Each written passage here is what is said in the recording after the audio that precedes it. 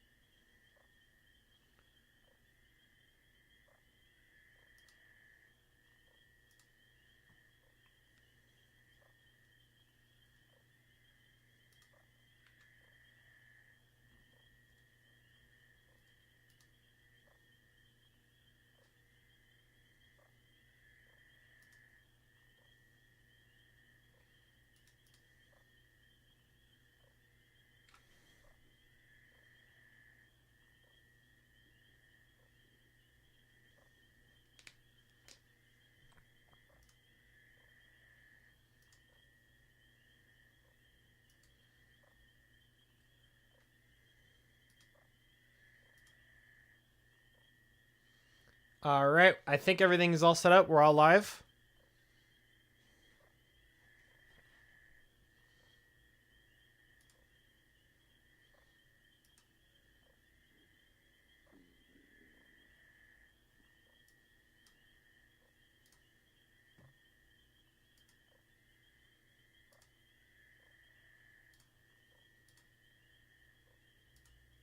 Oh, camera's not pointing the right way.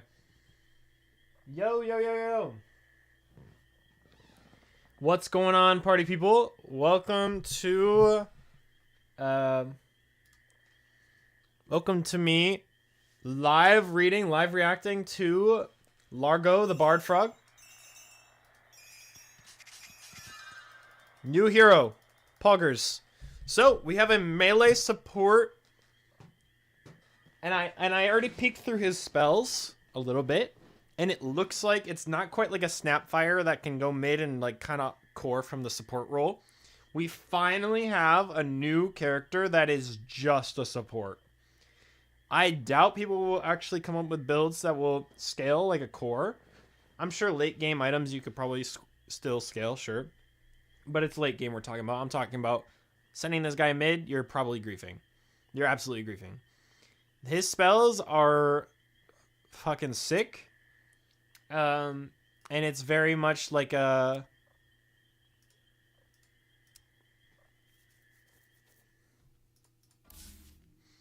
It's very much like a brand new... Hey, anyone want to learn how to play? Oh my god. I didn't know what he would sound like. Fingers and toes. Prepare Fingers for and toes. battle. Slow is pro. Why can't I think of like his Righto, keep it moving. voice actor? Anyways, look, we got a new demo. You can demo on the main map with a button now. You don't have to use a console command. Yeah, I reckon. And you can demo with friends, so people can join. I'll say anybody can join my demo. Sure, bro. See what happens. But yeah, so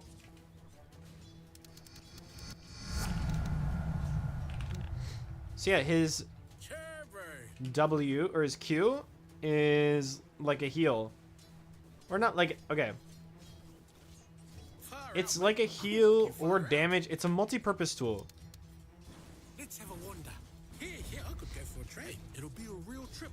Oh my god, there's too many of them now. Oh, I reckon. So One note follows if you use it another. on an enemy, it dispels them Oh, don't rush off, and mate. gives We're you jamming. health regen because you ate it. You ate the debuff. This way looks choice. Did anyone see a Same path? if like you do it on an ally, pretty much it's a pull. Or get a wriggle on. You can roll with Pulls it. them all the way to you too. So I think even if you get cast range, Ooh, I could definitely use that. No offense, mate, but you Oh, no, okay. It doesn't pull him all the way to you. Does it pull him all the way to you if it's an ally? I can tell. No. Backstep. She'll be right. Yeah, this is just like live reacting to this, to new hero. So we're learning as we go. W looks like it's a mini stun every second. So kind of like Primal Beast ult, but weaker, because it is not a... It's not an ultimate ability, so it's weaker. But you can toss it, like, really far away. So, say this guy's TPing the base. I'm going to toss this. You know, it doesn't really keep them in place. Like, if you want to get out of it, it doesn't seem that hard to get out of. But hey, even crossing halfway, you lose. I mean, you get hit by like 4 of them. Oh my god, why? Okay, so standing still spawns a bunch of dudes. This one is a buff to ally spells. So we'll use it.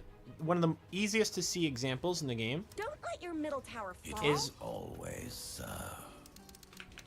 is Stroke of Fate. So like, you see its base damage. Bring him down to 490. Oh, you bet. Buff it with level 1. It gives 30% damage reverb. We're gonna make sweet music together. So he's buffed. As I And every time you cast a spell, you lose buff duration. But here's that reverb. 13 magic damage per second. And it applies to all spells. So let's buff it up. Let's get it a little higher level.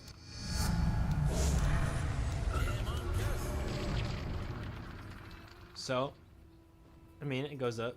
This is just one spell though. So, for example, if I gave this guy a few levels and I buffed our homeboy and now he is going to cast a couple more spells. Just go with the flow.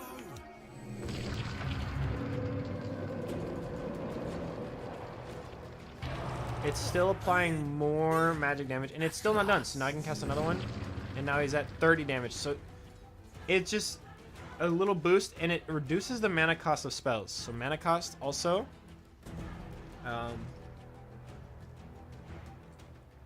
So ideally, is this self-castable? Self-castable. So you can even apply it to your own spells. Though his spells don't really do a lot of damage. I mean, even this one, it's still like... That's quite a bit, sure, but... This is with the debuff as well. I don't know. Doesn't really strike me as a damage dealer. Oh, he's got extended duration on buffs. So I reckon this is gonna be a POS 5 who builds like auras. Like I was thinking, like Glimmer's a buff, Solar's a buff, yeah. But I was thinking, because he's strength, his HP is gonna scale. And I think this item is gonna be strong this patch. It's gonna be. So lasts for 7 seconds. Oh, we have to wait for this. Okay, let's spawn a new ally. Let's see how long it lasts with his buff. So he's got Encore. Is there an Encore buff as well? No, doesn't look like there's any Encore buffs in his talents. Yeah, sure. Interesting. Okay, so I'm gonna refresh it. I'm gonna see. So normally this is a 7-second buff. Encore is 20%. So now it lasts over 8 seconds. It doesn't sound like a lot to you guys, but it is. And it's breakable. Okay, I'm curious how his ult works. So he goes into a song, and you have to strum on the beat. So I'm just gonna raw dog it. We have Belly Blitz, increase nearby allies' spell amp and attack, and their attack's magic damage. Increases nearby friendlies' movement speed and slow resistance. Healing to nearby friendly heroes. So let's just do some healing. We'll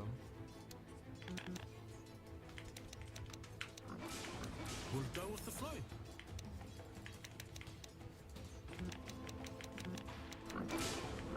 Let's play a walking beat.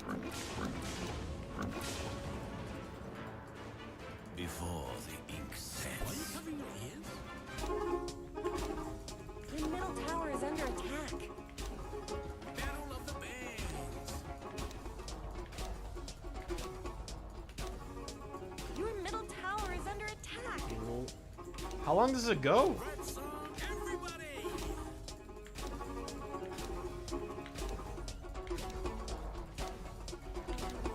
I could play for hours. Oh yeah. Dude, don't tell me this is infinite.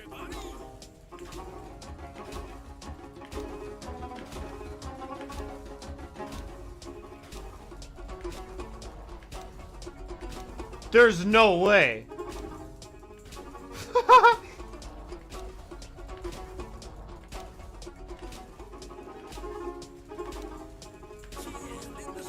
Guys.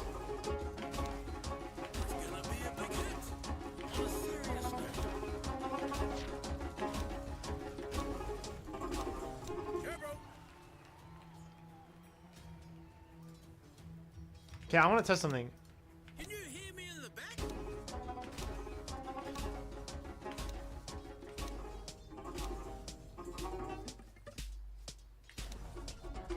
Okay, so you can gain your Groovin stacks back up?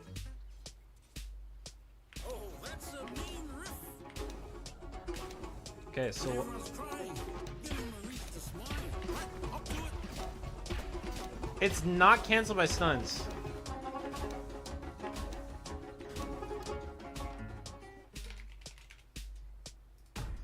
Oh wait, maybe it's because I have free spells on. Oh my god. You can just keep...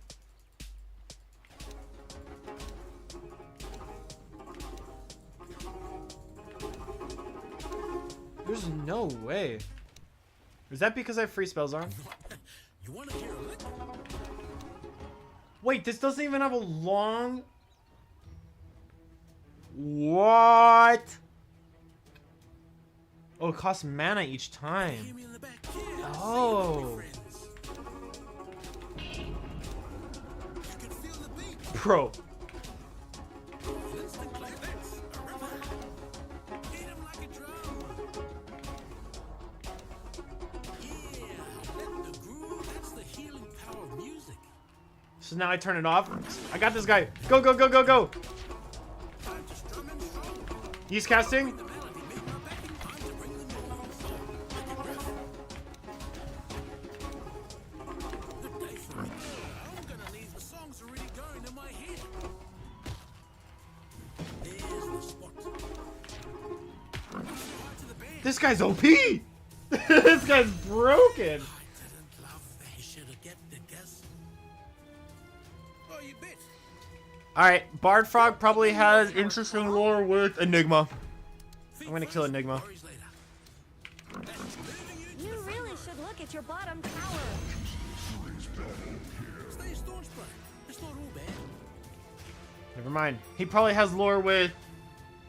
Oh, a Train Protector. Get a regular on team. One about the spike whale and the spongefish. Classic. Never mind. So that's my first impression of Largo.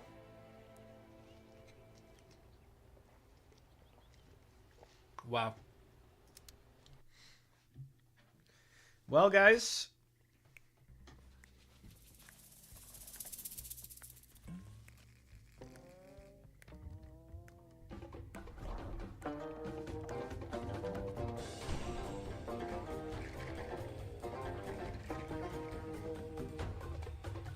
Bard Frog is no longer a meme, guys.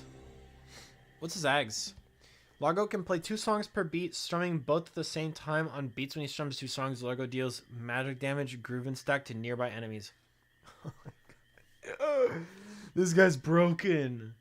Whenever Largo applies a unit target buff to a friendly hero, he also gets the buff. Wow. And he has Encore is literally like Paige from Deadlock, so nobody's playing Largo in their stack. Is there anybody in game as Largo? Demo. Okay. Free holiday materials. Oh, thank you. Oh, guys, y'all trying to open up some more sticker capsules this stream? Oh my god. Okay, so Okay. Captain's mode. Change the order of the first and the third band phases. So first band, first team with the first pick, second team with the second pick. That makes sense to me. So this is how it was. So first band, second band, first band, second band, second band, first. Now it's first, second, first, second.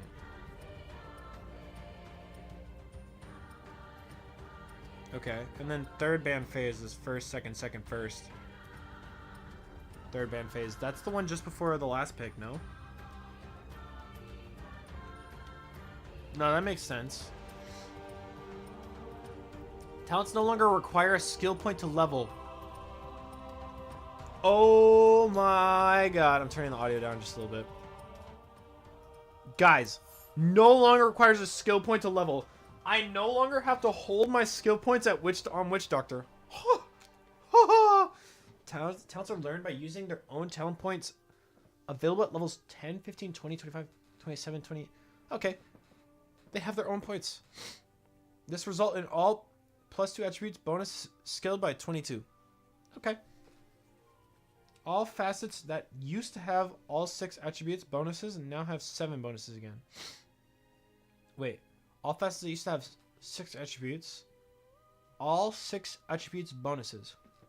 What? All facets that used to have all strap attributes bonuses now have 7 bonuses again. Arsonist, diminishing return. Meepo's more Meepo. Moikisamine's stride.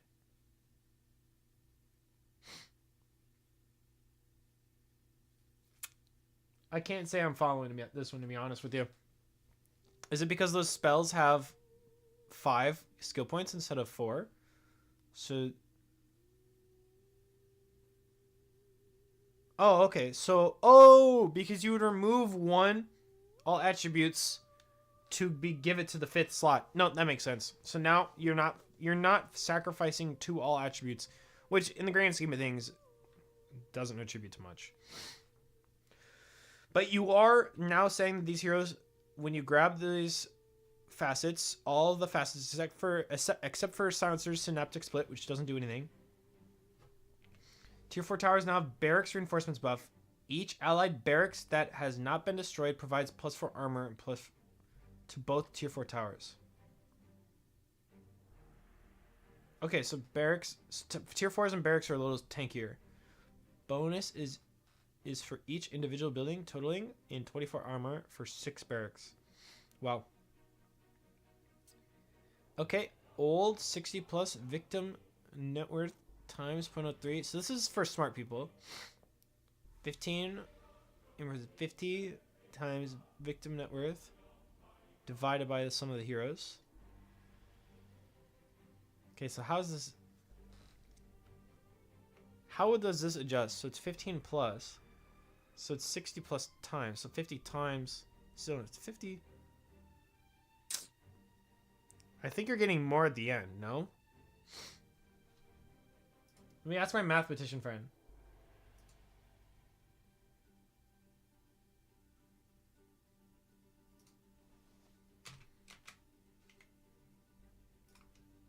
Oh.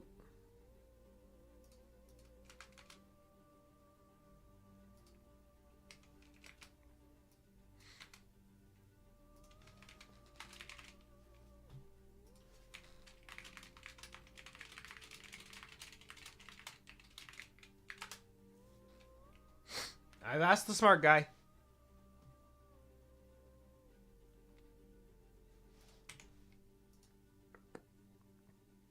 Melee creep, gold bounty increased by 1 per lane creep, upgrade interval. Flag bearer creep, bounty, gold bounty not increased by 1. AoE bonus bounty, okay, nice. Flag bearer creep, when killed by a player controlled unit, the flag bearer creep always grants bonus party to the killer's hero regardless of the hero's proximity. So buff to Lone Druid and Helm Dom. Flag bearer's creep. Bonus gold from killing flag bearer's creep is now classified as creep gold instead of ability gold. Has no gameplay effect, but makes a post-game gold breakdown more accurate. Okay. Inspiration aura no longer affects heroes. Inspiration Aura now also provides a magic resistance bonus to affected creeps, starting with 0, improving by 4% with every lane creep upgrade interval. So every 7.5 minutes with a maximum of 15%. So this will make pushing with flag bearer creeps easier. When you push high ground with flag bearer creeps, you will have an easier time. So flag bearers are practically late game siege creeps. No? Is that what I'm reading here? Courier respawn time decreased. 60 seconds plus 6 seconds, hero level, to 45 plus 5. Okay, that's nice, because your courier would die and be dead for like 3 fucking minutes, bro.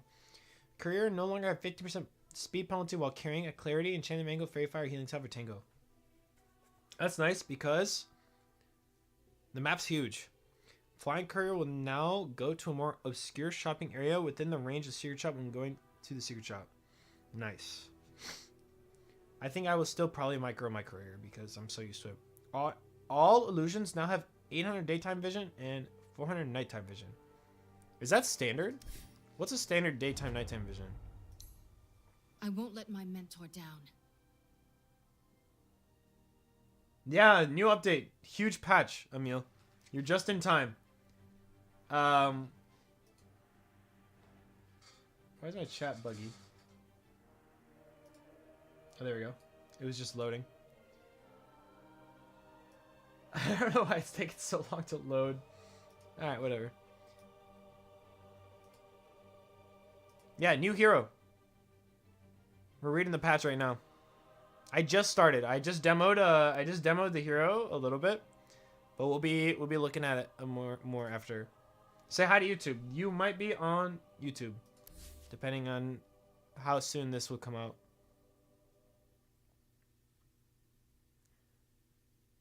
Yeah, I'm live for the second time today. Okay. Map objectives. Roshan is no longer considered a hero for lifesteal mechanics. As a result, physical lifesteal from damage to Roshan is reduced by 40% and spell lifesteal damage reduced by 80. How does this affect the heroes I play? Well, I haven't read hero changes. Maybe I should read hero changes first, because I don't know. Slam no longer has double duration against creeps. Slam no longer deals double damage to creeps. Interesting. So I hope they nerfed Helm Dom and shit like that, if they're going to be making it so Roshan doesn't kill them faster.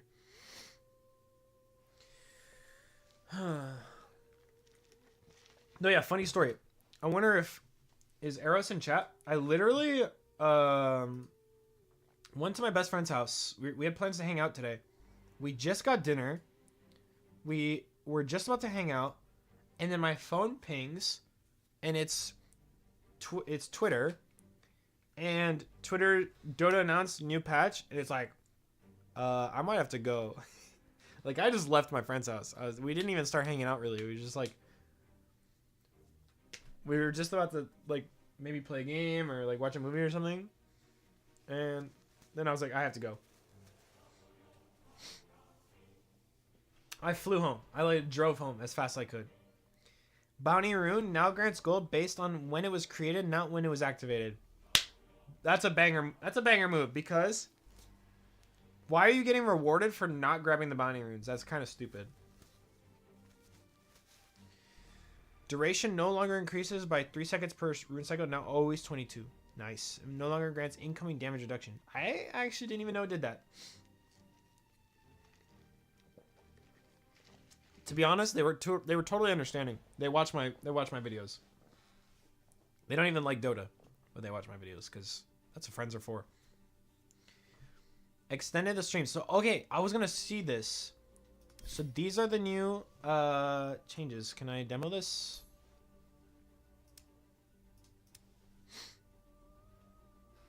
Take a look at the map changes. I saw them on the website. Feel the earth. So say, for example, you need to come and farm. Move it. Take a look at this. Prepare for Moving. battle. Wow. Of course. And the same as here. And it gives vision. This has natural vision, look. This is the vision. So if an enemy comes up here, Right. I wonder what it's like. How do I turn off all vision?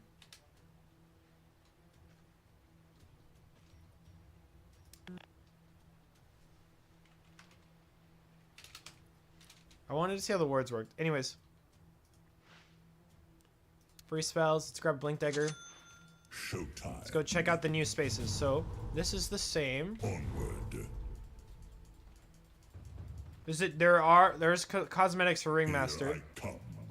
So now we have, this is the Wisdom Shrine for Radiant. The earth trembles at my command. I'm turning it down just a little bit. Yes. And then this is the bridge. So now this little river area isn't Covering useless. ground. What? Oh, yes. Twin Gate Torm looks about the same. It's Twin Gate. Let's check out the other one. The earth moves under my Bridge comes down this way to grab this one. Now this is risky because if you don't have all vision like I do here, like you have no vision of the enemy. Yes. And then this is the same. Let's shake things up. This looks about the same. Roshan Pit. Move it. Little Roshan hat. Oh, yes. My tremors travel Wait. faster. Double damage. Why are there power runes? Base and tremble. Dude, did they change? What? Double damage. Bounty. Why are there power runes? Dude, do power runes spawn there instead of bounty runes? That'd be stupid. There's no way, right? That has to be a bug. Surely that's a bug.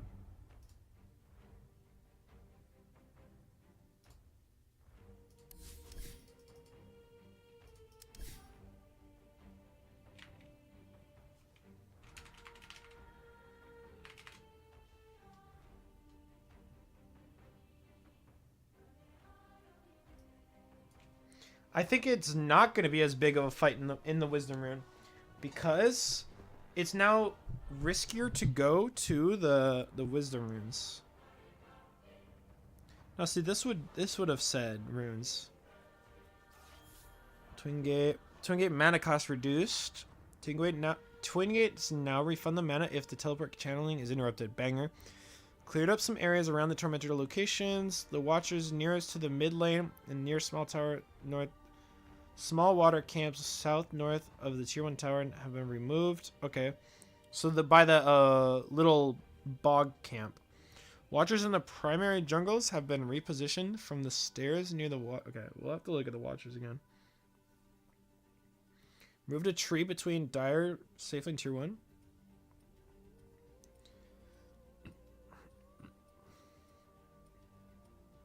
Okay, I'm gonna pick a less noisy hero.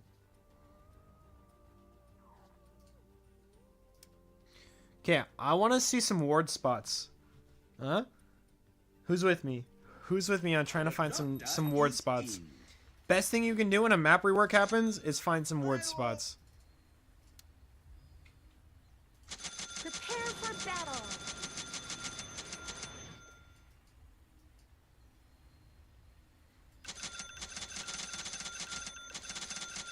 All right, let's do it. So, first idea, let's figure out this. So, wisdom, you can put the ward on the bridge. Oh, look at this tree here.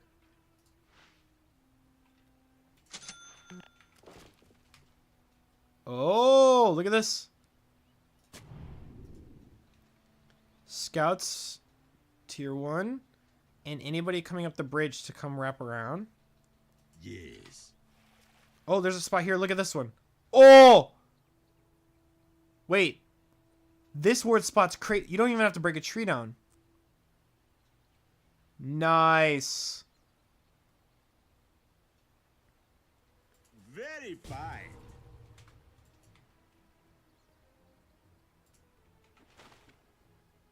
On my There's a tree up rounds. here.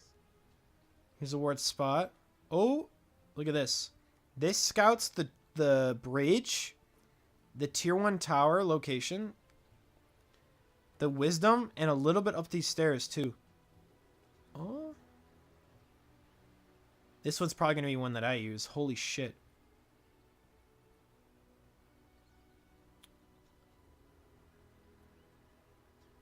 All's well. Oh, here's... Nah.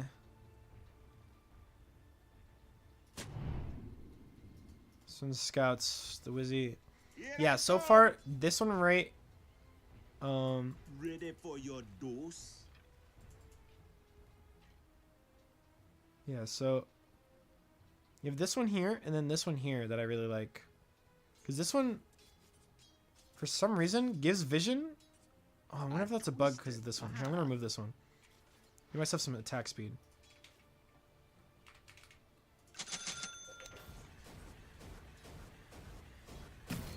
With vim and Oh, yeah. vigor. I'm a support player. This is what I do every patch. Oh, okay. Never mind. False alarm. Yes. So it does show the wards that you've already placed. That's annoying. So we'll keep breaking them.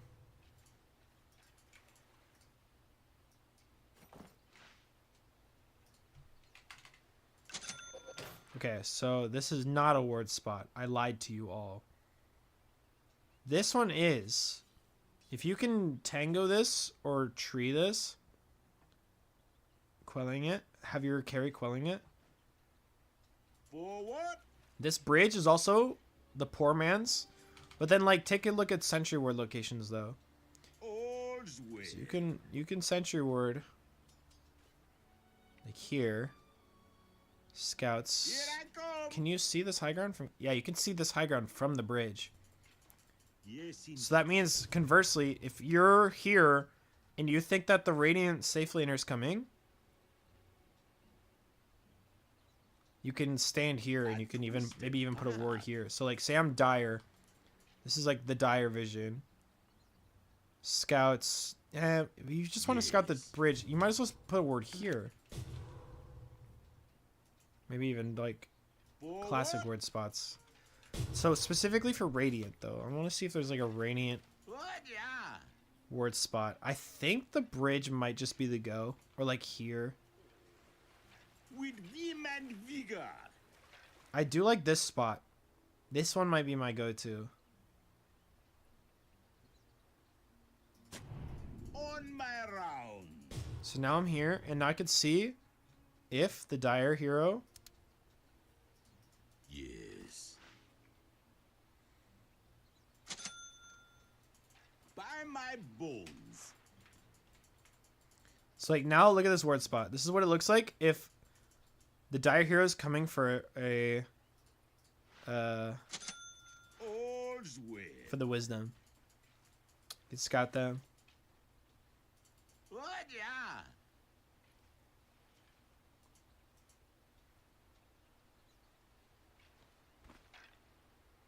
Yeah, not bad. You can ping Tormentor now. Wow. Yes. Life is good. Yeah. This might be my go-to spot for this wisdom. With vim and The wisdom vigor. shrine. Is it the same over here? Let's take a look. A twisted path. No, it's not. On my rounds. Well, you have this tree. Same kind of vision. It's pretty much the exact same. Yes, indeed. And you have this spot. This would be the equivalent spot to the Dire spot. Here I Right next to the go. wisdom. Would be like... Oh, there's this one here. But it doesn't scout this. I want to scout this. By my bones. Oh! Here you go. Here you go. This isn't going to get scouted day one. Very fine. This is what it looks like now. Yeah, that's the money spot. That's the money spot. What about these high grounds here? I'm going to test these ones.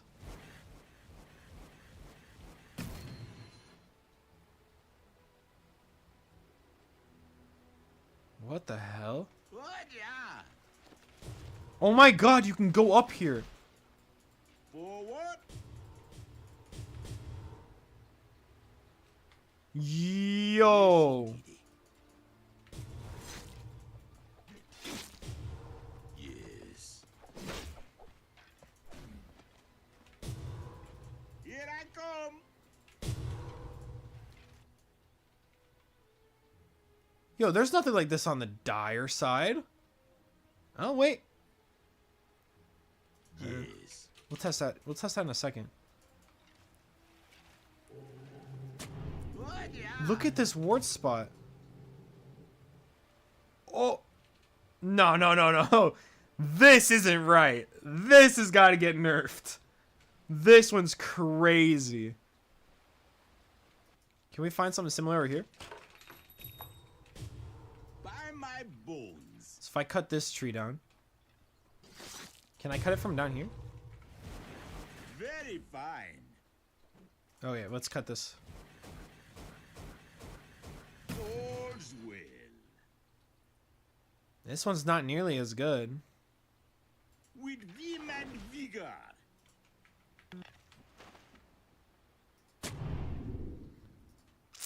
I twist. This is a dire spot.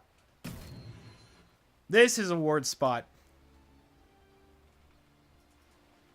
See, because this is what it looks like. Yes. This is all ward vision, by the way. Somebody's stealing your wisdom. On my round. Or like coming from this way. By my bones. This is crazy.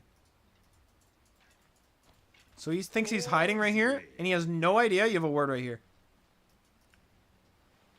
Okay. Patented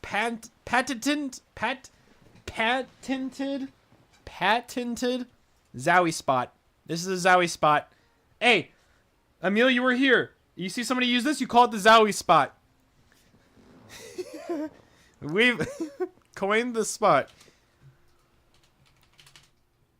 All's well. Okay. What other changes to the map? So, Twin Gates got changed, so there might be new ward spots for Twin Gates. Because it's way more open. So before, pros were putting wards like back here. Like right here is like a pro ward spot. Because it scouts the Twin Gate.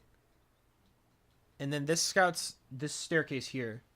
Dude, what is up with my... You see this, like, chat? What is this? Let me refresh it. Figure out how to do that.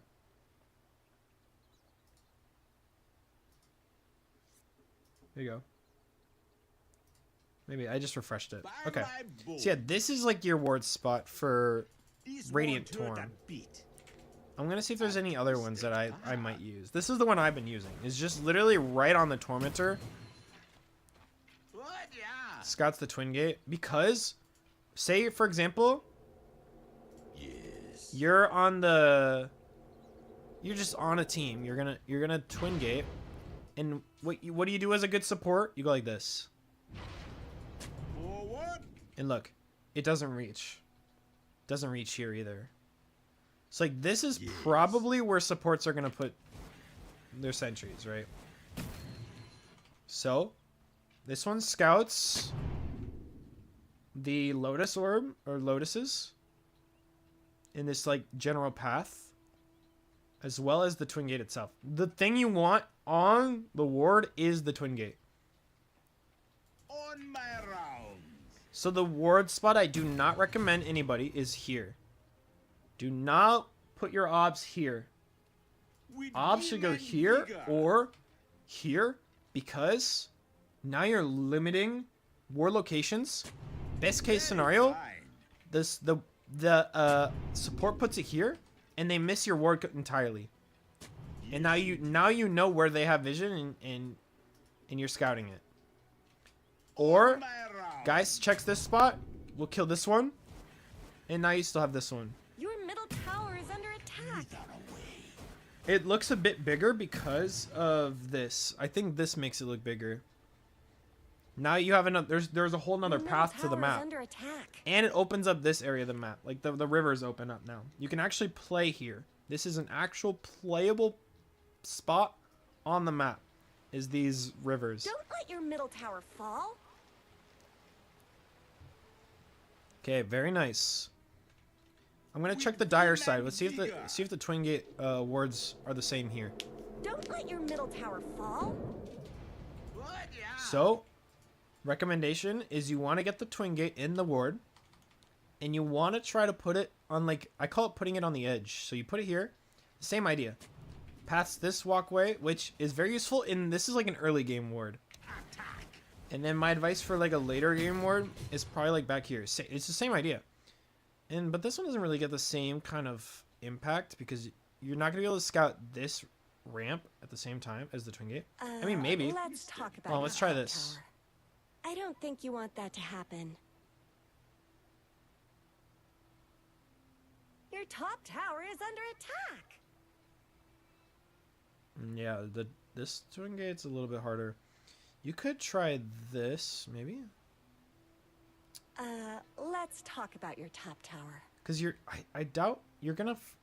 The ward I was using for dire side was actually here. This is my dire side ward. I would put this one on Radiant because you would find the... You'd find somebody farming this and you go kill him. First, like, 16 minutes of the game, it takes so long to kill Ancients that you'll see somebody farming this, you'll be bottom, and you'll just go Twin Gate and kill him.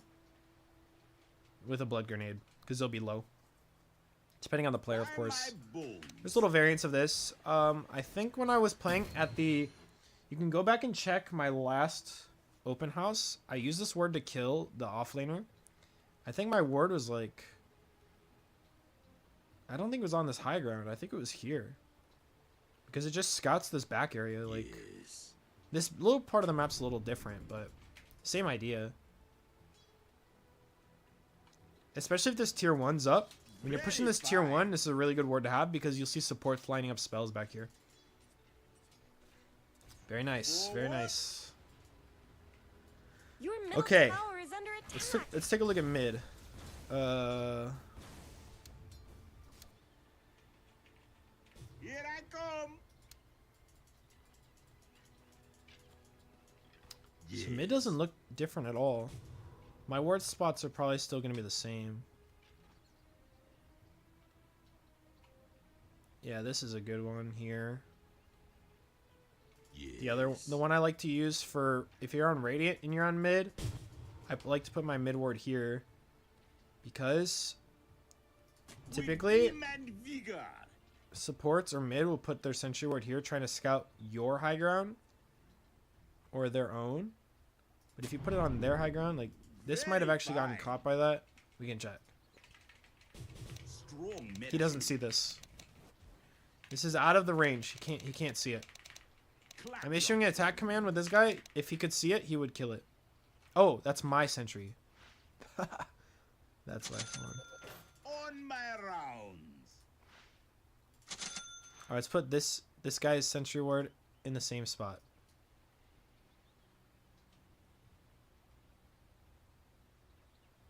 Try to overlap these circles.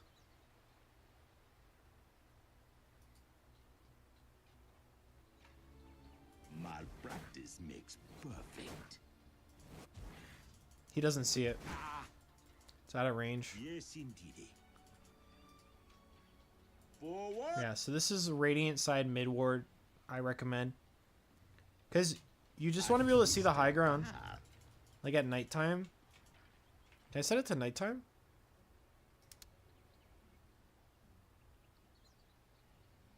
Time scale. Whoa.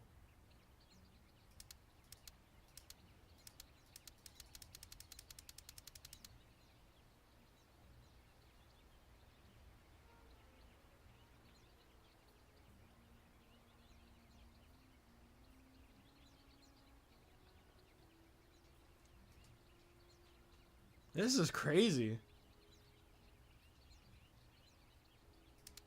Wait, why isn't it switching to nighttime?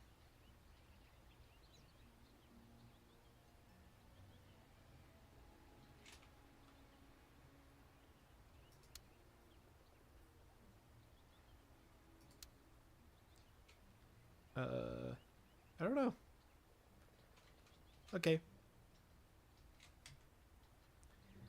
I've been afraid. I haven't looked at Peel yet. I wanted to look at the map first. But I did hear my friends talking about it. Kix, you want to see my ward spots that we've discovered? Should I introduce Kix to my, to these Zowie ward spots? Oh, you're gonna love this one. Okay. So, you are on Radiant. Or you're on, you know, let's do Dire. So you're on Dire. You're LARPing as Dire right now. Let's even kill this ward, or this tower. By my bow, I just don't want this vision to be here. my final Oops. ritual. All's well. Mutilation.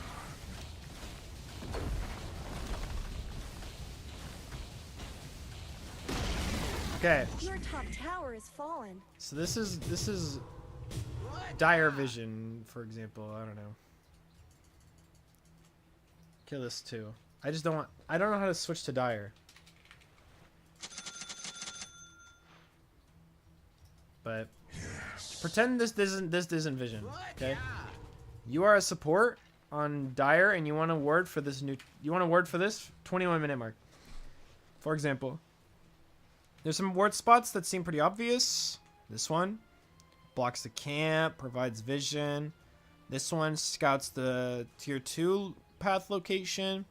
The issue with these is you put a sentry down here, and it scouts all of it. But what does it not scout? I mean, it still scouts this word technically. Wait, where'd all my words go? What? Oh, because I switched heroes, I guess. Okay. So this is a ward spot. Yeah, sure, it's a D ward. But you know what it's not likely to see? Is this right here. Quell this tree. Quell this tree. Because you got this spot. You can quell this tree. And you got this ward spot. Nice. But I just put a sentry ward up here and I deward it. You know what no one's going to expect? Take a look at this. This tree. Unobstructed vision through all the trees. And it gives the high ground vision. Dude. This is the spot. Because you won't even see it from here because these trees block it. So if I'm going to deward this and I have my sentry here, I can't even see this. This is the spot. Bro. Look at this vision. And it goes through trees. Because this, if you look at it, this high ground here is above this high ground. So, the vision passes through. What? What? Wait, neutral item? I haven't even looked at the neutral items yet.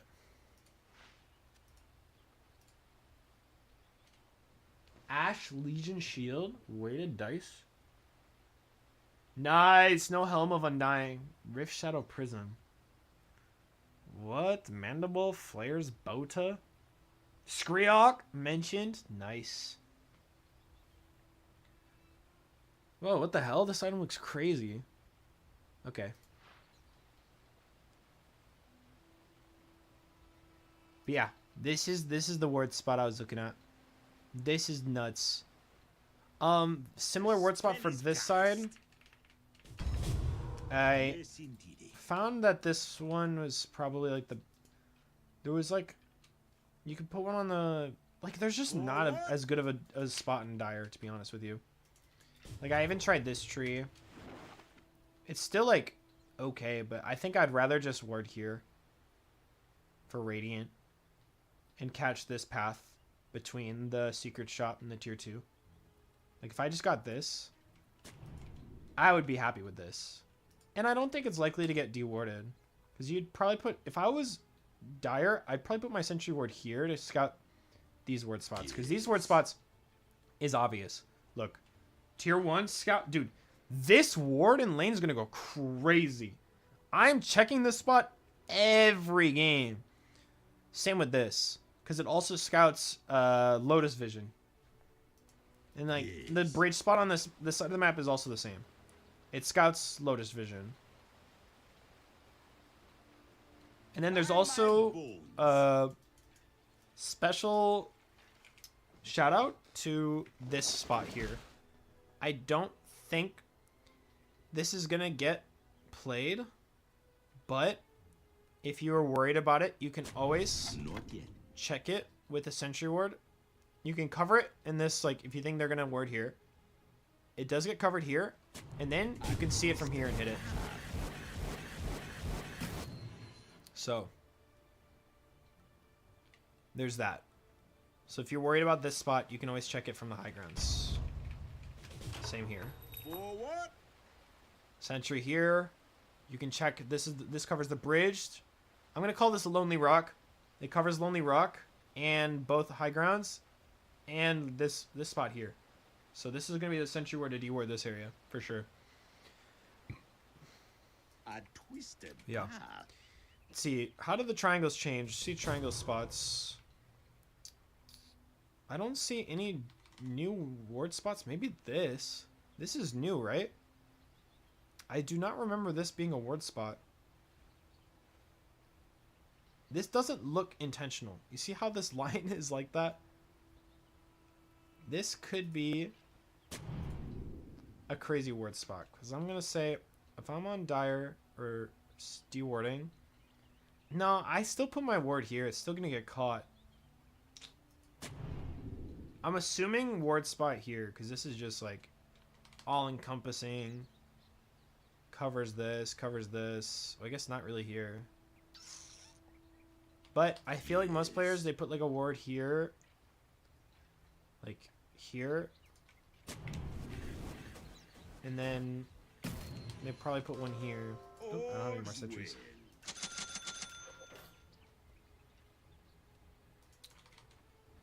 Yeah, this spot got stronger.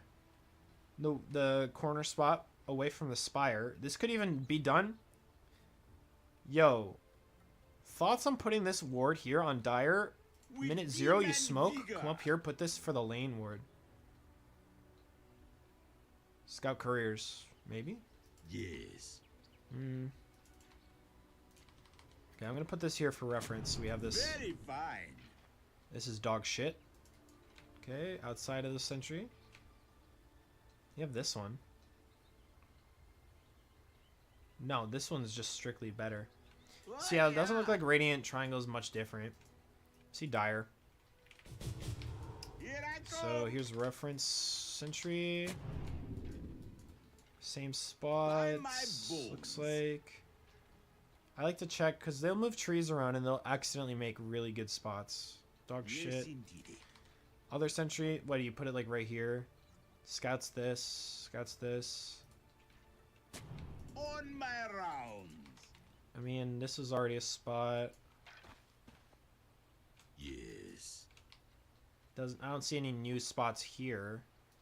It's showing this. Hold on, let me break this. Indeed. Nah. A twisted path. Okay, well, banger. Nice new wisdom ward spots. I'll probably make a video on these spots specifically, or I'll just use footage from this stream of us discovering it. Because this, With vim and vigor. for the record, this ward spot that I showed you does not have an equivalent on Dire. This does not have an equivalent over here. There's this spot, Forward. which doesn't even work. This spot, which covers like nothing. On You go over my here? rounds. And then this one also covers like nothing. So By this, my bones. I don't think this is intentional. I just don't. I don't think this is meant to be as good as it is.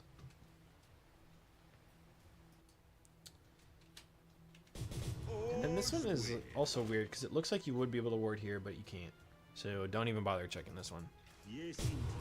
Try to blink up here. Who's this one?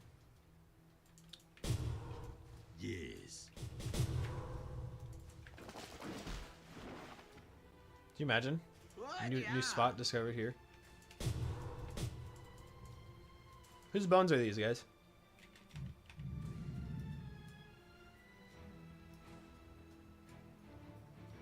Here I come. Kind of looks like the guy who made Abyssal Blade. Hmm.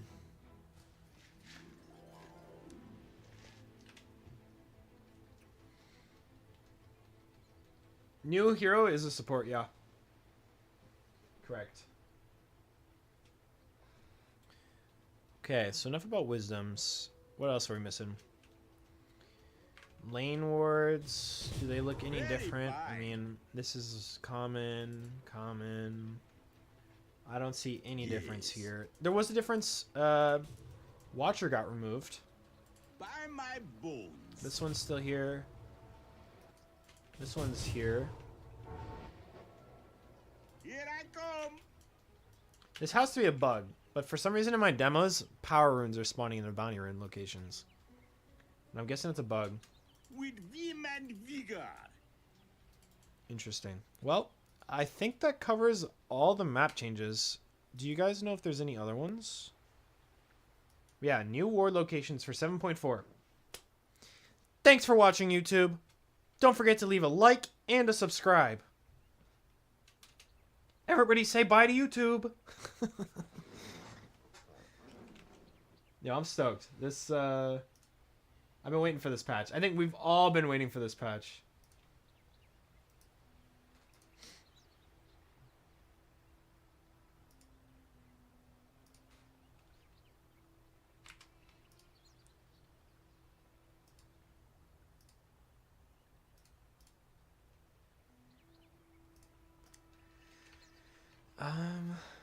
I'm trying to. I just tapped out to see the map that they highlighted. I don't see any new ones.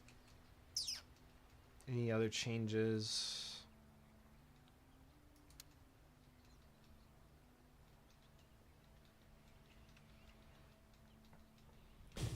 Roshan Pit looks the same. A little bumped. Ooh, this could be a spot right here. Was this already a spot? A twisted path.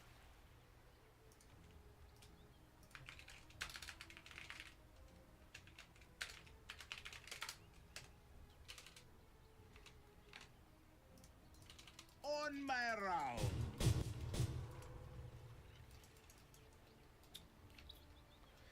Yeah, I can't see any, like, there might be spots that pop up here, but I don't think it'll be because of the new change. Yeah. This is my cannon. This is the Zowie ward. This is Zowie ward. And I think if you have a Quelling Blade, you open this up. Yeah. So, cut this tree, cut this tree. I've already been doing it here and there, but I'm buying a Quelling Blade for my supports. Like, I am Quelling Blading these, because you can put it in your backpack and use it every 7 minutes. Like, it's not that big of a deal.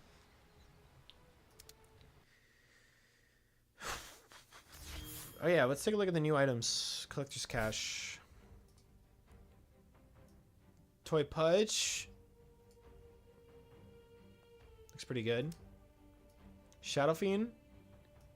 That's alright. I wonder how this looks with the Arcana.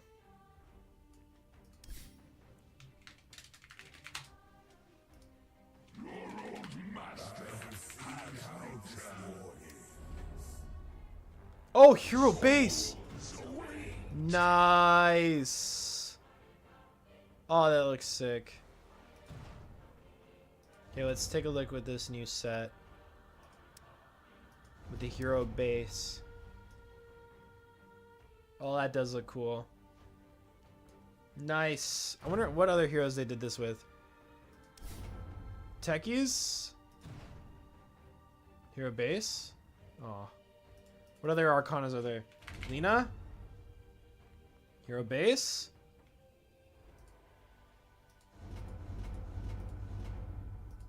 Nope. Arcana. Terrorblade, hero base? No, is it really just Shadow Fiend?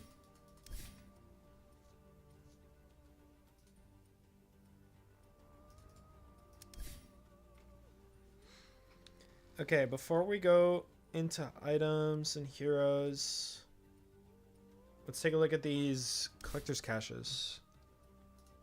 So Primal Beast. That one's cool. That's some Dino D-Day type shit.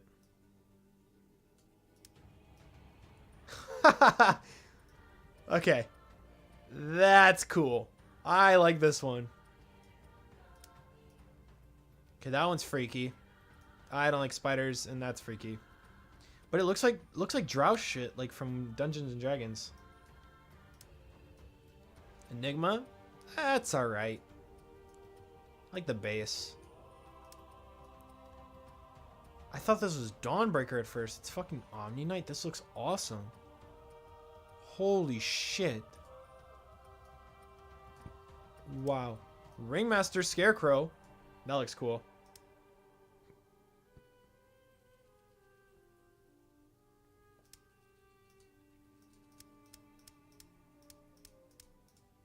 This one's got a new icon.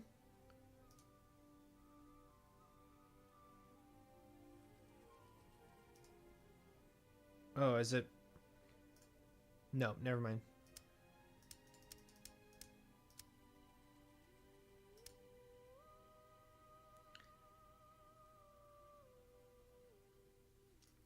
Chen? Dude, I like this. It's kind of low key, but I like this. No, it doesn't look like any changes to skills. That's what I was just checking.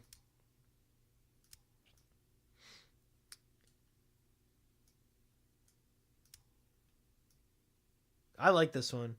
My Chen is like way too alpha looking, and this one looks good.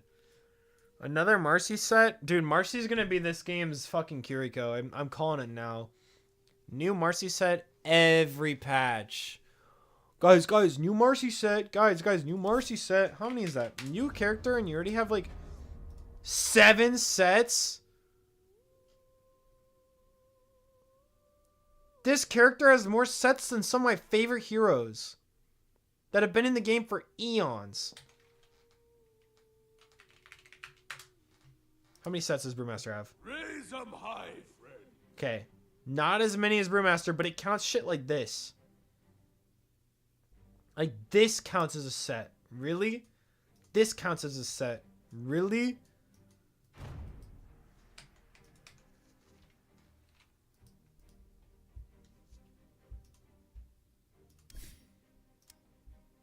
Techies? Oh, that's good.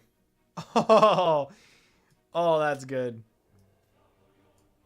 I like this. This is cool.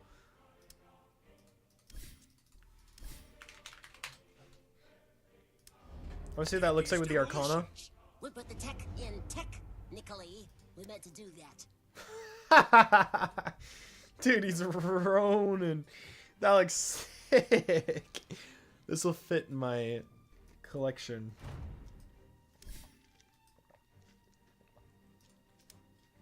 Ooh, ooh.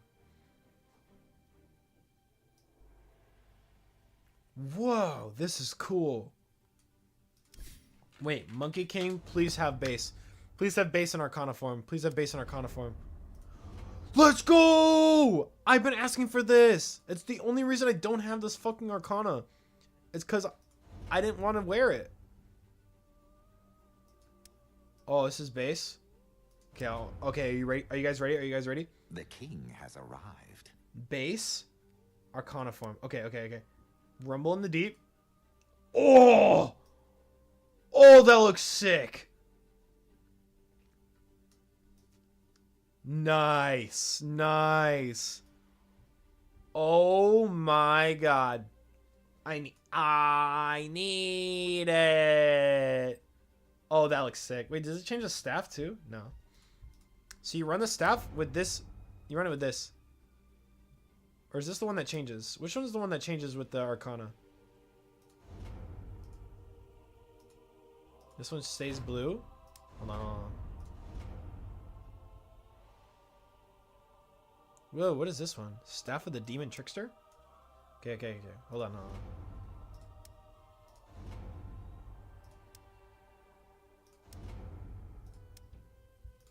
There's gotta be one that changes with the alt forms. This one doesn't.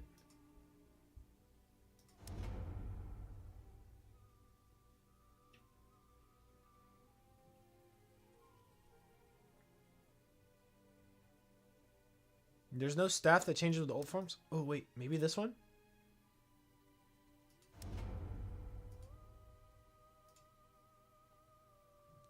It doesn't. Okay. Come on.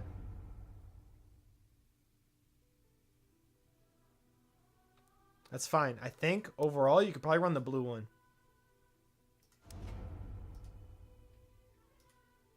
Because this still looks cool.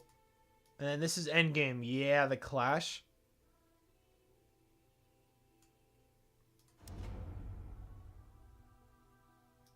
Maybe red.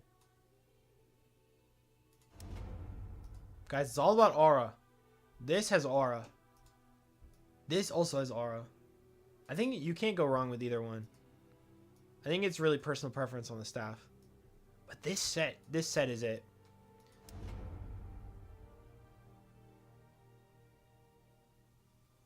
Because does this armor change color too? No, the armor does not change color. So, get the armor that you like. I think I might rock. Whoa, whoa, whoa. I think this changes color. This is a $50 item? How did I not hear about this? Changes Wukong's command? Oh, there's an immortal set that I just don't have.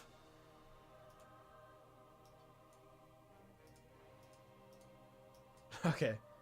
Alright, well, if you... I don't have the money to spend on this shit.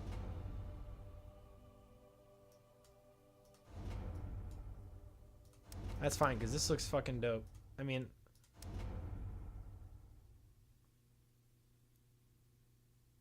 Okay. Cool. So far, this is the best set in the collector's cache. This set alone makes this cache worth it. It's that cool. Whoa. Whoa, whoa, whoa, whoa. That looks cool. For reference, I thought my silencer looks cool. Silencer. Mix of two sets.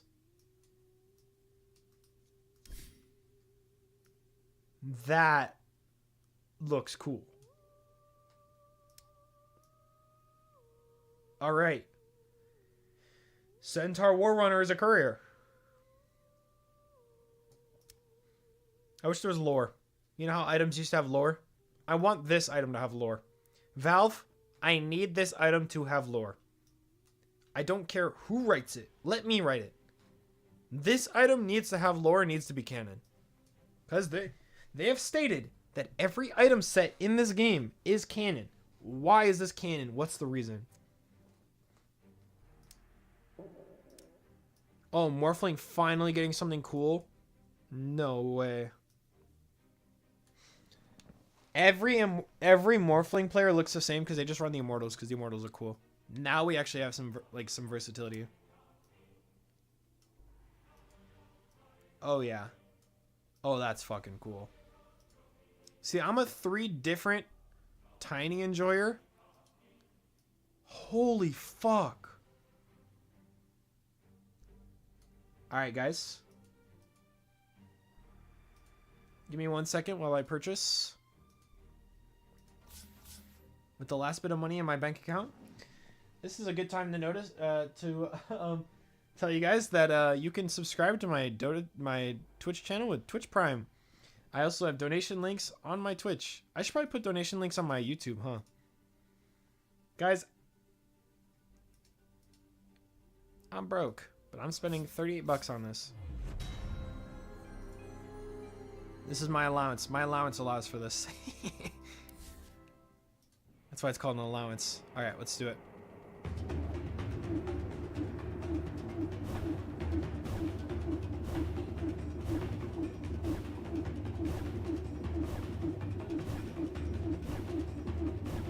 No rares. Oh, first tried. Okay. Selling 11 treasures. Anybody trying to get 11 treasures?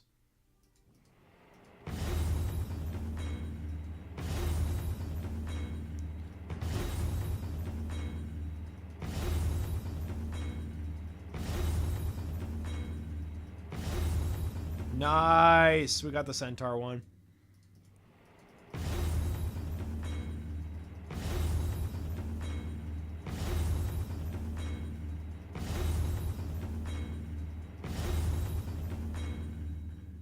cool. The other one I don't care about is this one, to be honest. I think I might actually use all the other ones. Maybe not Primal Beast. Sucks I didn't get Morphling or Tiny, but whatever.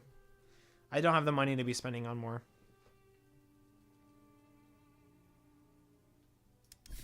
Okay, so now that's the collector's cache. That's the map.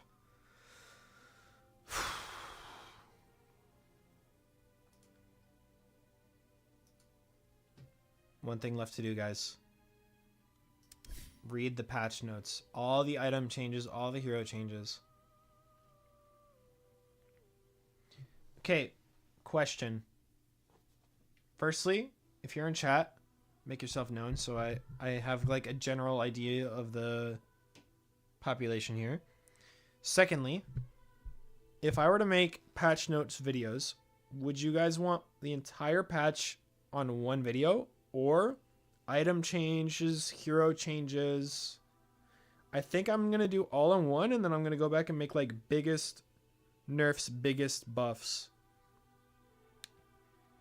I felt like that latter half would make the most sense. Just one big video, and then like I could record it right here on the live. It's just me, bro. Yeah, you're just you on the YouTube. I have 2 other streams on.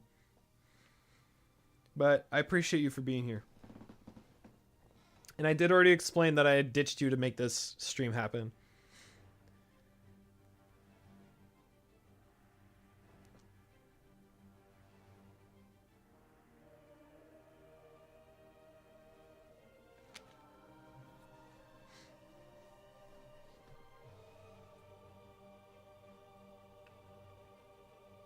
Okay. Let's start with invulnerability targeting, because this looks interesting. Invulnerability targeting rules of certain items and abilities have been updated. Most items and abilities that previously could target and or affect invulnerable units no longer do so. The following items have been changed. Nullifiers nullify can no longer target invulnerable units. Does that mean you can't nullify somebody who's in the air? Like Cyclone? Okay, there's Cyclone in the air. Okay, Cyclone's later. Neutral item, Satyr Banisher Purge can no longer target vulnerable units. Okay, that was never used. Darkseer's Vacuum no longer targets invulnerable units. What are some heroes that go invulnerable? Odie, that didn't work. They were banished. Who goes straight up invulnerable? Who has iframes? I can't think of any off the top of my head. Who has iframes? Invulnerable. There's very few things that make you invulnerable. There's Naga Siren ult.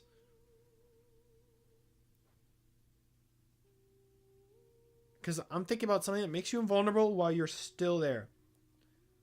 Okay. Naga Sirens and Snare can no longer target invulnerable units unless this invulnerability is provided by Song of the Siren. Okay. So in Snare used to be able to target all invulnerable because Naga Siren makes people invulnerable. You can target people with it, but now it's only her and her ult. Bloodlust can no longer target invulnerable units, can still target invulnerable buildings. Nice, okay. Oracle's Fortune can no longer target invulnerable units, does not affect invulnerable units in the radius. You could still channel it, and then they become invulnerable, and you still are channeling it. I'm pretty sure. It doesn't sound like it gets canceled. Shaw Demon's Demonic Purge can no longer target invulnerable. Cleanse can no longer target. Okay, that sucks. It's a nerf technically. Sniper's Assassinate can no longer target invulnerable units. Was that a thing? But does affect invulnerable units in the radius. Vengeful Streets Nether Swap can no longer target invulnerable units. Okay. Since Cyclone effects also make the unit invulnerable, all changes mentioned above apply to them as well. As a result, there are these special cases. Nullifier's Nullify will dispel Cyclone off the target immediately if Cyclone was cast on a unit already affected by Nullify. So you cannot nullify somebody in the air. That's new. Same with Fortune's End. Same with Stormhammer. All 3 of these will also dispel Cyclone if the spell projectile was launched or, in Oracle's case, started channeling before the target. So this is saying, if, Emil, I have a nullifier and you have a Yules. Before you Yules yourself, I put nullifier on you. It takes you out of Yules, right? Now, if you are in the air and I cannot hit you with nullifier, you get the full 2 second 75 2 second and 3/4 of airtime. But if you have nullifier on you and then you cast Yules, now it will be dispelled instantly. I agree. That is a good update because nullifier, you're a support, it just removed you. Yeah, it just removed you from the game. Okay, cool. Cyclone buff, because Yules was a bad item already. I thought Yules was a terrible item. Now Yules gets buffed. Nullifier gets nerfed. And Oracle, good Oracle players get buffed. Bad Oracle players get nerfed. So, I'm that much more impressive, guys. Okay. Clarity, initial stock increased. Cost increased? No. Clarity cost increase, bro. I'm a clarity spammer, dude. Do not do this to me. No longer has half duration when cast on an ally. Now heals for half the amount per second. Okay. Kind of a lame patch. This is a lame patch for supports. I'm calling it now. The support life just got harder. Just these changes alone. Iron Branch increase. This is good. Observer wards cannot be planted within 300 units of another observer ward from the same team. Okay. Obs buffed. No longer increases by cast range increases. Oh! Really? Really, dude? Oh, come on.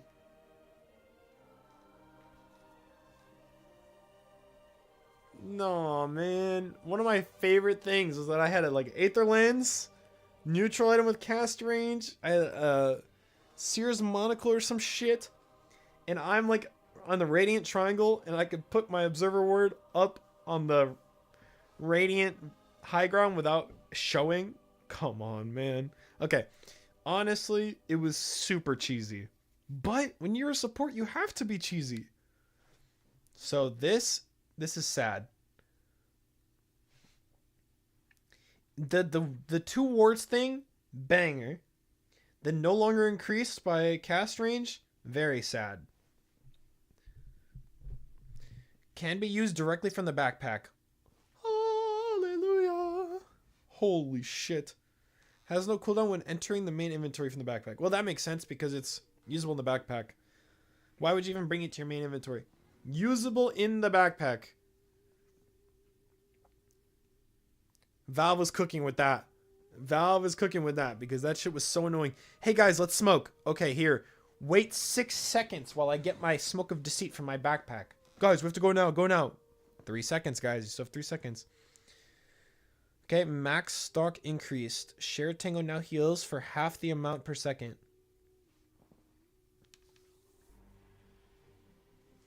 There is a god. There is a god. I think we're past the days of a carry going wand 3 branches and just bumming 7 tangos. Holy shit. Carries, buy your own fucking tangos. Buy your own tangos. You don't want my tangos anymore. Dude, you guys, Emil, you probably remember the days where you would start the game and you were expected to give 2 tangos to your mid. We have finally, like 5 years later, fully recovered from that patch. That patch introduced you buying 9 tangos, giving 2 to your mid, 4 to your carry, and sometimes you were getting to heal yourself with your own item. Holy shit. We are so back. This has been such... we're going back and forth here. Ouch, ouch. Ouch. Yes, ouch, yes. Yes, yes, yes, yes. Like, my support heart can't take this anymore. I'm like in an abusive relationship. 2 tango in 1 ward. Yep, because the obs wards cost money too.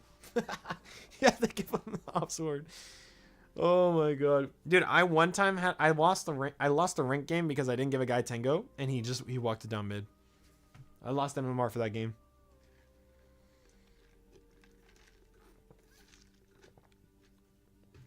Roshan banner buffed. Nice. Increased hits to kill, increased radius. Thank God for the increased radius, because when my teammates pick it up and they don't give it to me and they always put it in some dumb fuck spot, dude. Every time.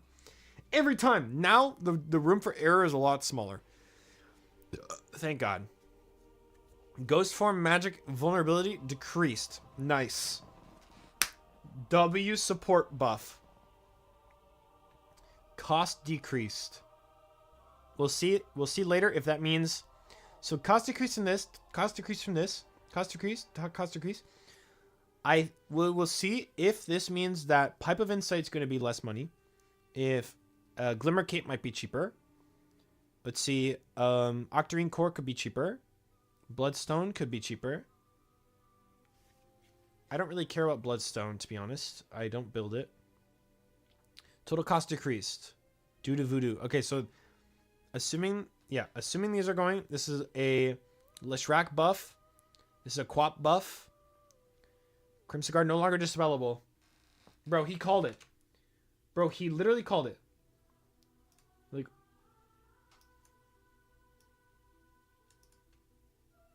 win game. So you take first Roche. We're gonna get there. First Roche, you're supposed to. You're like, oh, I'm actually strong. Here they try like to steal Roche. And where does he talk about it? Bit. So he talks about I guess Crimson for every Guard. other team. So 21 to 22, you do Roche. Let's say you doing Roche. While this replay is loading, we can talk a bit about the concept, how it is something I learned. I can tell that recently happened, which doesn't exist anymore. Physical damage buffed. Ghost BKB doesn't exist anymore. Listen to this. But what I can tell that recently happened is physical damage buffed. Ghost BKB doesn't exist anymore, so you can go full physical damage, which will help you guarantee early Roche, which you couldn't have it guaranteed in previous patches. And you're still gonna be scaling because there's no hard counter to full physical damage. There's no hard counter to full physical damage. Emil, this is the meta of Blast Dota. The big tournament that just happened. This guy's breaking down the meta that separated Tier 1 for Dream League. That separated Tier 1 and Tier 2 teams. Why Falcons beat OG? Why Nigma throw? He breaks it down. And this is the part that I wrote down. I literally have this written down. I was going to make a video on this. But then they patched the game. This was going to be my video. They patched the game. But he talks about it here. This is why you were seeing DK. You were seeing Beastmaster. You were seeing Troll, Jug, Ursa. Physical damage. Boom. Because if your team bought a Crimson Guard, this happened to me too. Team buys a Crimson Guard, they just dispel it. Now it's no longer dispellable. 7 seconds. By the way, new Bard Frog, 8.5 second duration. 8.5 second duration. Undispellable, damage block, and shield. New item of the patch. I'm calling it now. This is the item of the patch. Crimson Guard is back. It was never gone. Crimson Guard is officially back. This item is going to tempo on a lot of heroes. I'm calling it now. You get this on... Dude, I haven't read the full patch, and I'm saying the key to winning this patch is going to be picking a tanky support. Earthshakers, Blink Dagger, Crimson Guard. I'm not even kidding. I'm not even kidding. There's going to be some sort of cheese with this item. It's going to get nerfed. It's going to. Okay. Anyways. Tangent done. Okay. Spell lifesteal increased. Blood pack multiplier decreased. They do this every patch. They swap these two around. I don't know what they're thinking. Total cost of all levels decreased because of the voodoo mask. Okay. Mana break no longer applied by illusions. So this is probably what Kix means by when he said PL is a dead hero. Oops. Because Phantom Lancer.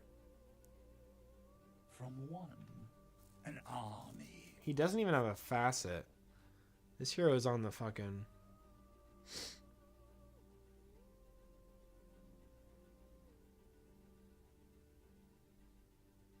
We'll have to touch on this guy because they reworked the fuck out of this guy. And look, every build ever recommends Diffusal Blade. Every build ever. Diffusal. This is 2017. Diffusal Blade. Diffusal Blade. Diffusal Blade. Diffusal Blade. Now... Diffusal Blade no longer applied by illusions. What are you supposed to build on this guy? Suppress now applies basic dispel to any target. Mana break no longer applied. Okay. Suppress. I thought that's what it does. Suppress now applies basic dispel.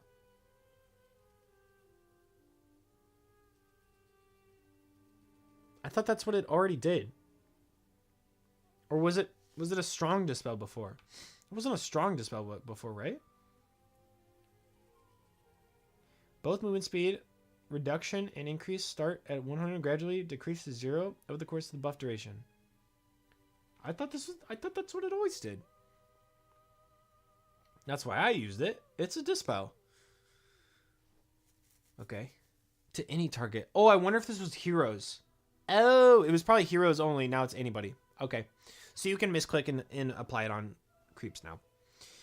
Recipe changed. Now it requires Ultimate Orb instead of Aether Lens. My build! My build! No longer provides cast range! No! No, no, no! My Grimstroke build! This is my entire Grimstroke build! It was fun while it lasted.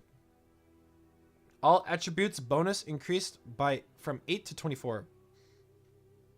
So it's an all stats. Ether Blast, magic damage vulnerability, it decreased. Ether Blast attributes as damage changed from 1.5 the target's primary attribute to 1 times the sums of the caster's attributes. What? This is a universal sword now. This is the universal sword. It's an all stat. It's just a buff stick. It's a buff stick blast. This is like universal Dagon. And it's self-cast too. Okay. Interesting. I think this item is bad. Yep, no longer upgrades from Aether Lens.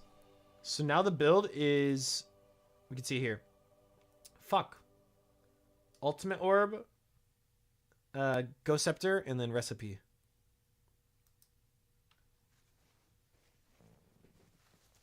Which is sad. This is one of my favorite items. And now it's butchered. It used to be a carry only item, and now then it was a support only item, and now it's a nobody item. That's my take. I don't think this item is going to be very good unless this could be back on this could be more like its original. Like we might see Shotgun Morphling back. Shotgun Morphling would be good. Other stat heroes. Void Spirit might want to build this. We'll touch back on this. We might actually see uses for this. My current rendition is maybe Shotgun Morphling.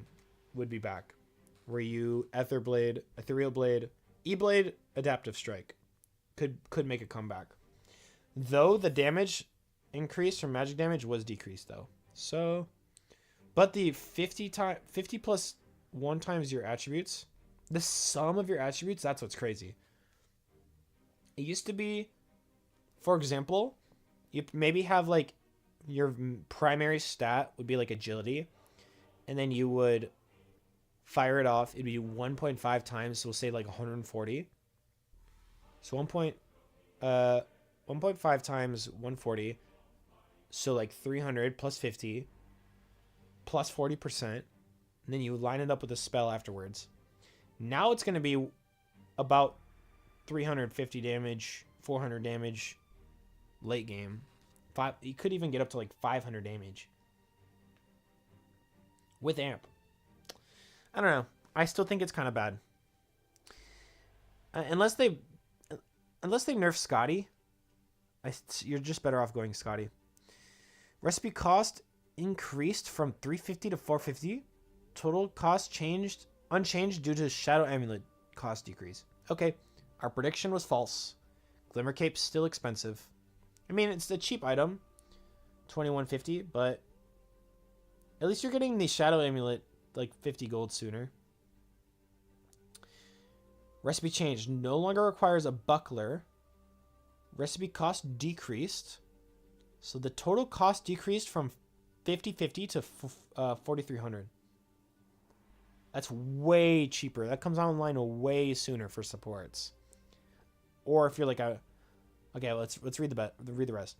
Armor bonus increased. No longer provides armor on Guardian Aura. Guardian Aura no longer provides additional bonuses when below 25% to anyone but the wearer. Guardian Aura no longer provides increased armor and increased mana regen when below 25%. Still provides bonus health regeneration to the wearer when below 25.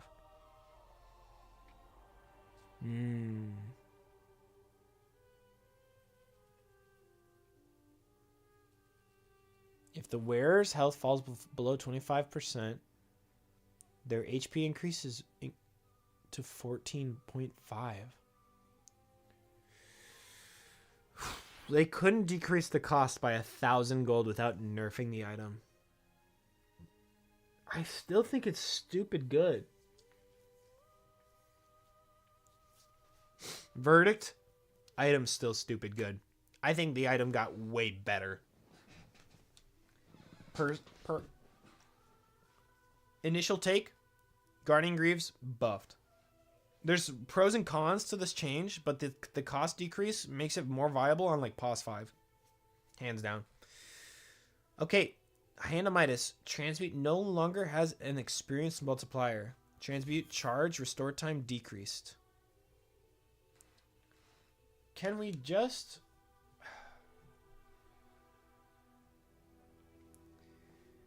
Can we just change this item? Can we just change this item? We need to make this item no longer 35 attack speed and make it like 15 agility. Like, I don't want supports buying this. Even though I bought it on support the other day and won, that was because that was the specific game for it that I knew it would work. But 98% of the time you buy this item and you just, like, on support you just lose. And now...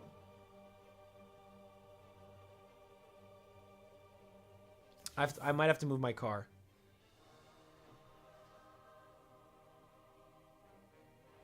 Hold on. Give me like 1 second to answer a text.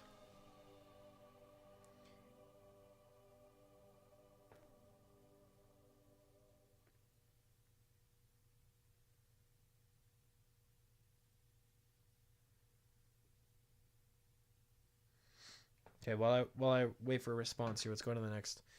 Okay, let's just break down Hand of Midas. So no longer gives you the XP multiplier. So you're just getting 160 gold times kill XP. Might is still good for Ogre. This kind of nerfs it on Ogre. Because you would get it on Ogre. It's still good on Ogre, but it's just nerfed because now you don't get the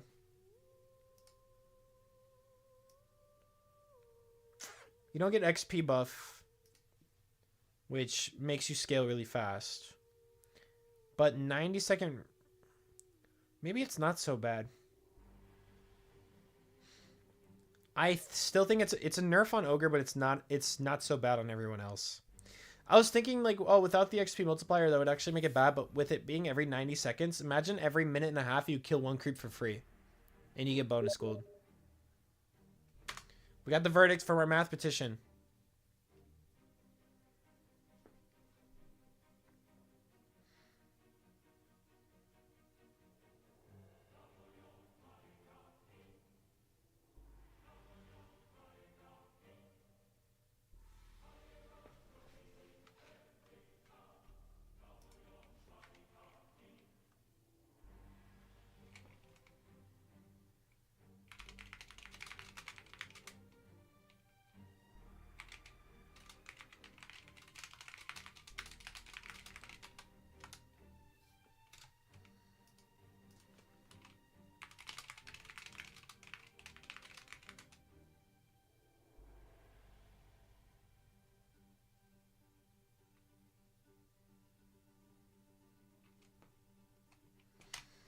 Medusa is good for this patch because Diffusal is kind of nerfed now.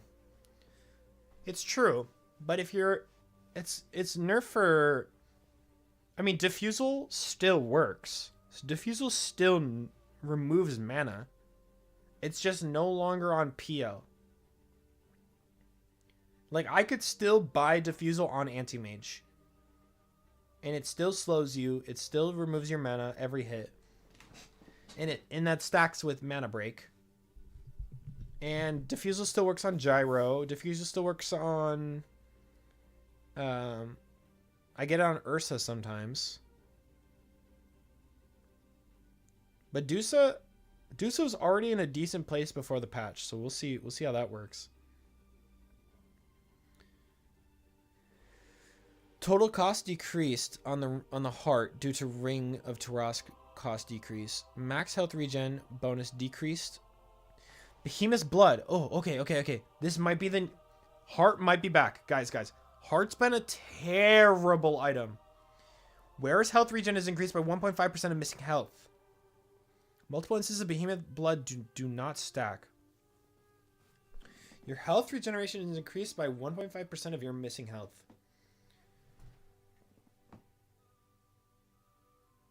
So you get 1% flat and 1.5% of your missing health. I'd have to see this in game. I'd have to demo this.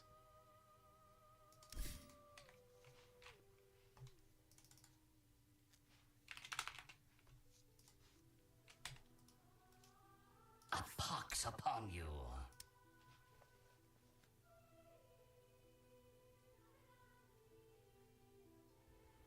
I am the plague maid. Would you guys still be here if I took 2 minutes to move my car? I'll plague you. Prepare for battle. My name is Legion. I run rancid. Okay. So we're late game Necrophos. Max level ult. Talents. I molder on. Profane. We just finished our heart. Level 19. I go.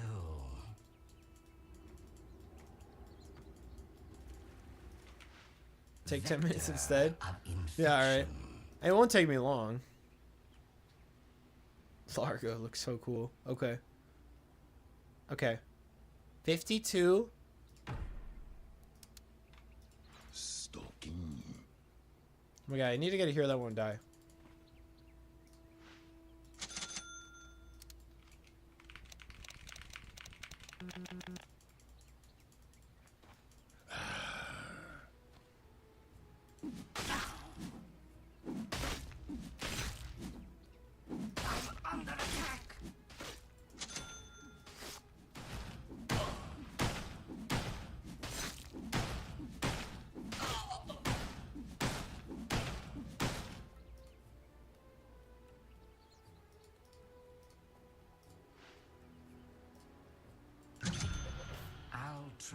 scythe for a scepter.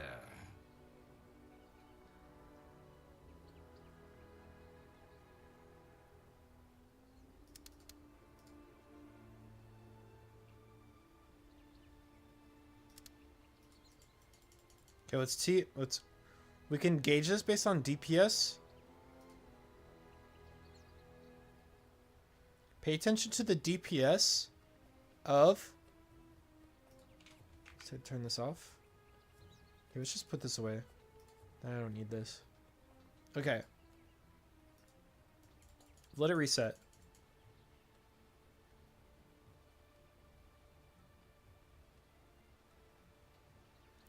So current DPS with max level Heartstopper aura with so this is our flat amount Heartstopper aura 126. So with Heart of Tarask without heart, so 126. No Heart of Tarask. So this is the 1% regen. Difference in 1%. So the damage difference should be 1%. Well, ish, because of the strength. Strength regen too. So you get about 26 DPS for Necrophos Ags with Heart of Tarask at level 19.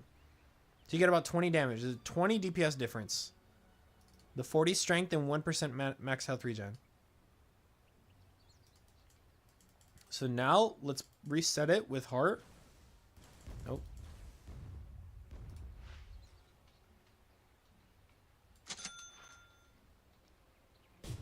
None can stand against me.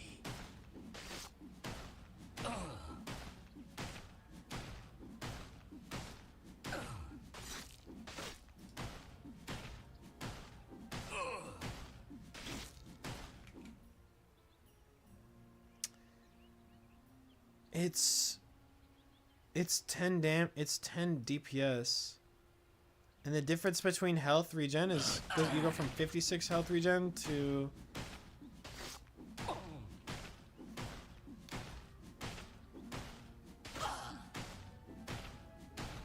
So for Necrophos damage, I don't think it's very good, but look at this regen. I mean, you're going from like 50 HP regen to 100 HP regen. You're doubling your HP regen.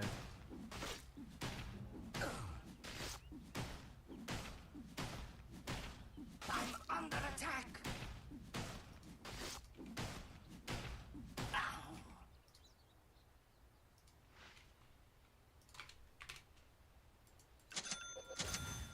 Sweet spoilage. See, look at his cell.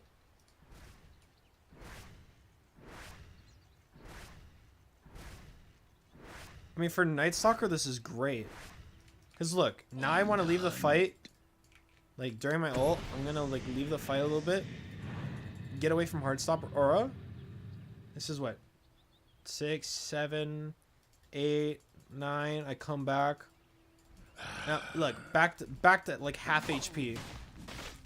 Like, Heart might be back, guys. Heart of Tarask might be back.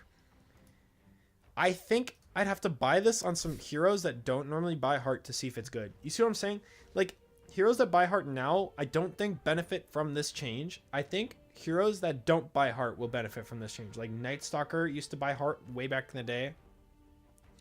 Huskar used to buy Heart, maybe, depending on your build or, like, who you're up against. Okay, give me, like 2 minutes. I just gotta run and move my car.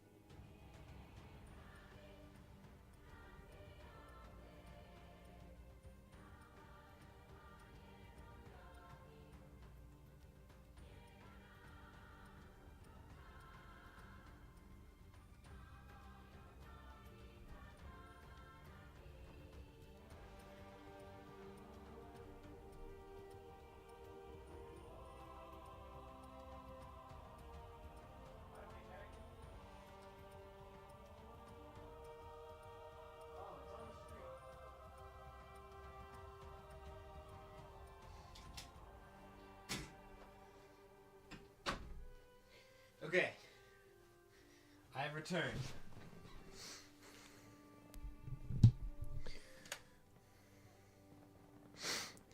Heaven's Halberg buff. Disarm no longer. Dispellable. Only by strong dispels. So that's like Oracle ulti. I think BKB is a strong dispel.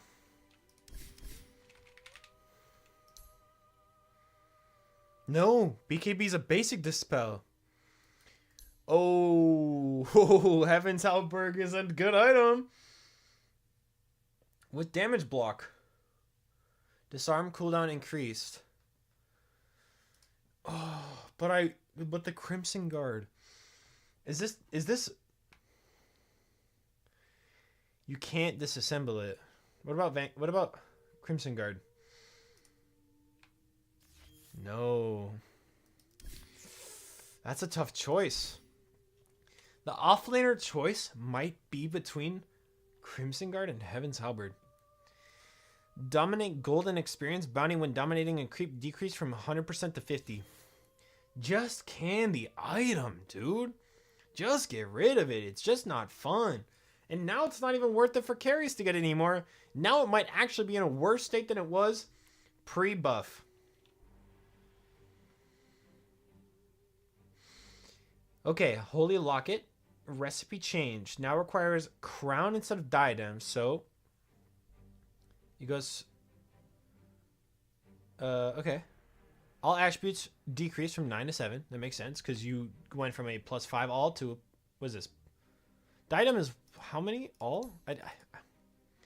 I buy this item all the time, and I never remember. Diadem. +6. You're going from +6 to +4. So, you get this faster on support. Let's see. Total cost unchanged. Oh, because Magic Wand got more expensive, huh? 460? Okay, that's 10 more. It's 10 more gold. Okay, never mind.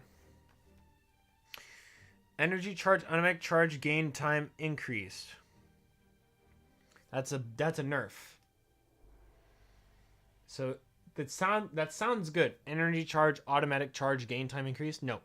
It means it takes 10 seconds to charge instead of 8 seconds to charge. It's not a good thing. Energy charge max charges increased. That's good. That's really good. Energy charge cast range increased. Also very good. Energy charge mana restore per charge decreased. That's fine, honestly. That's not why you buy this item. Energy charge active now also increases the target's incoming healing amplification for 4 seconds. This occurs before the heal. So it already has 15% blessing. Now it puts an additional 10%. I'm buying this every game. I'm literally buying this every game. Oh, it's a Holy Locket. It's a Holy Locket patch. I've been waiting for this. I play healing supports. I've been waiting for this. It sucks because this item this item sucks before this patch. You wouldn't even build on an Oracle every game. It's just better items. It was too expensive and it would just give you 15% healing amp. Like, oh, big deal. You don't even feel it. Now with the extra 10% because you're a good player, you actually use it on your teammates, might actually be good. Okay. Kanda now requires Soul Booster instead of Tiara of Selemene. No longer requires a recipe, so the total cost is unchanged. Now also provides 7 HP regen. Mana regen decreased from 8 to 3. Health increased to 450. Mana increased to 450. So more overall stats, less mana regen. I think I like that change. Because the item is so underwhelming. Like, oh, yay. 8 mana regen. Poggers. To do nothing. Now you at least become tankier.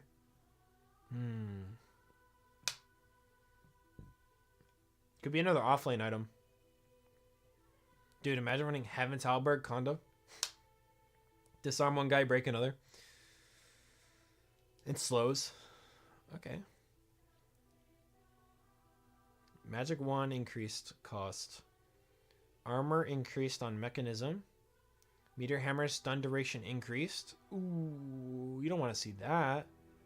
This item has been changed to reverse that. Nullify can no longer target invulnerable units. Yes, we read this before. This includes Cyclone. Can no longer be disassembled. I never knew that it could. Now requires 200 gold recipe, and the cost is increased.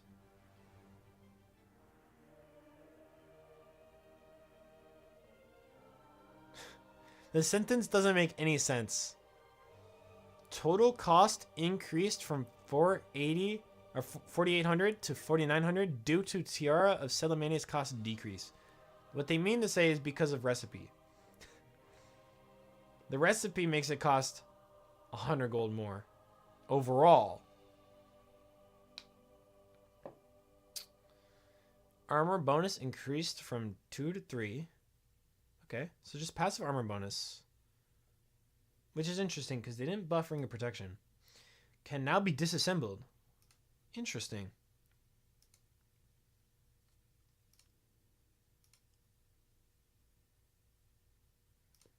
Wait.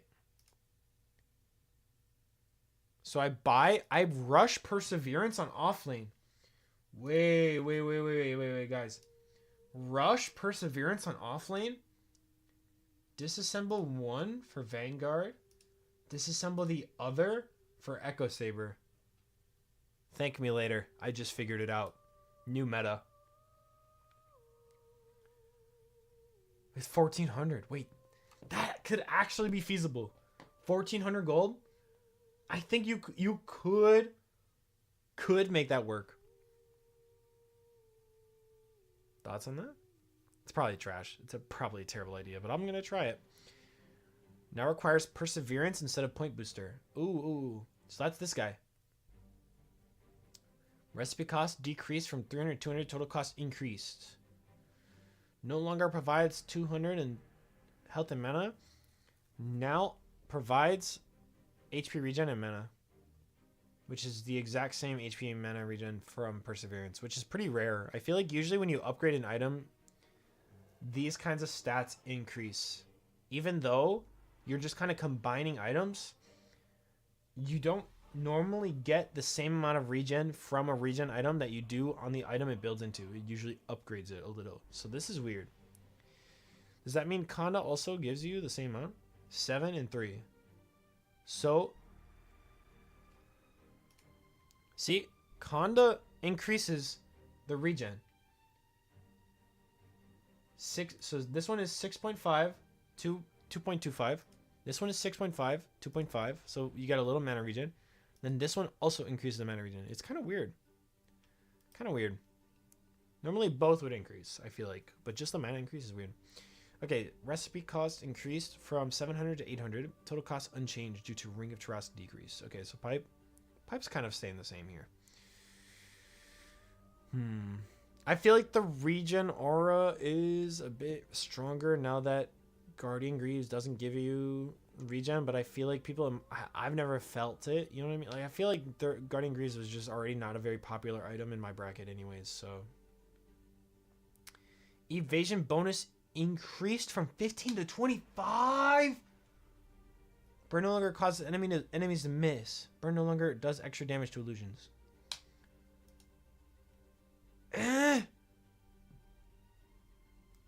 Okay, but at least you're not going to miss the support because you're getting your eyes burned off by Radiance. Because you would be standing somewhere over there, like all the way back there, with your Radiance on, and then you all the way over here is trying to hit a different guy and you're missing. It didn't feel good. Recipe change. No longer requires Cornucopia. Recipe cost increased from 200 to 1,600. Total cost unchanged at 5,000 due to Ring of Tarask and Tiara of Celemania's cost just decrease. No longer provides plus 10 damage. That makes sense. Health regen decreased. Mana regen decreased.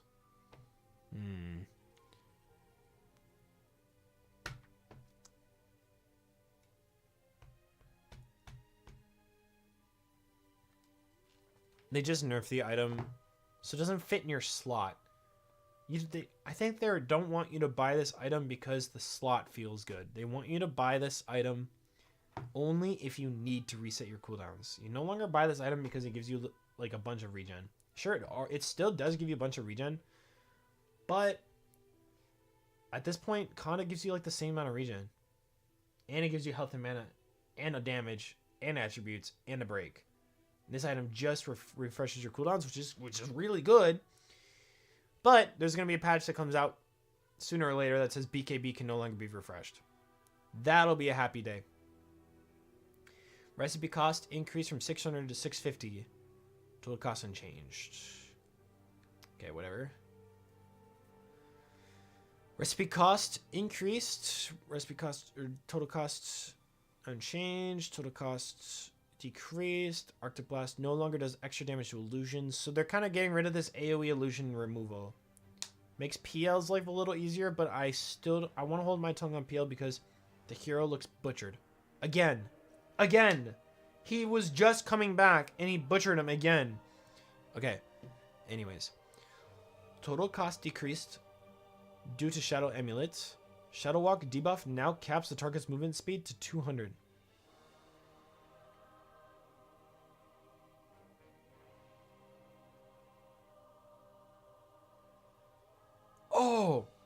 Oh my god. My dumbass. Debuff. I was like, Shadow Walk makes you walk at 200 movement speed? This item's trash. No. This is crazy. This is like the Weaver killer. I gotta test this.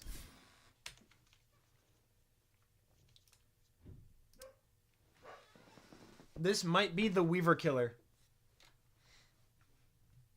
Makes me happy. This makes me happy. That came before. I can only stop those who would mete out more. Prepare for battle. Okay, let's get a Weaver.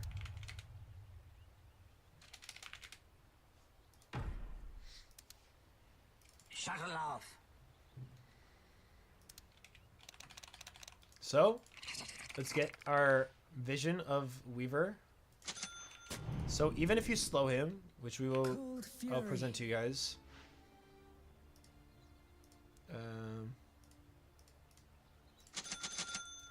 So Weaver, this is how he moves. This is how he moves with Sakuchi. And even if you're slowing him, so we're not slowing him. Whoops, not right there. He still moves at this crazy movement speed, even with the slow.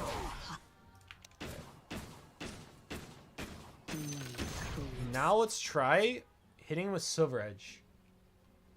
So we're...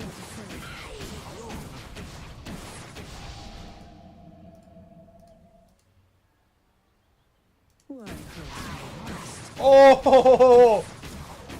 Weaver's finally screwed! Nice. Nice. Nice, bro. Screw this stupid fucking bug. Affliction. W buff. W buff to Silver Edge. This item was kind of dead. That's an awesome buff. I love that buff. I might buy this item consistently because of that. That slow was crazy. 200 is actually... That was pretty damn slow. I mean, you saw Weaver, he usually goes above max movement speed, and now he's capped at 200 during Shikuchi. Never before seen before. There was nothing that could ever slow him before. Now you cap his movement speed. It's not a slow, so it actually works. Nice. Urn of Shadows. Bonus mana regen decreased. Okay. Soul release charge gain radius increased. Soul release charges can now be gained by all copies of the Urn of Shadows item. This change is exclusive to Urn of Shadows, doesn't affect the Spirit Vessel. Damn it. So now multiple people can have Urn of Shadows. Soul release charges can now be gained by both Urn of Shadows and Spirit Vessel from the same hero death. Oh, wait.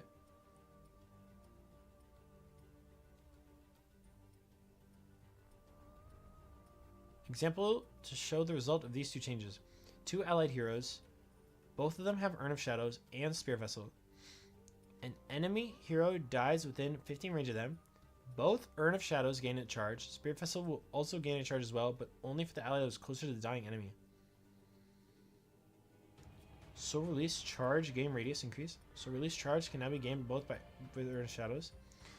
So Nostalgia is gonna love this, because now if 2 people bought Urn of Shadows on the same team, only one of them upgrades the Spirit Vessel, and the Urn of Shadows isn't completely useless. Not bad. I'm gonna send this change to him actually. He's gonna love that.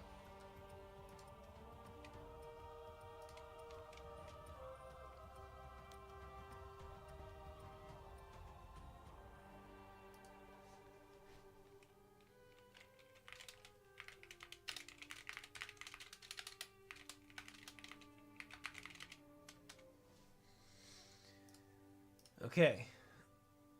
Veil of Discord now requires Ring of Health, Chain Mail, Circlet, and a 320 gold recipe. Total cost unchanged. Used to require Helm the Iron Will. Yes. So no longer Helm. So it's just regen increased. But building up into it is cheaper overall, because Helm of Iron Will is 975. You can now get Chainmail way sooner. I think you would still go Ring of Health first. No, you could start the game with a Circlet. This is like a huge tempo play, actually. You could start the game with a Circlet, get a Ring of Health, then get Chainmail, then get the recipe, and now you have a Veil. I can see that. Dude, this is the offlaner patch. Oh, dude, the offlaner builds are going to go crazy. Attack speed bonus increased. And who cares? Cyclone cooldown increased. Okay, that's actually pretty harsh. 3 seconds. Wait a second.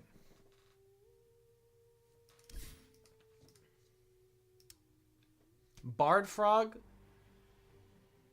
increases buffs by 20%. Does it increase Cyclone?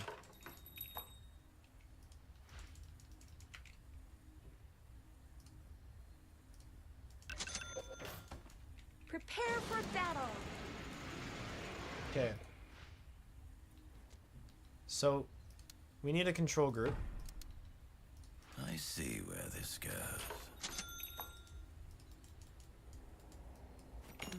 Well, now. Okay. 2.5 seconds. Meant to be.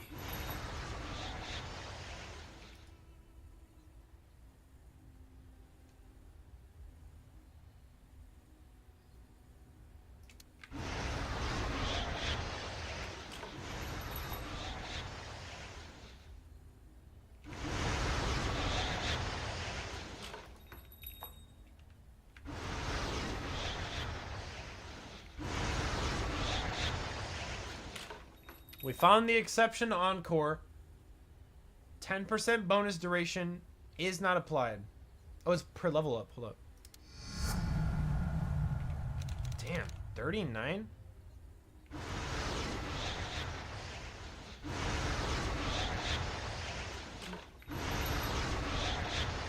Cyclone does not get increased. Debunked.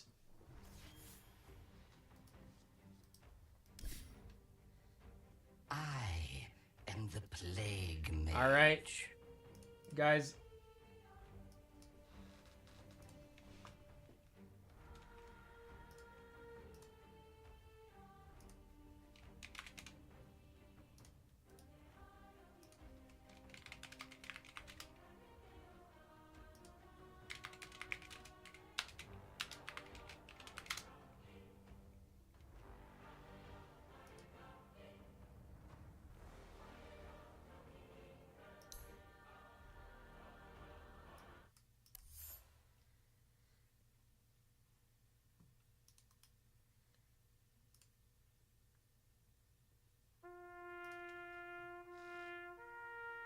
Rest in peace.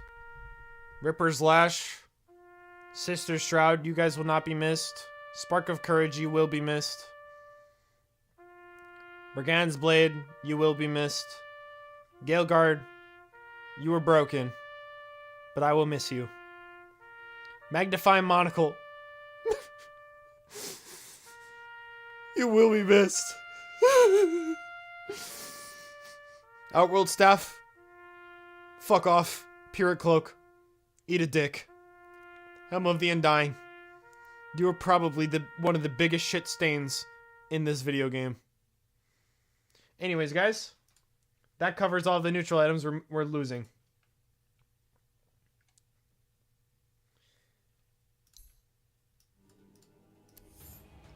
Ash Legion Shield, new tier 1 artifact. Wait! Artifact changes? Guys, I need to check something.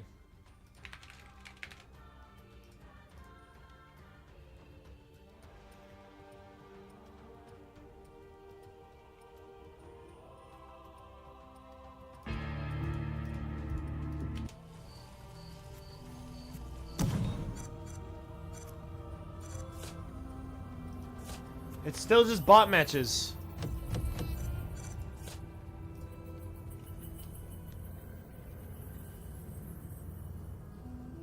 Is anyone online? Artifact has been mentioned.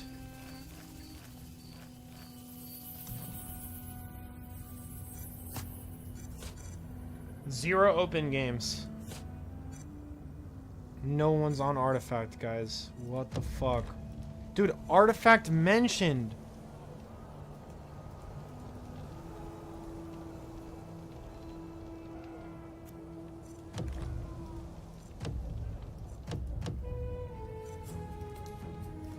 Okay, Artifact has been mentioned.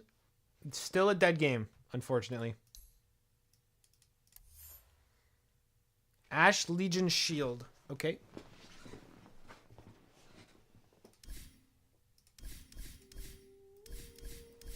What am I doing? Okay. Active shield wall. Spread the contagion. Decrease wearer's movement speed by 12 to give all their player controlled units within 800 radius 140 physical damage barrier. Okay. Poof! Big wall. You put a shield up. But it's only your controlled units, so it's not your allies. It doesn't affect wards. Okay, nice. Duelist Gloves coming back. Passive Boldness. Provides 20 attack speed if there are enemy heroes within. Okay. Duelist Gloves. Makes sense. Enemy heroes nearby. Dueling. Not very good for farming, but good for supports. You'd be surprised. Supports can actually make use of dual gloves. Weighted dice. Loaded.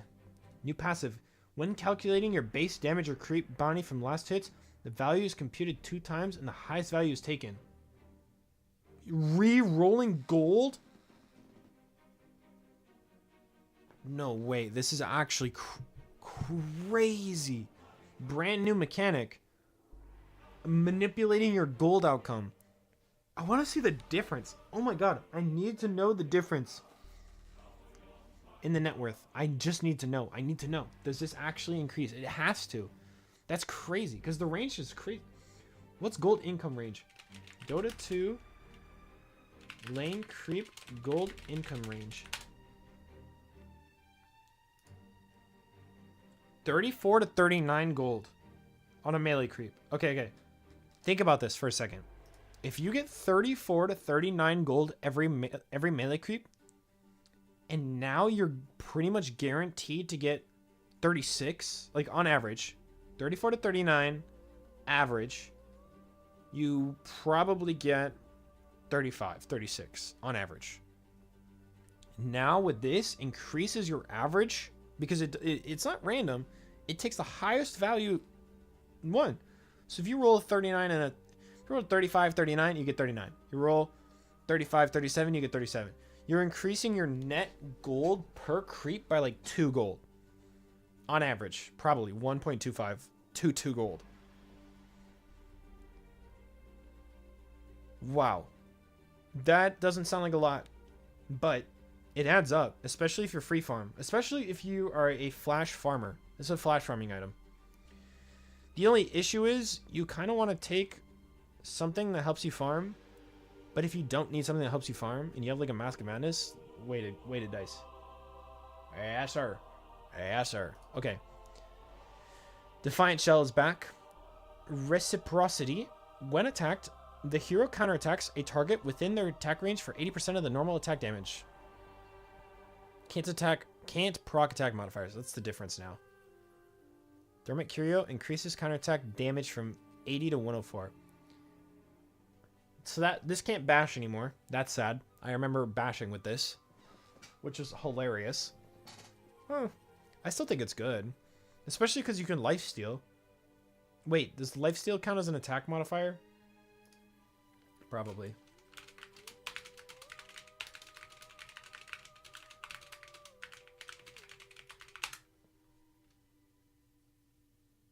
Lifesteal is a unique attack modifier.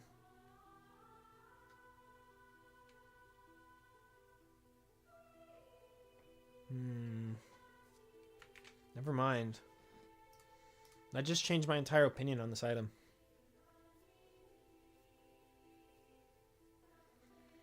When it comes to a 1 versus 1, because this is what? Neutral item.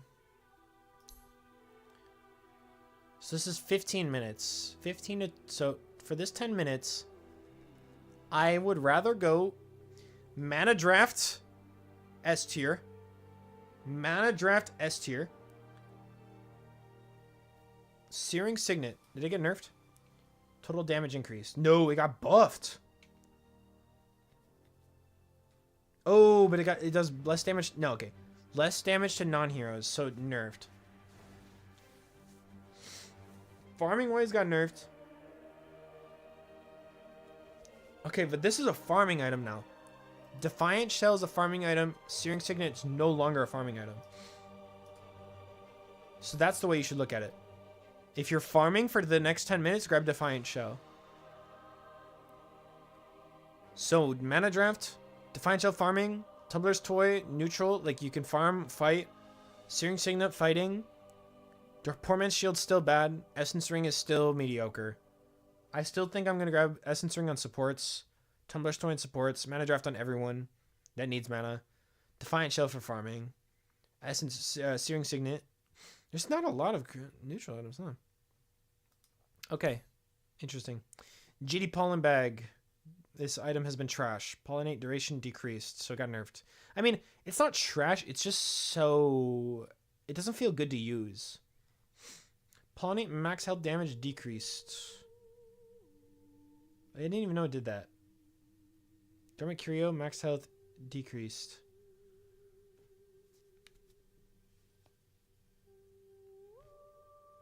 So in 9 seconds, it deals 9% of their health.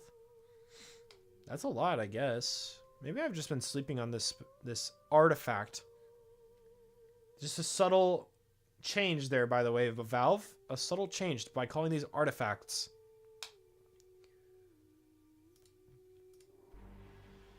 Please bring this back. Please bring this back. Valve, if you're watching this video, please bring this back. Valve, Valve, Valve, Valve, Valve. Valve, please.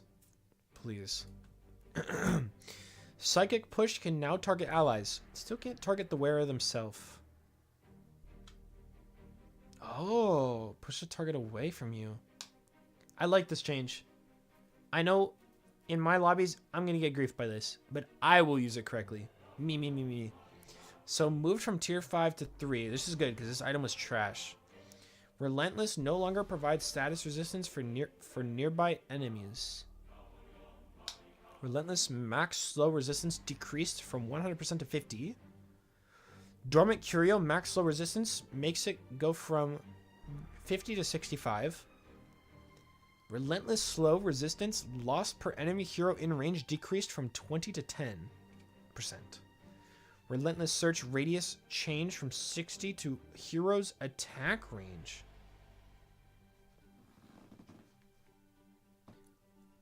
Okay, so this is Monkey King or...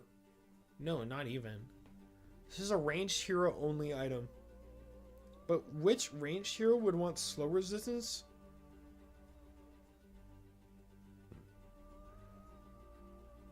Which ranged hero wants slow resistance? Huskar?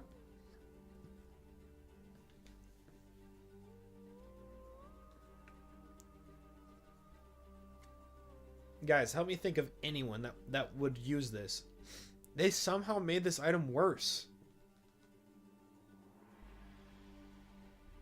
I guess Drow.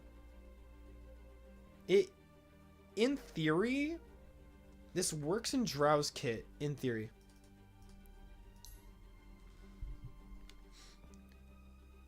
But you want Serrated Shiv. You want Gunpowder Gauntlet. These are already like S tier, A tier, D. Like right clicker, ranged right clicker. S tier, A tier, D. Unless these numbers got nerfed. I haven't looked at them yet. It doesn't look like it. It looks like they're untouched. So you still just want to go Gauntlet. So weird. Okay, Gale Guard used to have slow resistance, sure, but... Oh! Oh! No! It's just me being slow. No, this is a melee hero item. Because if you're a ranged hero with a large attack range, it's reduced by 10% for every hero within the wearer's attack range. In my head, I had it backwards. I thought it was increased. Sorry, I don't know why I thought about it. It was increased. No. Everybody in your attack range decreases your slow resistance. But then again, I pose the question, the slow resistance, depending on changes to like heroes like Venomancer, this may not be that useful, but if you have a small attack range, this is actually going to be pretty decent. Small attack range right clickers like Sven, Ricky, like people you don't stick around nearby enemies. If enemies are nearby you, they just die. That's who this is going to be good on. It's like Monkey King, not so much, because you're not really killing people 100 to 0. Okay, Flair's Bota, Idol of Skriok, and Metamorphic Mandible are now tier 4s. So these are new. Flair's Bota, active, Bloodthirst. Increase wearer's base damage by 15% and attack speed by 30 for 6 seconds. No mana cost. 65-second cooldown. Huge burst. Enemy heroes dying within... Whoa! Enemy heroes dying within 1,200 units resets the cooldown. I like that. This item's good.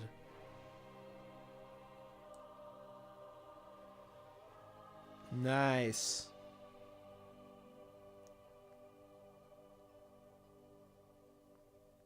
Crushing blow, critical damage. I like this item. Okay, I'm going to read the other new ones, and then we're going to do our A through S tier, whatever. Idol of Skriok. False Flight grants phased movement speed, or phased movement, 50% slow resistance, and 25 evasion for 5 seconds with no mana cost and a 30-second cooldown. Support. This is like a get out of jail free card for some characters. Metamorphic Mandible, active, Pupate. The wearer enters an insect form for 4 seconds, increasing magic resistance by 35% and movement speed by 15%, but decreasing size by 20% and armor by 45%. No mana cost. Can be dispelled. Can't be cast while channeling. I gotta see this. Who's a big hero?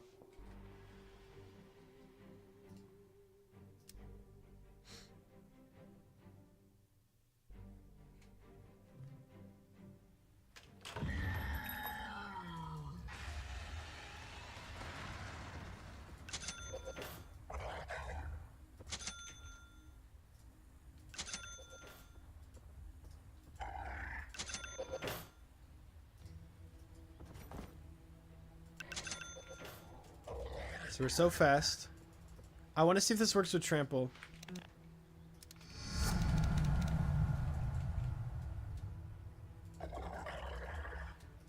So this is Trample without this neutral item.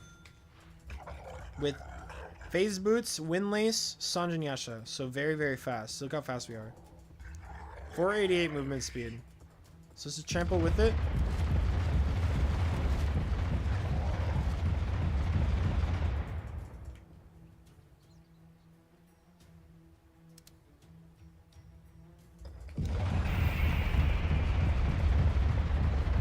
we've got up to 469 movement speed. Wait. It increases your movement speed, right? So 469. 543. Oh, you can use spells while in it. Wait, wait, wait. Oh my god, wait. Okay. Testing.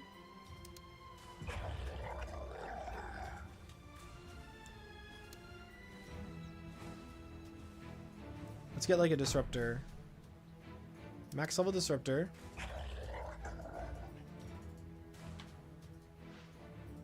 Yes. Okay, so this is Phase Boots, Windlace, Sanjanyasha. Okay, I always do this. I pick a fucking hero with some some way of negating the damage I want to do. Okay, never mind, not disruptor.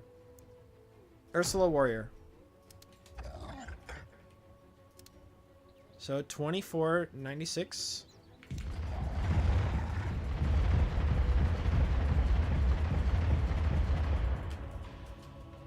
$480. A lot of damage.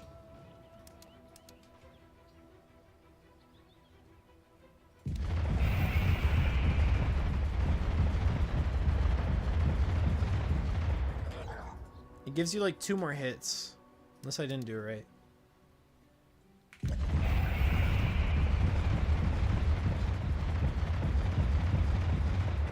Oh. Holy damage.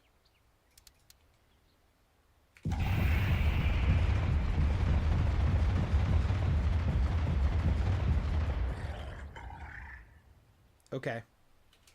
Considerable increase in damage with Metamorphic Mandible. And this is what it looks like. So it makes you smaller, but it doesn't affect your AoE of your spells. So you're running, running, running. I'm being chased. That's funny. You're so fast. Cool. Cool neutral item. And it reduces your armor. Keep that in mind. It does reduce your armor. Decreasing size and armor. So there's no downside to Idol of Skriok. No downside to Flayer's Boda. There is a downside to Metamorphic Mandible though. I guess the downside to Flayer's Boda is the cooldown. 65-second cooldown. So if you don't make use of it, you don't get a kill. It's on cooldown for twice the duration of the other things. Okay. Rattle Cage is back, unfortunately. Reverberate. After taking 180 damage from any source, the wearer fires up to 2 projectiles at random nearby enemies within 600 unit radius, prioritizing heroes that deal 110 damage. And slows targets, movement speed, and attack speed by 100% for 0.2 seconds. This item canceled my Blink Dagger. I don't even know how many times, dude. I'm not happy that this item is back. Pretty decent farming item. Okay, so I would say probably Idol of Skriok S tier, Bota A. I'm getting a little bias from this because it's new, but I think Rattle Cage might be better. Giant's Maul, I feel like even though I use this item, I feel like I don't ever notice its impact. Crippling Crossbow, I always just forget to use. D tier. Giant's Maul C, Rattle Cage B, and then I want to put Metamorphic somewhere on A or B. I think the movement speed and magic resist is crazy. So I'm gonna say it's A. It's above Rattle Cage, but below Flayer's Boda and Idol of Skriok. Zoom Blood Rate. Area of effect bonuses increased. But it got moved to tier 5. Dormant Curio. Damn, you have to wait till tier 5 to get Zoom Blood Rate? I know my buddy Tate's weeping right now. That's like his favorite item. Refract. Okay, so Rift Shadow Prism, tier 5 item. Spends 10% of wearer's current health to create a full health illusion that lasts for 20 seconds. The illusion has 50% outgoing damage and 240% incoming damage. No mana cost. No way. Does this count for Chaos Knight innate? I weave your fate. When illusions of Chaos Knight are created, there's a 50% chance that it spawn an additional one. Debunker. The debunker is going to debunk. Tier 5 neutral item at level 1.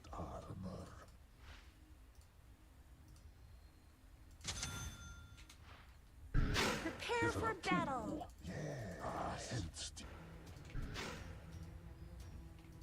Dark Unity.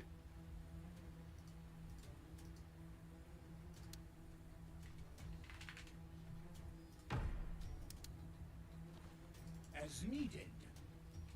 Whenever illusion of Phantom Lancer is created, its outgoing damage cannot go below a fixed value.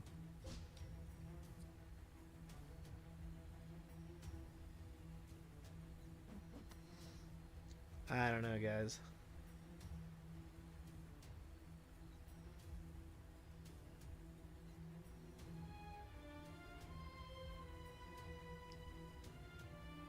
I'm just peeking a little bit at this hero and reading ahead. This hero looks butchered. Oh my god. Every other illusion hero is getting like crazy buffs I'll plague you. in these neutral items, and then there's PL. Mana burn target's intelligence multiplier decreased. Okay, that's kind of nice because it was kind of cheesy for Chen. Purge can no longer target invulnerable units. Okay, we read that. Okay, that's all of the items. All item changes, including neutral items. My god. Fellas, I should have made a pot of coffee.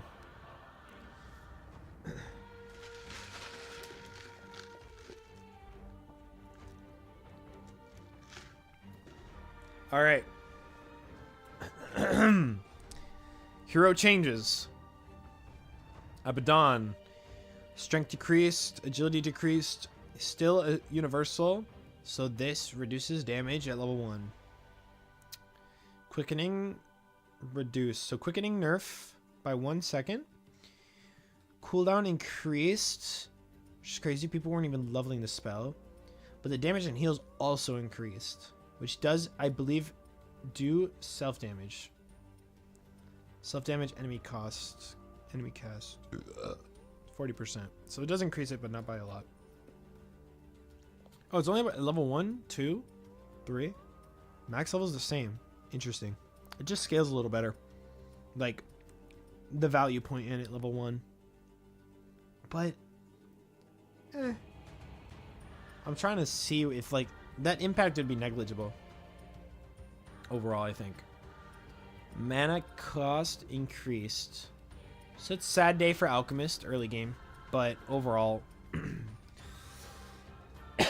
nothing too crazy. Removed counterspell ally. I never used it, to be honest. It was too hard to use. Aghanim Shard no longer provides counterspell ally ability. So does he not have a shard? Creates a blinked fragment of anti-mage next to the enemy caster upon reflecting their unit targeted spell while active. Creates a blinked fragment of anti-mage next to the enemy caster. Okay, that's cool. So it just buffs counterspell. When you reflect the spell, it sends an illusion to them. That's not bad at all. I don't know why that's not here. Why is that? Why is that not here? Why is his new shard not featured here? Am I crazy? Was that always a thing? I never got shard on this hero. I just never did. I was just like, counterspell ally. I don't need that. I was a lone wolf anti-mage player. This could be me that just doesn't know that always happened. Aghanim Shard illusion. Yeah, I guess it did always happen. Interesting. Guys, I don't think I've ever had shard on anti-mage before. Just better items.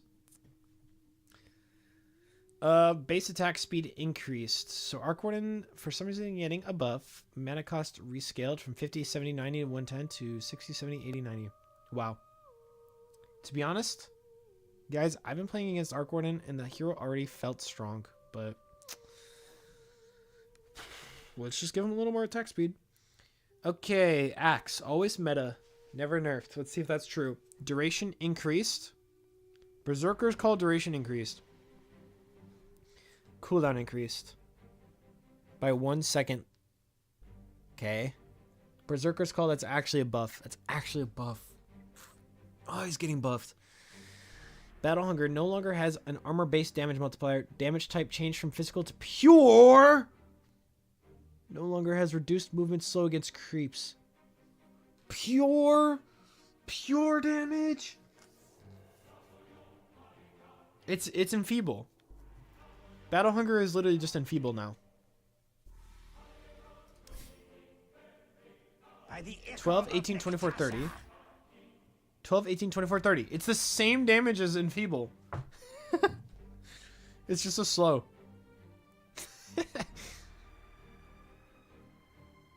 Is that more? No longer has armor-based damage. Ah, this spell might be dead. This spell might be bad. They actually just kind of butchered the spell. Do you still use it? You are still getting 12 DPS unblocked.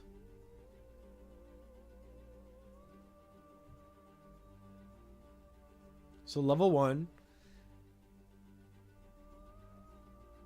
144. And then I don't know what 12 times 18 or 12 times 18 is. Here, let me calculate it. 12 times 18. It's 216. Okay, well, it's got a low cooldown. So every 10 seconds you can do 288 damage. It scales good because of cooldown reduction. 12, 15, 10, 5. Or 20, 15, 10, 5. But the not having the armor-based damage, it's what it used to be. But it's just stronger than what it used to be. Essentially. So not as good as it was last patch, but not as bad as it was before that patch. Essentially. Battle Hunger slow replaced with 12 Battle Hunger damage per second. 12?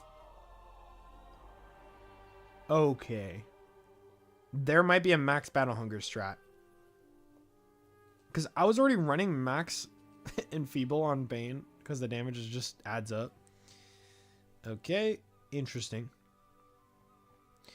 Level 20 talent. 10 Cooling Blade. Replaced with 15 strength. Helix damage 30 to 40. Battle Hunger armor multiplier. Replaced with Cooling Blade damage. Okay. Cooling Blade damage got moved to 25. It kind of sucks.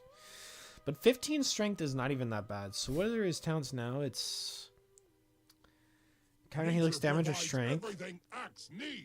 And then Berserker's Call or Cooling Blade damage. Ooh, that's tough. That really is just game dependent. I can't tell you which one's better.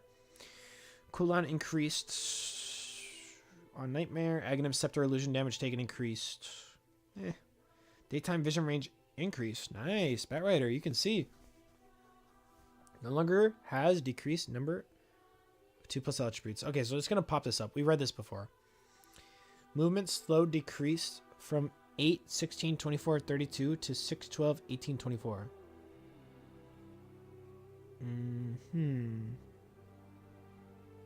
And that's not even that long a duration. Oh, it's 5 seconds.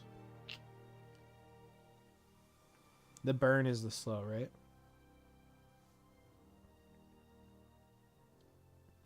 Yeah, so 2 seconds for 6%. Then it's 3 seconds for 12%. And it's 4 seconds for 18%. This is way worse, yeah. Flame Break's going to have a noticeable decrease in power, but the damage is still really good.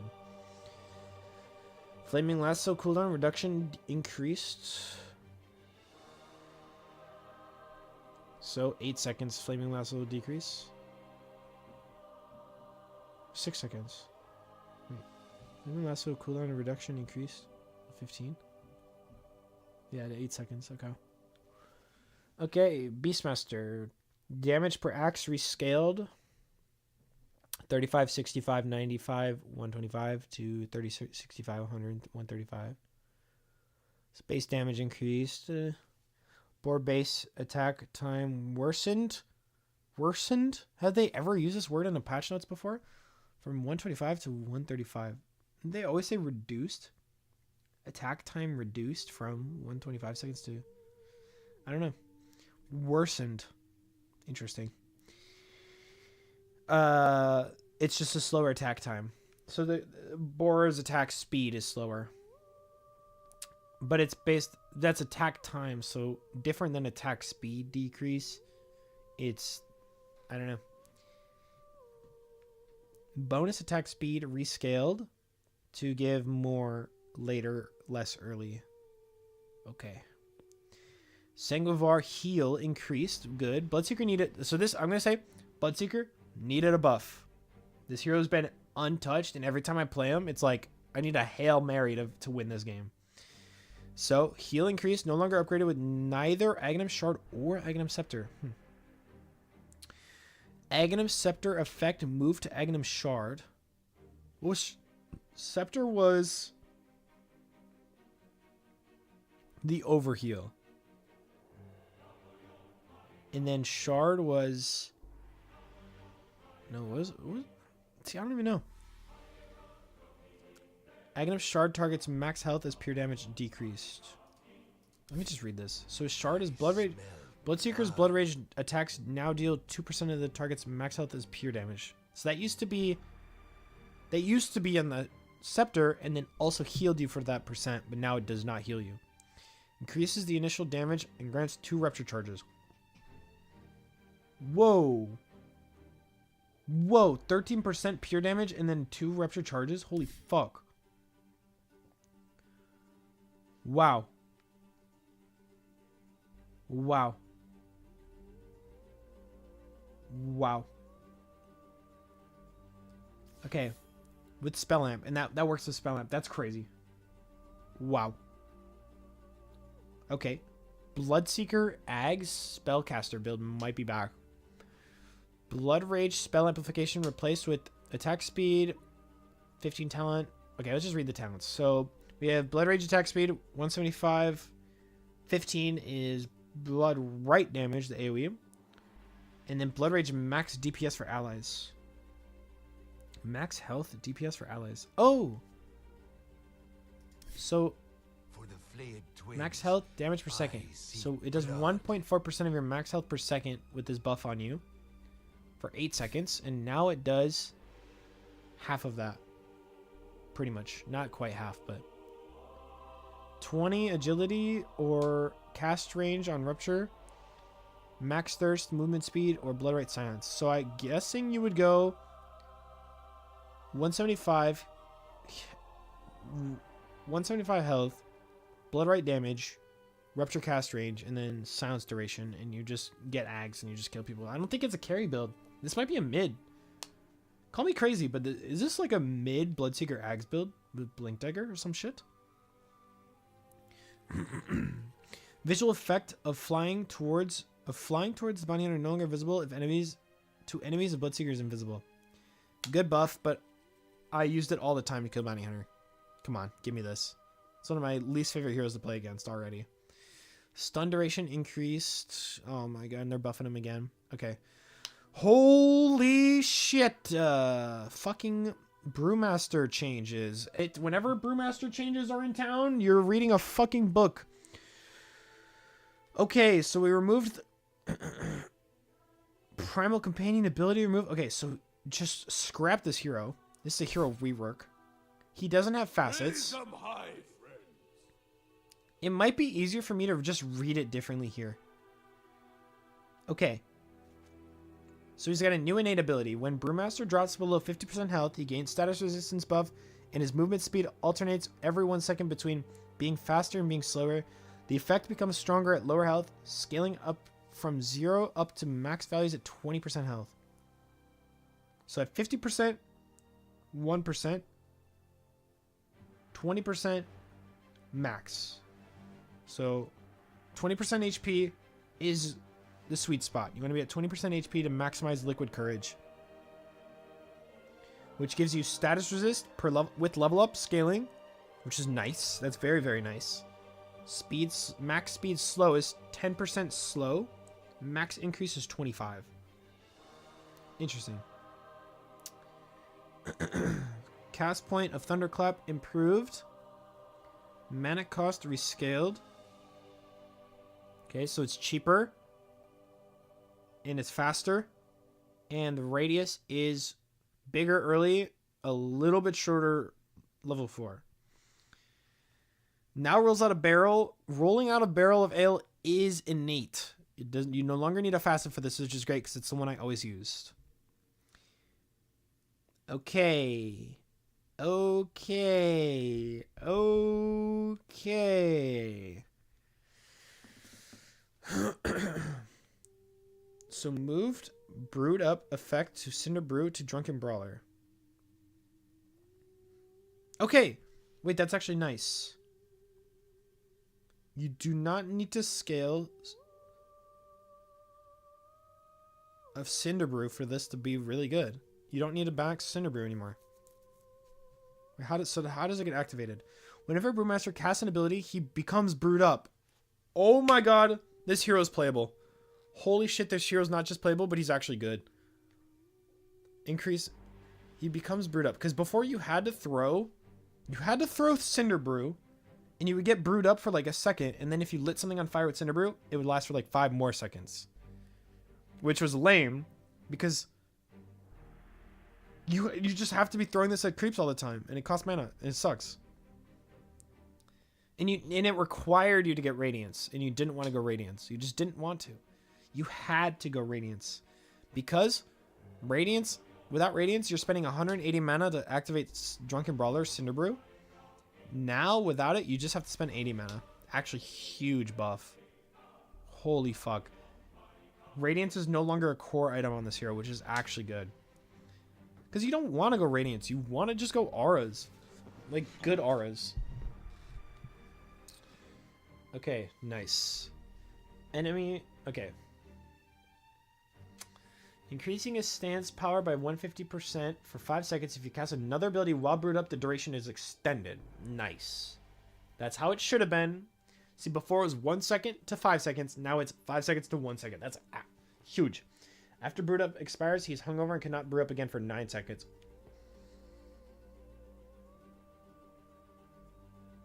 Oh. Wait. No, that's fine. This is a 13-second cooldown anyways. No, okay. Overall, still buffed. Because you go from 13-second cooldown on this to 9-second cooldown. It's actually fine. Because you do this, 9 seconds later, you do this. You just got 10 seconds. Or if you do both, you get 6 seconds. Actually nice. Okay. And then duration increased on ult. So ult. Okay. All Brewlings receive the respective Drunken Brawler stances. Oh. Okay. So Earth Brawler gets magic resistant armor. Storm Brawler gets evasion and movement speed. And Fire Brawler gets crit. Is there no purple stance anymore? Oh, wait. I should read these ones. Some moved, brewed up effect. Cinder Brew to Drunken Brawler. Nice. Earth stance magic resist increased. Fire stance attack speed increased. Nice. Void stance removed. Stance visual indicator now always present around Brewmaster. Nice. That's a huge buff, actually. Huge buff for me, because I am bad at Brewmaster. Stances can now be switched without canceling channeling or invisibility. Yeah, I like that, because I always screwed that up. Nice. Low quality of life for low skills like me. Okay. Okay, now this ability is upgraded by both Shard and Scepter, and I'm guessing that's where you get your... Oh, no. It's only upgraded by Scepter. Liquid Courage is upgraded by Shard. Okay. So, All Brewlings now receive their respective Drunken Brawler stances. Earth Brewlings debuff immunity ability renamed to Earth Element is no longer grants debuff immunity, now provides 80% magic resistance. So he doesn't have BKB anymore. He doesn't have old BKB, he has new BKB, and it's 60%. Oh. Yeah, 60% magic resist and 80% status resist. Okay, nice. Honestly, deserved. Earth Brewling is faster. Earth Brewling damage increased. Storm Brewling damage increased. Void Brewling removed. Aghanim Scepter Primal Split now gains 1 max and current level, improving Brewlings and their abilities, allows Primal Split to be cancelled early, and causes Brewlings to be brewed up. No Void Brewling at all. Dude, it's old Brewmaster. I mean, lore-wise, it actually kind of makes sense.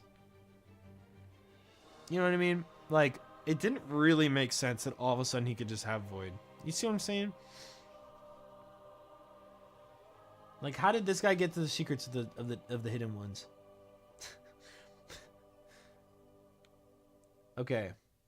And then Shard, toss a strong drink to a teammate or drink it yourself, activating the maximum power effect of Liquid Courage and granting HP regen per second.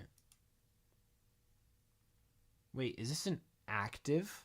Is this an active innate? Wait. Is this our world's first Dota 2 active innate ability? No way, right? The master arrives.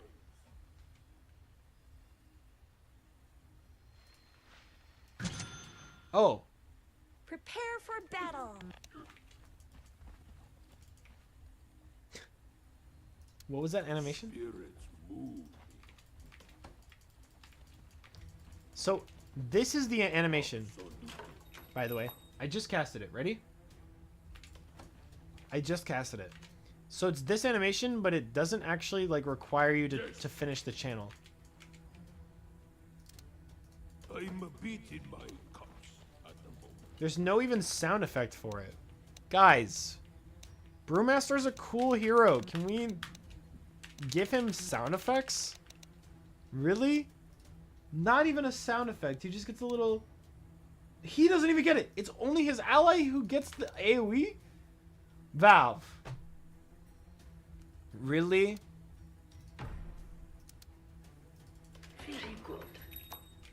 So allies get this, he doesn't.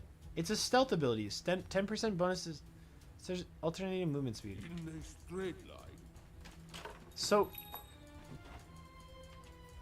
For Yoi and Oyo. come on guys. We can give sound effects to Brewmaster's new spell. He just got a new spell. You know what people do when they get a new spell? They instantly go test it. And Brewmaster mains, all 3 of them, are going to be pretty sad. That covers it. It was honestly way easier to dissect going ability to ability, because this is just a headache. No longer increases armor loss per stack. So an already bad facet got nerfed. Come on, have at me! Oh, never mind. They just buffed Vicious Nasal Goo. Okay, makes sense, I guess. Insatiable Hunger no longer increases duration. Oh, Aghanim Shard no longer increases duration. Broodmother Solutions now also benefit from the web. Okay, that makes sense. Attack bonus increased. And then some talent changes. Spider's Milk. Q got buffed instead. 35 attack speed.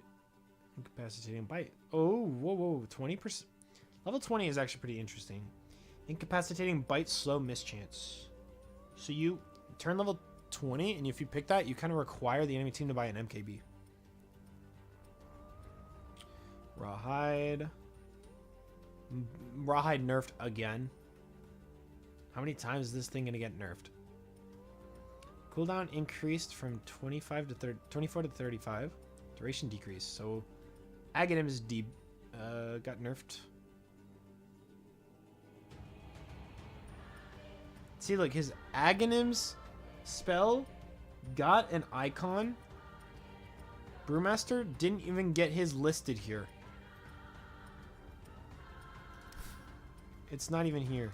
It doesn't even have a picture. It doesn't even have a sound effect. Hey, but new Marcy set, by the way. Okay, Chaos Knight base damage decreased. Oh no, min damage increased, max damage increased or decreased. God, I was never a big fan of this like min max base damage. I kind of just wish they all just had damage. You know what I mean? Like, can this just be our damage? Why does it have to be random? Damage spread decreased from 30 to 20. I prefer that. I don't like that. I don't like that it's that big of a spread at all. Chen Penitence, mana increased, cooldown increased, no longer grants bonus attack range. So Witch Doctor, goodbye. Now deals pure damage by default. I mean, I'm not going to say no to 125 damage on a spell I spam anyways. Penitence damage increased on the talent. Decreased divine favor heal. Okay. Okay, removed suppressive fire. So he... Yeah, I was going to say... Lost his facets. Usually this means either the facets were too broken or they got added as innates. Okay, removed bone and arrow. Replaced his new innate ability. Clinks and his skeletons apply a stacking debuff that causes their attacks to pierce up to 20% of the target's armor. Clinks applies 2% per stack and skeletons apply 1%.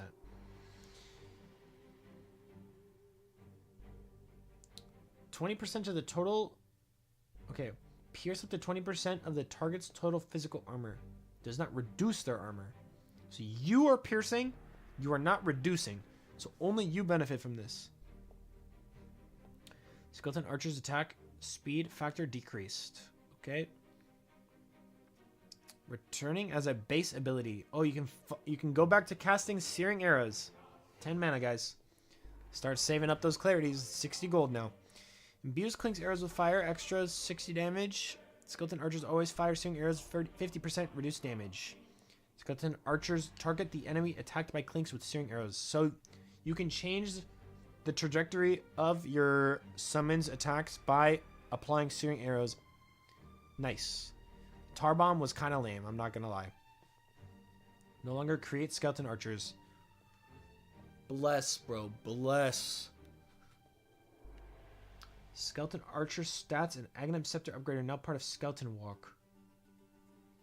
Skeleton Archer duration rescaled. Applies to Burning Army.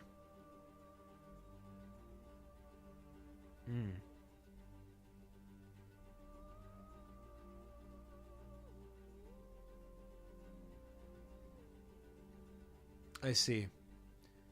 It just removes the first level because it's now just tied to the ult and not tied to Death Pact. Nice. So just remove the 15 because it's on an ult now. No longer slows the targets. That's lame that it did in the first place. Spawn interval improved. Ooh, they come out just a little bit faster. Skeleton count increased on Burning Army. So that's the Ags, right? Death comes for you. Oof. That's going to be a lot of high ground damage. Clinks is a high ground sieger. Level 25 Tar Bomb talent multi-shot replaced with Searing Arrows multi-shot. Oh, Clinks has multi-shot. Clinks just has multi-shot. He did have multi-shot before, but it was on a cooldown. Now he just has multi-shot.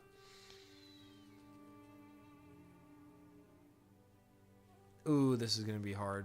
Clinks is going to be... That's a strong hero. Clinks lost Death Pact Archers, but gained so much. Inferno Shred's going to be crazy. That's going to work with Desolator, by the way. Wow. Clockwork, jetpack toggled on and off during the duration. Oh, so the buff lasts, so you could do. You just keep going up and down. Nice.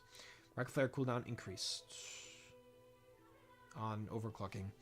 Crystal Maiden base damage decreased by 2.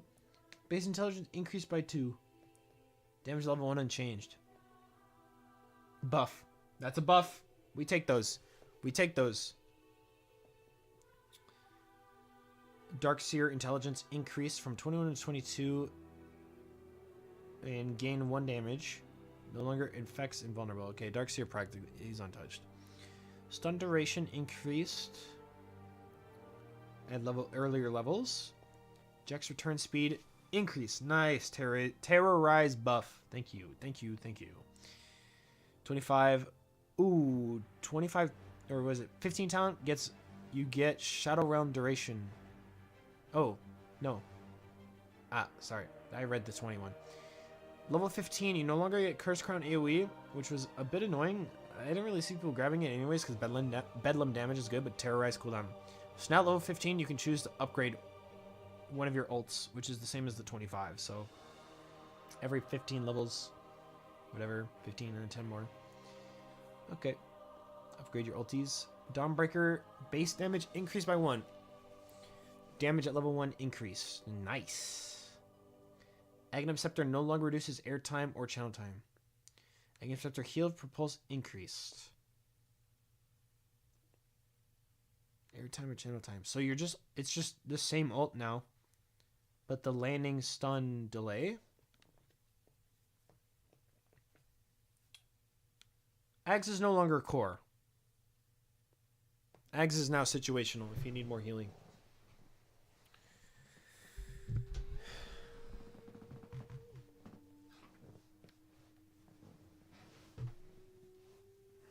I think that's the read I'm getting from it.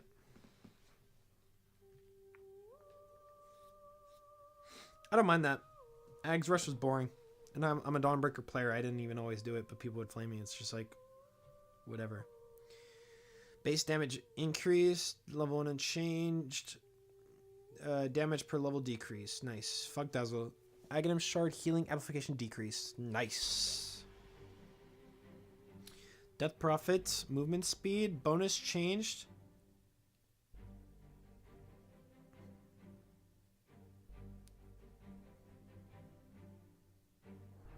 Did this just get buffed? Did Witchcraft just get buffed? Please don't tell me Witchcraft just got buffed. Okay, Exorcism no longer provides movement speed. Thank God.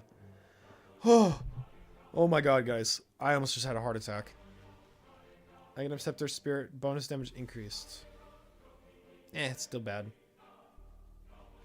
I just when Death Prophet gets too strong, the game is so unfun.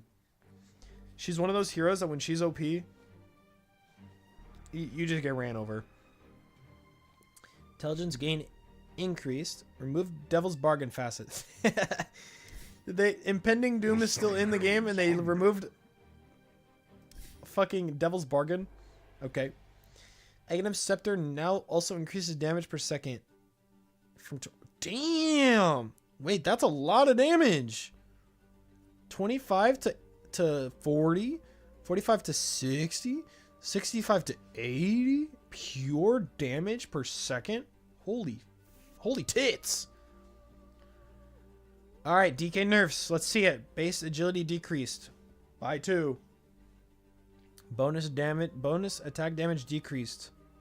Nice. Actually huge. 10 and then 20 reduced at level 3. Nice.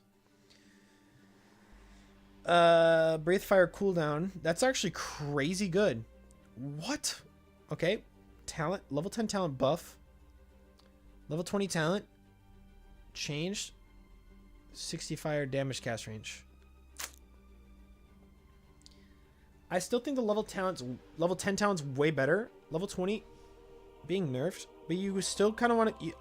You still go to the attack range anyways. Okay, Drow buffs. Let's see it. Movement slow. Movement slow. Increased. Nice. Disable range decreased. Nice, dude. Drow's so back. One of my favorite heroes, dude. Let's go. What? Gust no cost no mana got removed?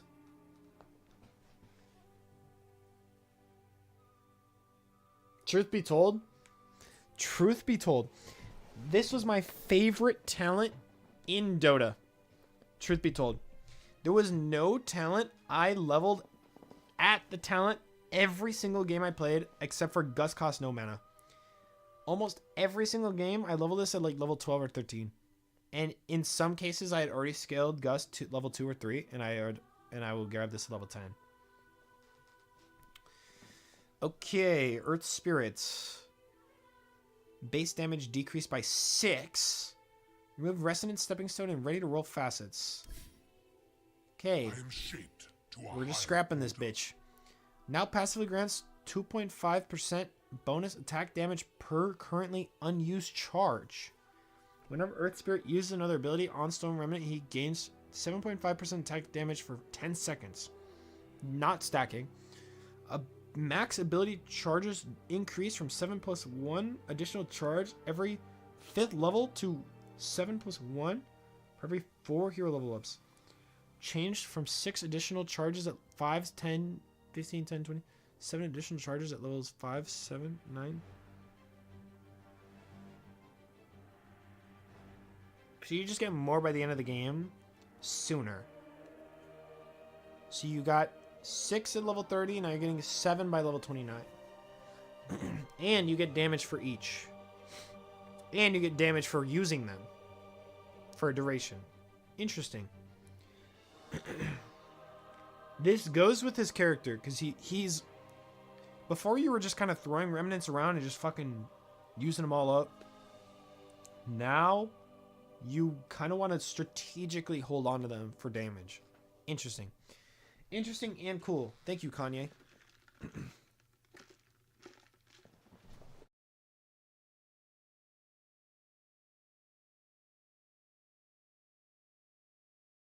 Okay.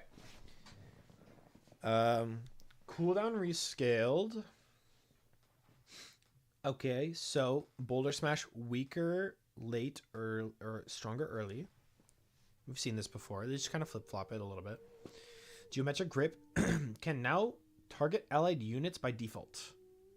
You can pull your allies. That's pretty good. Can't pull allies that are affected by Leash, Root, Blind, Duel, Chronosphere, or Black Hole.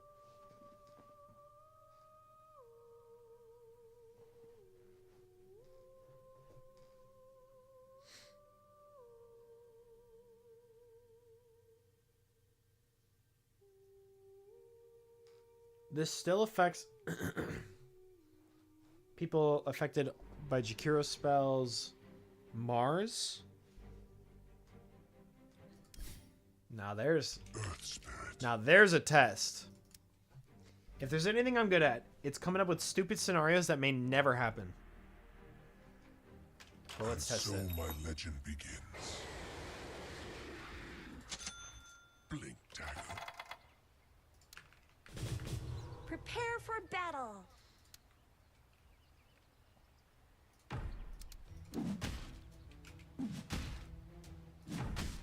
Oh, that's a good smash.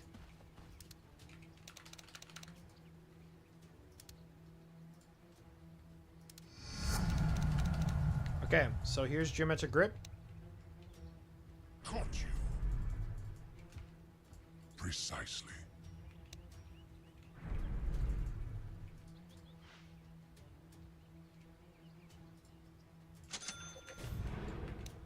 Quick Grip. My spirit moves. I hunt. Yes, here. Here. This way. Here. Cannot save you from Mars. To what end? I'm under attack. All paths are one. We go. I'm going this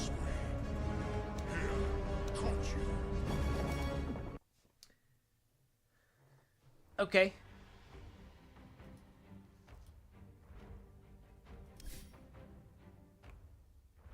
So it's just the cast range on Geometric Grip on allies isn't very good. And you can't really save them from most things you would normally use a save for.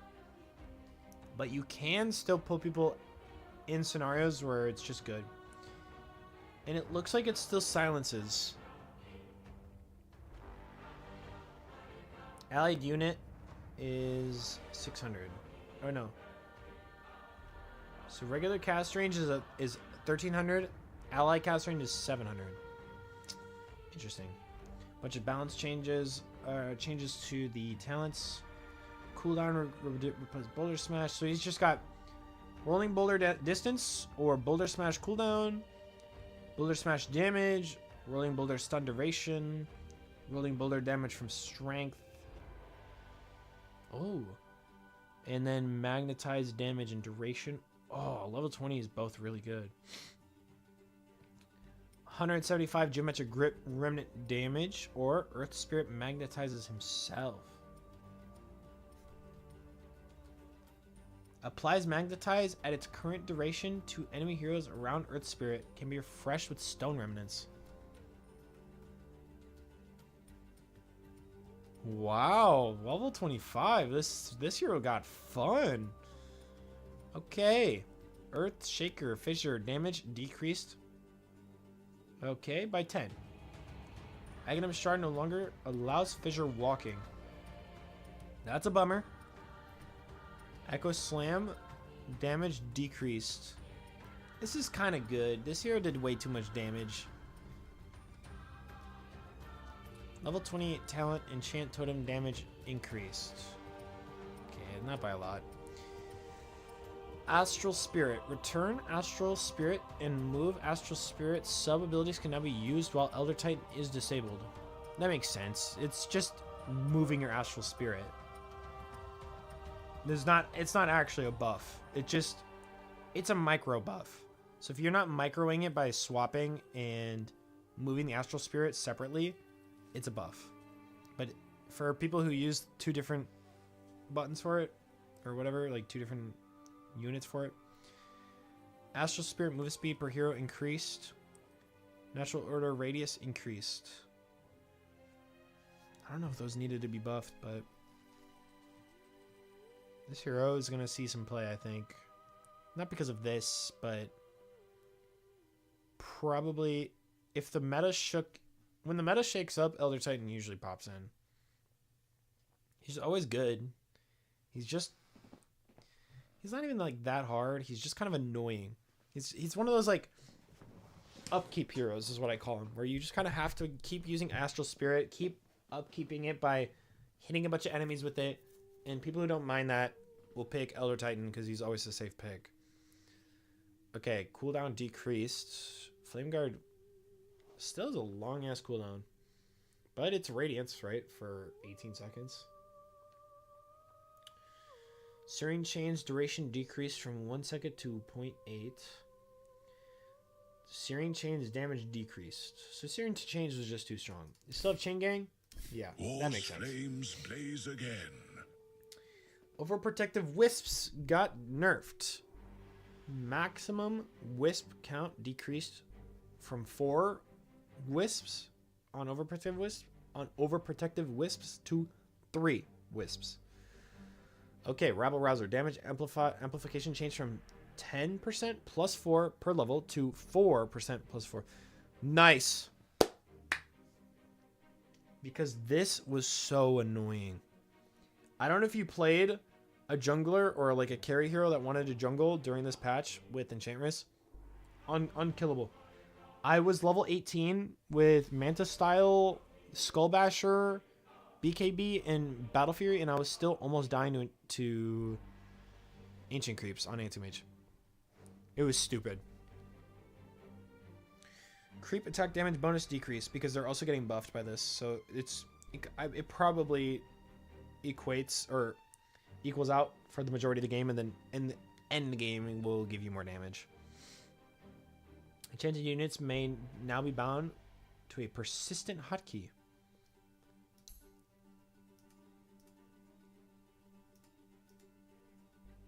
Is this found here? Where is she? Is she int?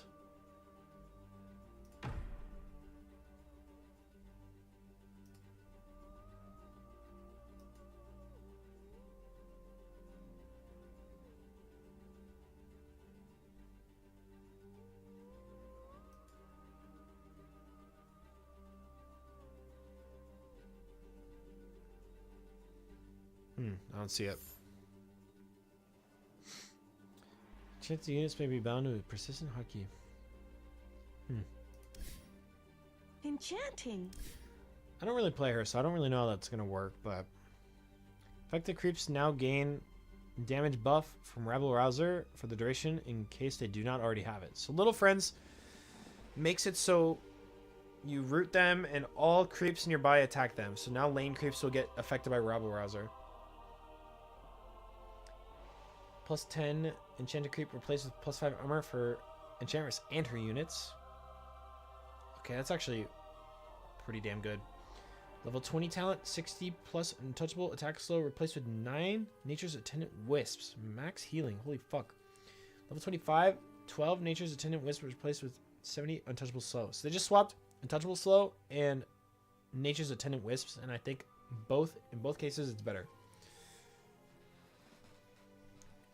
Because you get wisps sooner is better, and then you get untouchable later, and untouchable later, it's not better, but like now it's plus 70.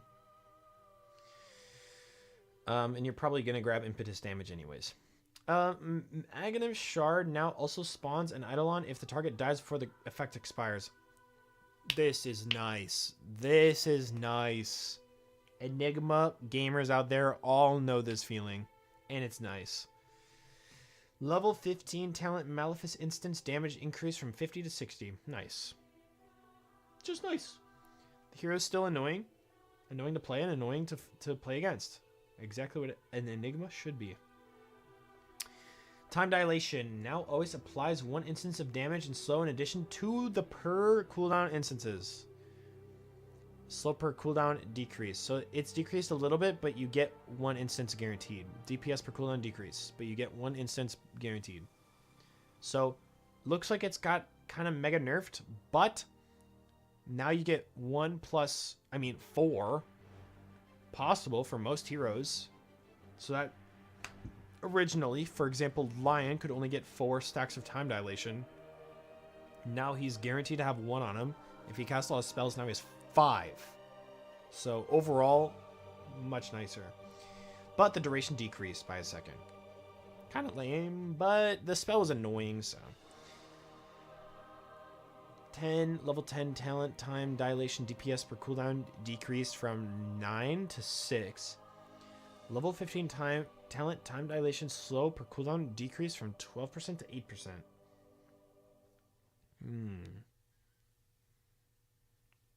So they nerfed the time dilation talents, but you weren't grabbing those anyways.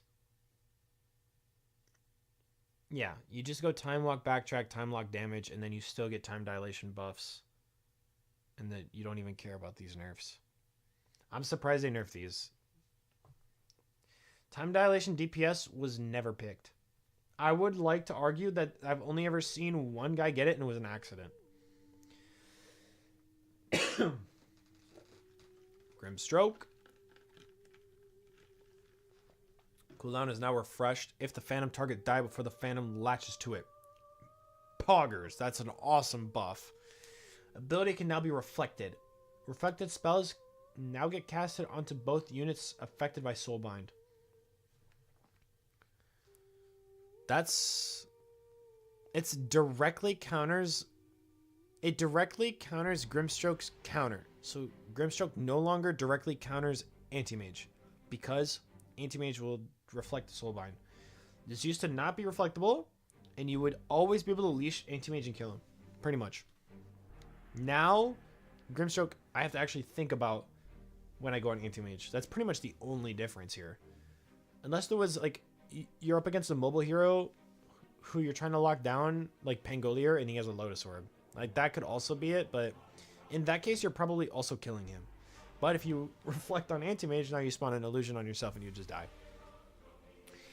Illusion outgoing damage decreased. Illusion damage taken decreased. Okay. Dark Portrait. It's a little brawnier, but just does a little bit less damage. Still very strong. Movement speed duration decreased. Afterburner. I didn't really see people really picking this on Core Gyrocopter anyways. Missile damage decreased. 50 damage. And 100 damage level 4 or level 3. Damn. I feel like it's still strong.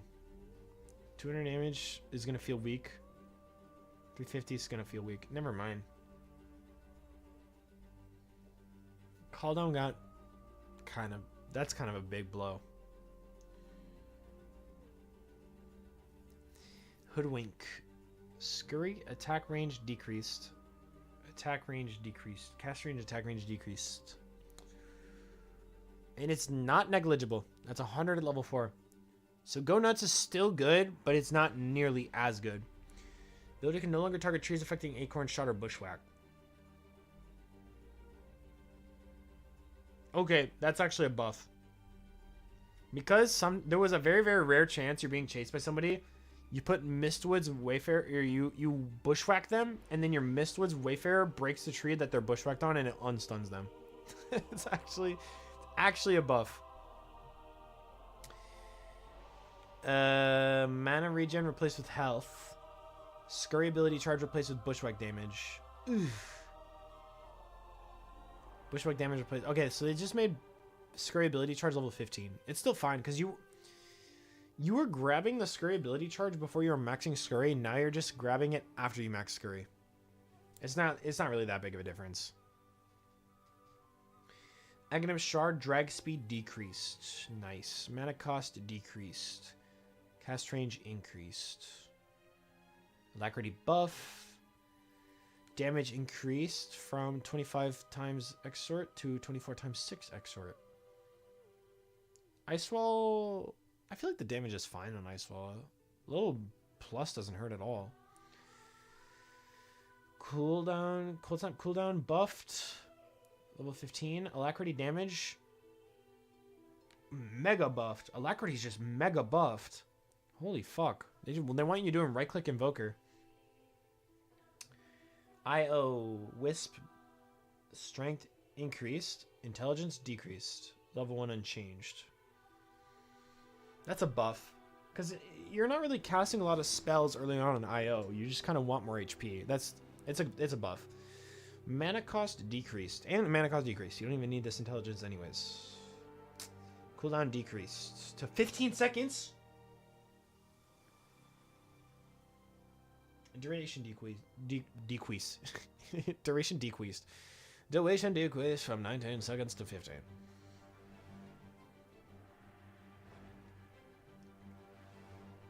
Okay. So Spirits has 100% uptime.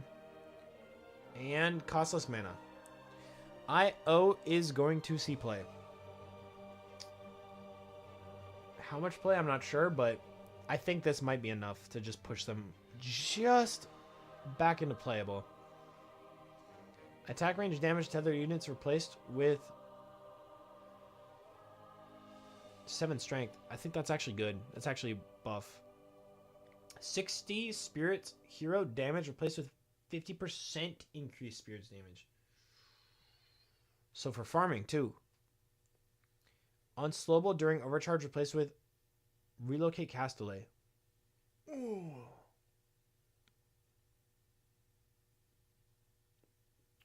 I might have to try this hero. I think this hero, you're going to overlook this because it's IO buffs, but I think this is actually crazy. Spirit's good early game. Relocate cast delays. That's actually crazy for somebody like me who's bad at IO. Okay, Jakiro talents. Okay, I'm just going to read this. Ice Path base damage. Liquid Fire attack speed slow. Dual Breath cooldown. Attack range. Macropyre damage. Ice Path stun duration. Liquid Frost Fire max health damage. Dual Breath damage. Cast range. Okay. It just a few number tweaks, and it looks like they moved a few things around. Okay, Juggernaut base agility decreased from 34 to 32. That nerfs blade form. Call me Level Juggernaut. 1 decrease and facet decreased. Mana cost decreased from 105. Oh, mana cost increased. So level 1 is a little more expensive, and he doesn't have a lot of mana, so this actually matters. Talent healing ward kills to kill. Talent healing ward hits to kill decrease from 2 to 1. Ooh, that's a big hit. That's a big hit.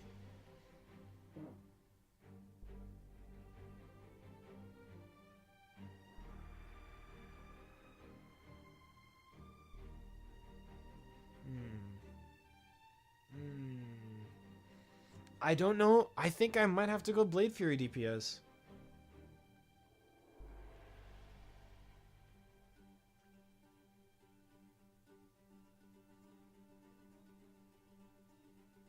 Healing ward hits to kill. 3 was just the right number for it to be super strong. Plus 1 makes it 2. 2 hits. That's not gonna be enough. That's not enough. Sorry, that's just not enough. This hero is actually way worse now. Base intelligence increased from 23 to 24. Damage at level 1 increased. Damage increased on blinding light by 20. Max level. Chakra magic mana restore. Early game is higher. Will-o-wisp damage increased from 75 to 80, so plus 10 damage. Talent, 15 talent, blinding light cooldown replaced with 90 blinding light damage.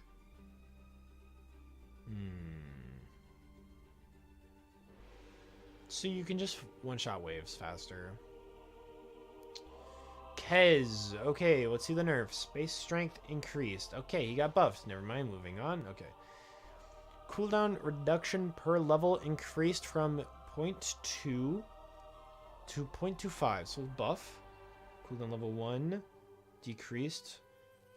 So this is the difference. Oh! Cooldown on level 30 decreased from 2 to 0.5?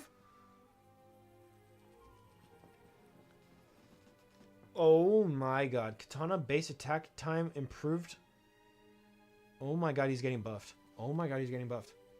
Katana bonus agility base damage. Okay. Oh my god, I almost just fainted. I almost just fainted and shit my pants. Katana bonus agility base damage decreased. Breathe, Philip, breathe.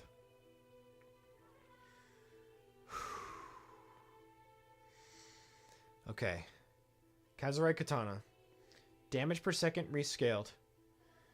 57911 to 36912. Okay, that's fine. That's fine. That's actually good. The active effect may only trigger up to a maximum of 500 stacks. We're so saved. We're so back. Aghanim Shard now also increases max stats to 1000.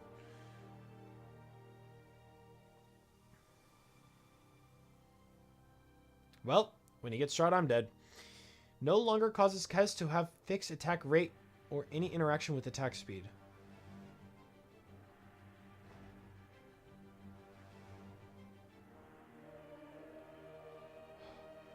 Echo attack damage decreased. But they're going to be going so fast. No. No. No. No. Who we fighting? Those guys?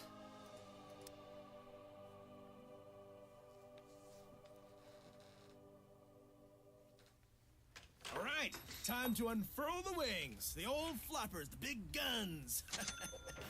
They don't do anything. Looking for Wernsign. Prepare for battle.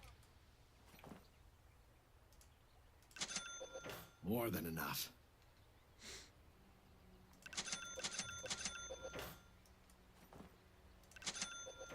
You want a disperser? So I need a third eye like I need a... Nope, wait, this one's good. Oops. I'll make I meant to do a dummy. First blood.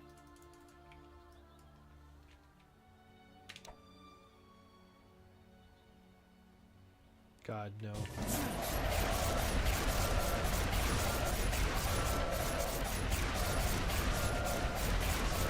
A little bit peckish.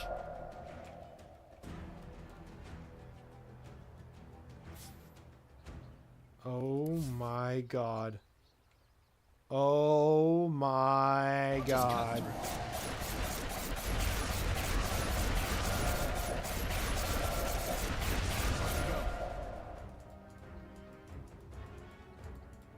Talons up.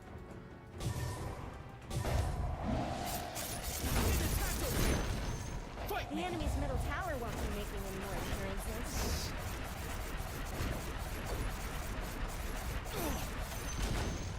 The enemy's middle tower didn't know it. What's the rush?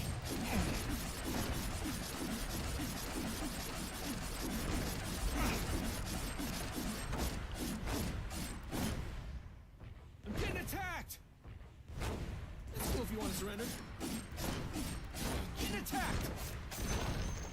The enemy's middle tower is falling.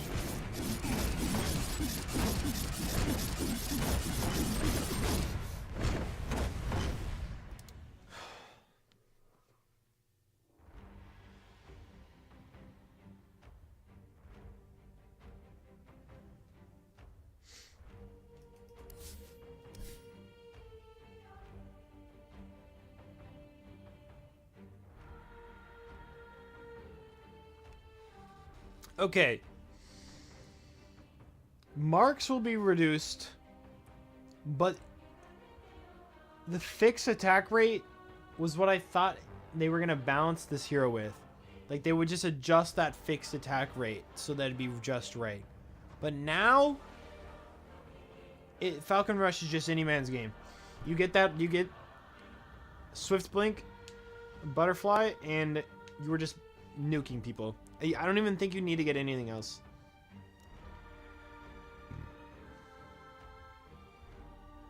Marks got nerfed. Parry duration nerfed. Okay, by 0.1.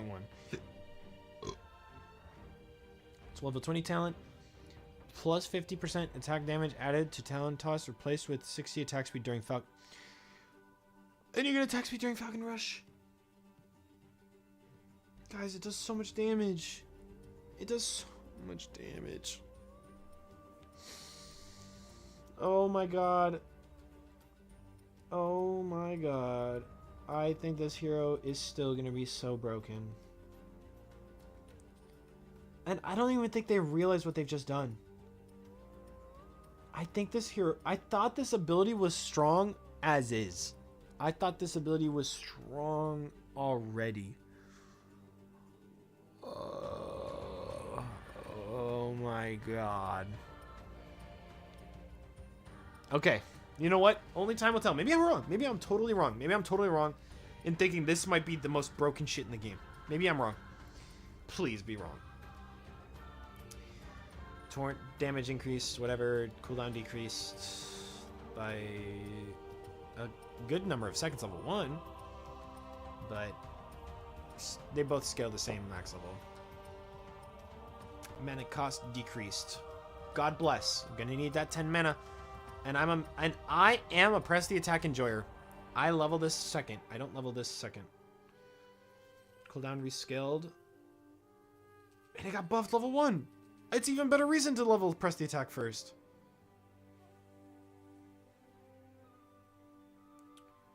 Diabolic Edict duration increased from 6 to 7.5. Is this the one that makes it so no longer damages buildings? Fuck, man. I hate this. I hate this one. I hate this hero sometimes, to be honest with you. And Split Earth got buffed. So Leshrac got buffed. And same with his item. Bloodstone. I'm pretty sure it's buffed. Intelligence gain increased. 4? Dude, Lena's fucking smart. My flame burns brighter. Cast range increased. Okay. Some Lena silent buffs. They kind of like tuck in between two big ones. Hex mana cost decreased. That doesn't really matter too much. The cooldown decreased does. Level 1 is decreased, and level 2 is decreased. 10 and then 5, respectively. Lone Druid. Okay, so this is another one where I've got another book to read, guys.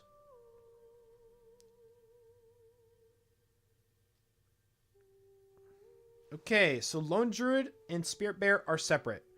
So let us discuss the Lone Druid. He now has Entangle. Allows Lone Druid to entangle enemies once they gain 5 stacks. Entangled enemies are rooted and take damage over time.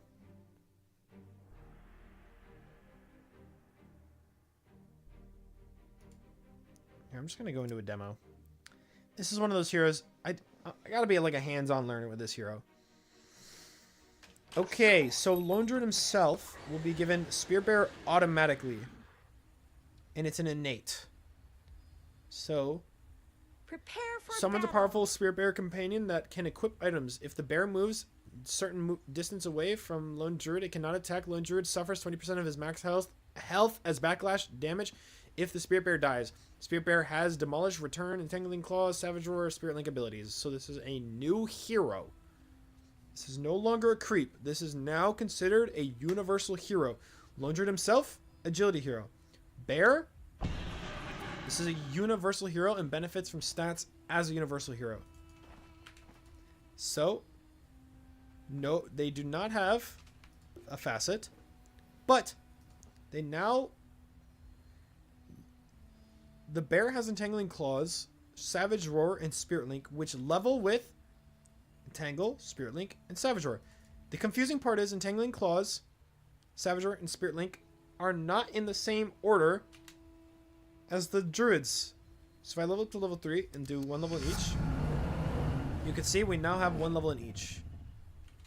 So, if I could ask Valve to do something, is move these abilities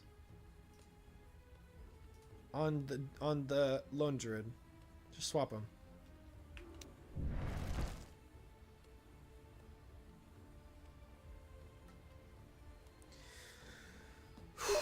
Okay. Let me respond to this Steam message.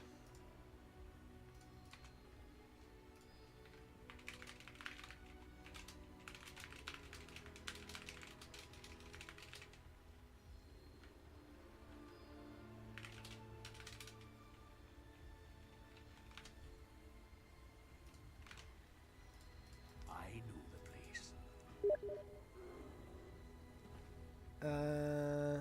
Okay. So Entangling Roots on the bear is the same, but it's no longer... If I get this right, it's no longer like a % chance to entangle. It's now stacks. So 1, 2, 3, 4, 5 rooted. Now if I cast this, it gets 2, rooted again. And then with the buff from casting it, I also get another root.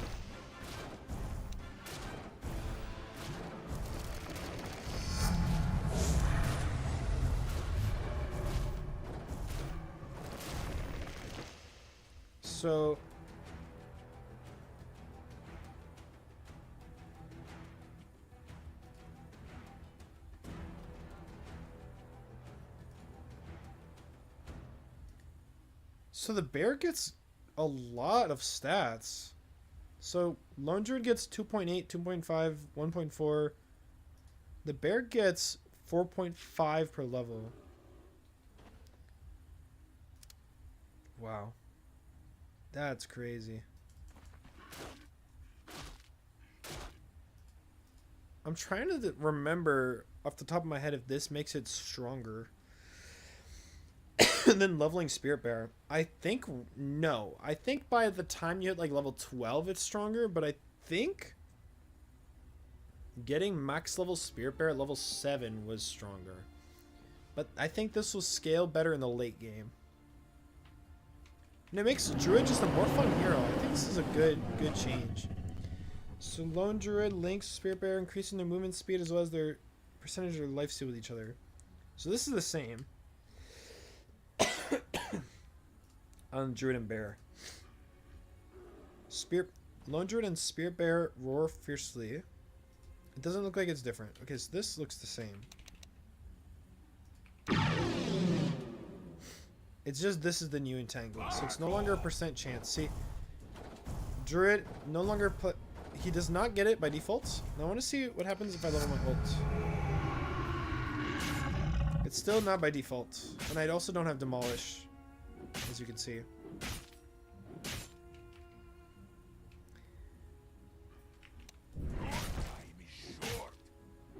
So you need to activate the spell for it to work, but it works by default on the bear, and you can apply it to somebody who's already rooted, which is nice.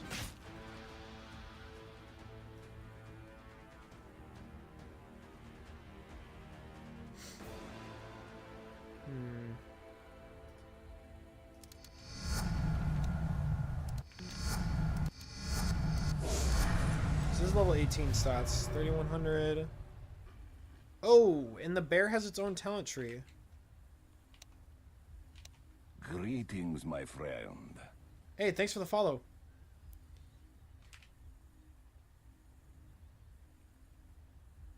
Let's see. Magic resist, movement speed. Return has no cooldown and a 0.5. No cooldown. 30 seconds to no cooldown? Okay. That's a cop. If you even debate on +4 armor or no cooldown on return, come on, dude. I think I will go movement speed because you want to get phase boots anyways on the bear, usually. At least in my case. Look how fast this bear is. Holy shit. Because you get movement speed from Spirit Link, you get movement speed from the talent and phase boots. You're going at maximum movement speed with phase boots. It's not even a question. What about treads? 465. It's still fast, but I think I'm gonna go phase boots. 550. You're going haste rune. Haste rune speed. That's broken. That's broken. I might have to pick up Lone Druid again. This used to be one of my one tricks back when I had like a hero pool of 5. I might have to become a Lone Druid player again. So bonus HP is 1500, bonus attack damage, bonus armor. And I am not... Did they change?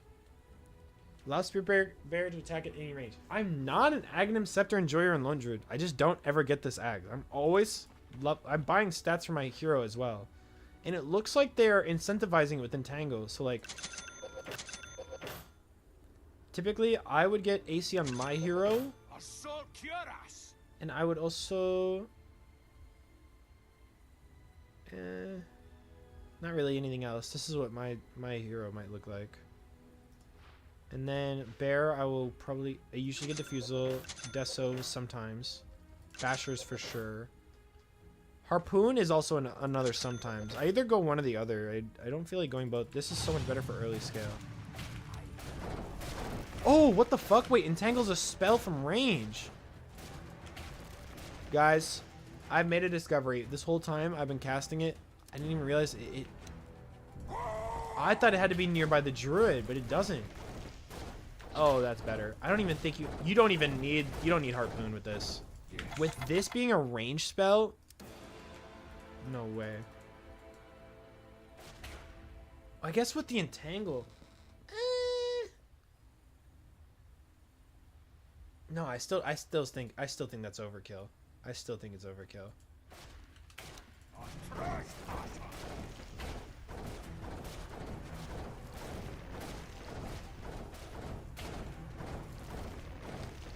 Still like that's literally like 1/8 the damage of Kez, by the way. But I might just have to, you know what, while I'm on that topic.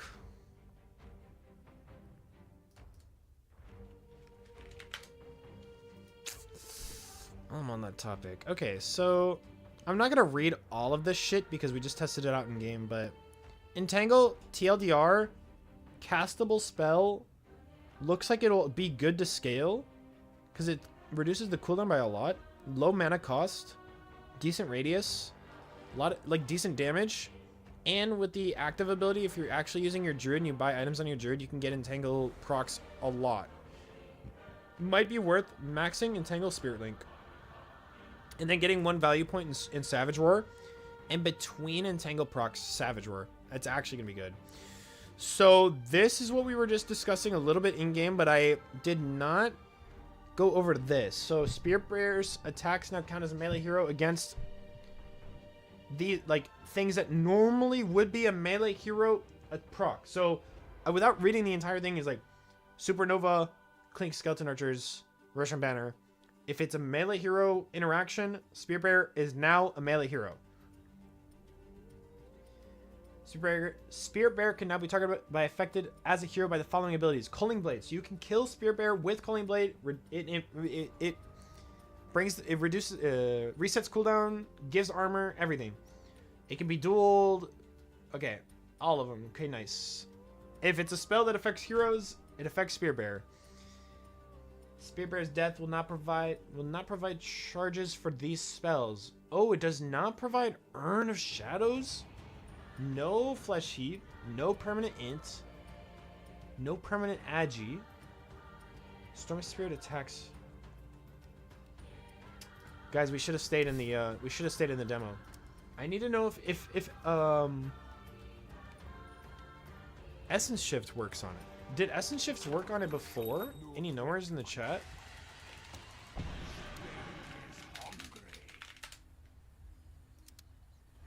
Prepare for battle. Yeah, he steals stats. Oh look, little undispellable thing. Nice.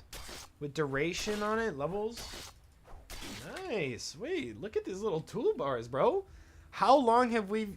How far we've come since the early days where you would have a buff like this. It would be like @_Dota ability _ Dota _ Slark _ Essence Shift duration null.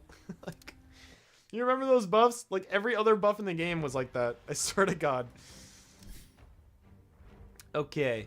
Now captures Watchers and Outposts. Now starts with Town Portal Scroll and cooldown. First time it is summoned, Spirit Bearer now receives a copy of Lone Druid's neutral item. This copy has an independent cooldown. Ability order has been changed. Okay, so we saw that in game. So base HP rescaled. So they just basically took the HP scaling of the spell and brought it to a single digit and now scales with strength, agility, and intelligence per level. Demolish is now the bear's innate ability. And Entangling Claws no longer is a percent based. We saw how it works in game, and then Fetch looks the same. And now has new talents that we worked on, that we saw. Okay, cool. That was actually a lot easier to figure out. I still think, yeah, goated strategy. Just demo the hero and just play around with it, dude. It's a goated strategy. For me, it makes sense. In hindsight, some of this footage might be brought to a YouTube channel. In that case, if you are watching this on YouTube, and you want me to elaborate more, just ask me. Let me know in the comments. I'm not opposed to yapping in the comments. I do like in every video that people comment on. Okay, moving on. Luna. Collision damage increased from 22 80 34 40 to 20 32 36 40. Nice. I like Lunar Orbit. I actually do like leveling the spell, and I do like that it's getting buffed. Formation time decreased. Nice. Rotation radius decreased. Nerf a little bit, not by a lot. Collision radius increased. Oh, but the collision radius of each one got bigger. Okay. Smaller overall AoE by a tiny bit, but a larger overall AoE of each collision. So you lose some, you get some. Overall, I think it's a buff. 15, 40, minus 40 seconds Eclipse cooldown replaced with 80 Lucent Beam damage. Or a Lunar Orbit Glaive. I wasn't ever grabbing the Lunar Orbit Glaive, but now that I have Lucent Beam damage instead of Eclipse cooldown, I think I will be grabbing Lunar Orbit Glaive. Okay, level 20. Lucid Beam damage replaced with Eclipse cooldown. Okay. Lunar Blessing damage per level replaced with 30 Lunar Blessing damage. It's just plus 5. It's just maxed out. Yeah, that's good. That's a good buff. Wolf damage decreased. Thank God. As a support player myself, these numbers are still too high, personally. Health bonus decreased. Nice. This hero is annoying and can cheese out so easily. It's still not... I still think this hero is broken. And we didn't see any changes to Helm of the Overlords, so I still think this hero is actually going to have a good win rate in this patch. Assuming none of these heroes that get stronger... assuming none of these heroes that get buffed, like Lone Druid, for example, that's just overall, I think, just a better hero now, might be good against Helm Dom. Like, I feel like Spear Bearer is really good against Helm Dom buyers. So, honestly, if we keep seeing buffs to these, like, Helm Dom heroes and they're not getting nerfed, I might just start playing Lone Druid. It just seems like it's the solution. Reverse Polarity. They cannot hide. I don't think they meant to make this a facet. Reverse Polarity. Who stands against me? Reduced. Cooldown reduced to 120 to 115. They made it look like it's a facet change. But it's just a regular change. It's just a regular... This is facets.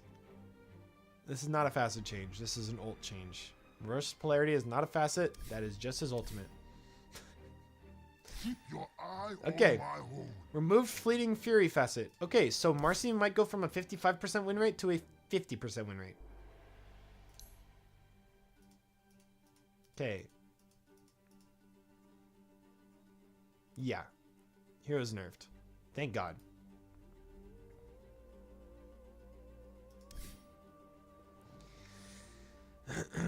Bonus damage versus heroes decreased from 10, 15, 20, 25 to 5, 10, 15, 20.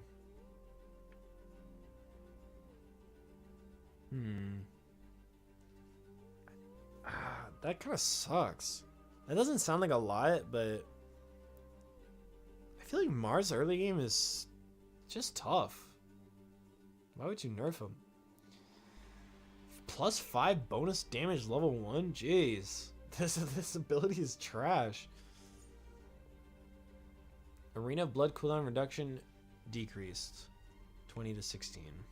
Okay.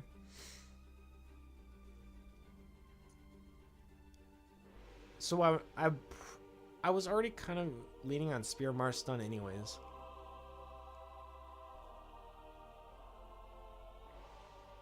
Mana Shield no longer benefits from mana cost reduction effects. I didn't even know that it did.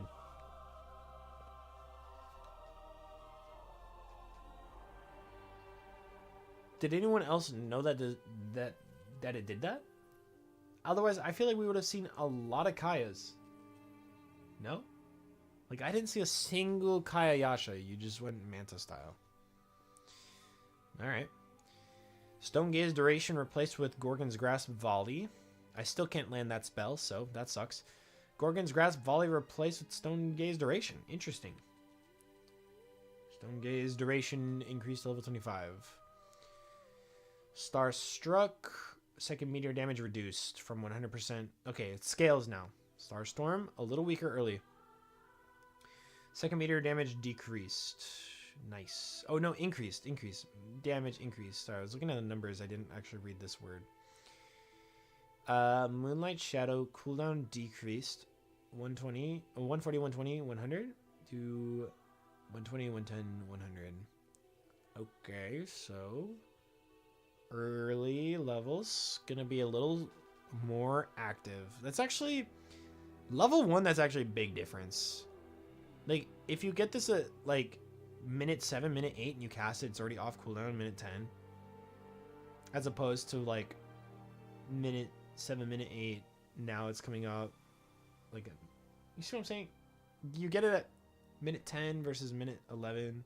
Like it's a whole minute timer difference. Like in those like first 12 minutes, each minute timer is impactful because of creep spawnings. And getting this off at minute 10 on your second one when the carry is going for the ancient creeps is actually pretty good. But every Mirana player lacks a brain, so it doesn't actually fucking matter. Moving on, Monkey King. Base armor decreased. Base attack time improved, so he attacks a little bit faster. Base attack speed decreased. So this might actually... This doesn't equal out, does it? No, it's 0.6 still. So it's still faster. But overall attack speed is also going to just get a 5-point nerf for some reason. I feel like that's weird. When they tweet these little numbers, I always wonder why. Maybe this equates, but the attack time scales better because the attack time's improved, but it requires attack speed for it to be noticeable. Stun duration from falling off the cut tree is decreased from 4 seconds to 3 seconds. Bummer. It was honestly one of my favorite aspects. One of my favorite things in the game is stunning a Monkey King off a tree. It's still a lot, though. Stun no longer exclusive in this facet. Now stuns the target for 0.5 and up to 2.4 seconds, and Morphling strength is 50% higher than his agility. Nice! That's actually cool, because this old school adaptive strike. I like that. Cast range is decreased by 75 at max level, but Morphling now stuns with Ebb. That's actually huge. Muerta intelligence gain increased. Ooh, she's gonna scale. She's already scaling pretty hard. Mana cost of the calling decreased. Oh. 5. It's by 5 mana. Cast range increased. So the calling is just a little stronger. Might incentivize the calling facet. Probably not though. Level 10, you get plus 20 attack speed. Oh, but Deadshot cast range. Are you really going to attack speed over Deadshot cast range, though? 20 attack speed is a lot. At level 10? That's like another Glove of Haste, isn't it? Remind me. Yeah, that's 450 value on a level, and you don't even have to put a skill point in it anymore. Keep in mind the talent points, guys.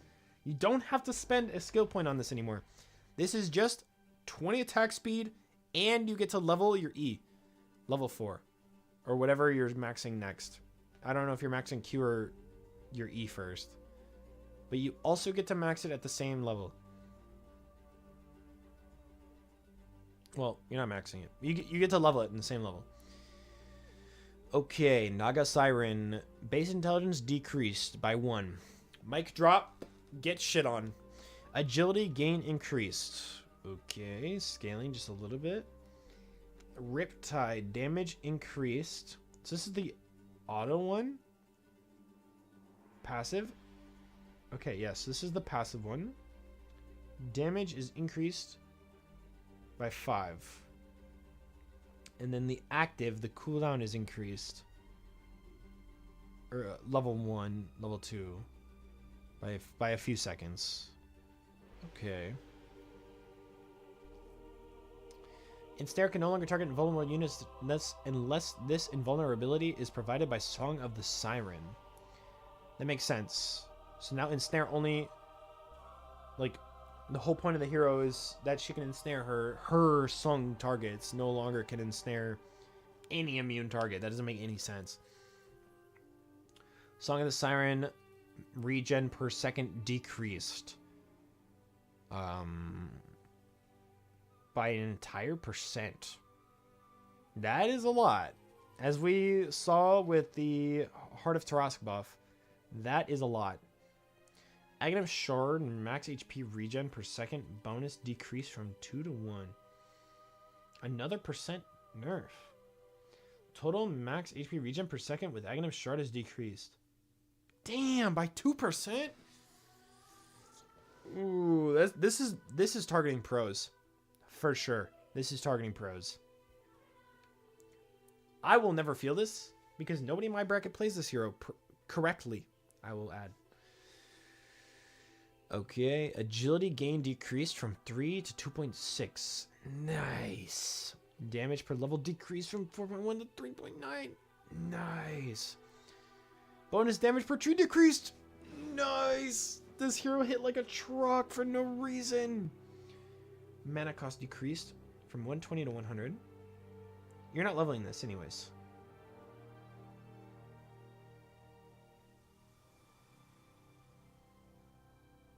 You're not leveling this. Unless, well, hear me out. Ash Legion Shield. 140 physical damage barrier, blocks 1 tower shot each. Ah, you guys picking up what I'm putting down?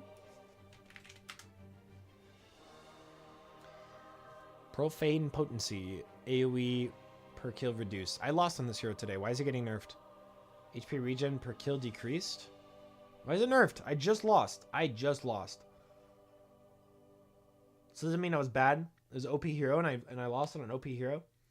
Talent Ghost Shroud slow decreased from 20% to 15. Talent, dude, he just got mega nerfed, and you know what? That game wasn't my fault. Let me review.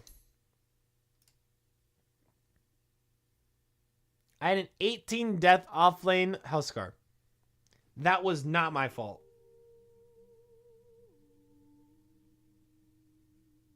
I don't even care if you were like Bristleback in his prime, pre-break items. You couldn't win a game with an 18 death offlane. Okay. Night Stalker, come on, give me the buff. No longer reduces Night Stalker's health regeneration by 20% during the day.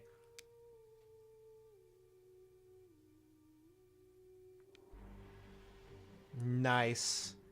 Actually huge. Holy shit, this shit was so annoying. I think I lost on that hero because of that. I lost today because of that. Or was it because my hard support had 14 deaths? What's up with this? What's up with these guys? Stop doing this. Stop doing this in my lobbies. I'm trying to play. Bonus damage decreased from 20% to 15.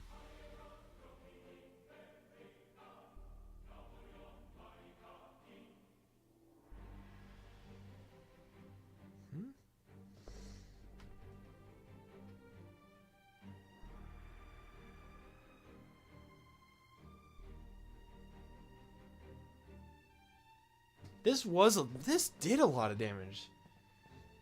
No, I'm thinking back on it because at level 4 you could hit him twice in the 15 seconds. This did do a lot of damage.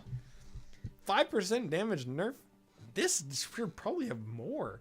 Sorry, it's been a minute since I played against a Nyx Assassin, but now that I'm thinking about it, this hero did a lot of fucking damage. Stun duration increased. Whoa. 0.7 level 1? You're giving me an even better reason to just max Mind Flayer. Holy. Okay. Base damage increased by 1. Nice. Ogre Magi cast range increased by 50. Can no longer target invulnerable units. That makes sense. Except for towers. Bloodlust attack speed increase plus 5. Cool. Base armor increased by 1. Omni Knight's meta. Cooldown decreased from 55. Okay, cooldown of repel decreased. Be careful what you're doing here, Ice Frog. Be careful what you're doing here. This ability gets really stupid really fast. No longer disabled by silence. Oh my god.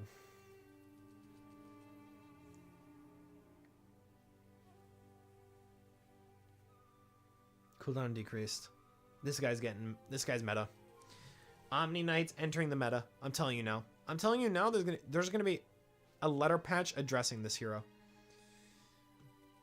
Okay, can no longer... Yeah, we've talked about this. Fate's Edict no longer has separate effects for allies and enemies.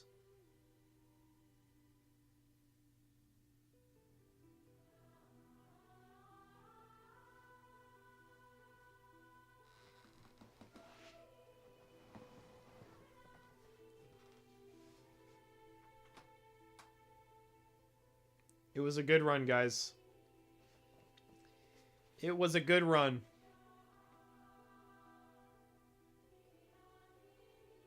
Just a moment of silence for me as an Oracle player. And now I have to go back. Oh my god. Oh my god. Oh my god. I'm getting PTSD. Guys. Before they changed this, I remember games where I would stop somebody from taking damage from Finger of Death. Like Laguna Blade. Some shit that would kill them instantly. And I put Fate's Edict on them. And because it lasts, what, 5 seconds? It lasts 5 seconds. And they survive the instance of damage. And then they ping you because they're disarmed and they miss a last hit. And then for the rest of the game, they turn off. Oh my god. They turn off help. I am going to get help turned off every game. And you just can't do anything. You can't heal anybody. You can't disarm them. You can't dispel them. You can't make them immune. You can't do anything. Your hero's useless. Oh my god. Oh my god. His win rate's gonna plummet. So no facets for Pangolier. Cooldown decreased from 21, 18, 15, 12 to 20, 17, 14, 11. By the way, his win rate's gonna plummet for the first month. It's gonna come back up. He's still a strong hero. Now briefly slows enemies who are hit by 100%. Ooh. So buff. Cooldown decreased. Buff. Mana cost rescaled. Buff. Barrier changed from 50, 100, 150, 200 per enemy hit to 60, 120, 180, 240. If enemy hero is hit,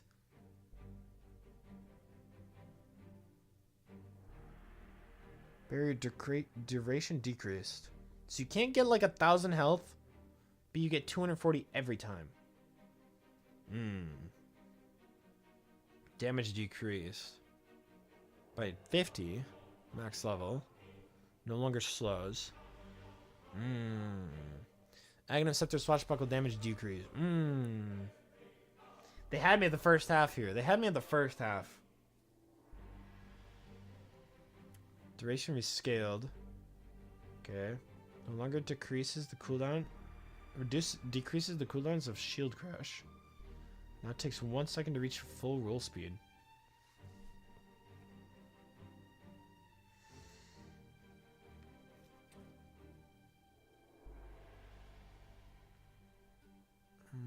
I don't play a lot of Pangolier. He's not my favorite. He's not my play style.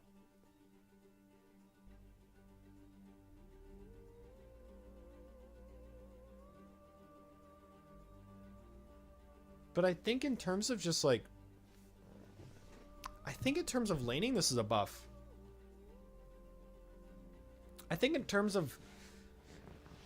like just laning and farming, this ability is weaker, but yet spammable and comes online sooner. It's just a quick burst of shield, 75 mana, 7-second cooldown, 240 barrier instead of this they've changed it from this high ceiling of damage slow barrier to just spammable damage barrier. It's no longer this, I have to hit as many people as possible to get the maximum value. You can still get maximum value, but it doesn't slow. You can just do 200 damage to a bunch of people. Your barrier doesn't increase, so you no longer feel bad about using it on one hero, is what I'm saying. I think overall this is a buff. I think the hero's buffed. But if you were one of those people that really benefited from the huge barriers that the ability provided you, you're going to say this is the biggest nerf the hero's ever gotten. But I think for me, and what I've seen in my games, it's not that needed to happen. Like, that shit was just too strong. Talents, I don't really know anything about the hero. Like, I wouldn't be able to tell you that his talents changes, like, which one to grab. Like, I don't know. Phantom Assassin, active movement speed increased.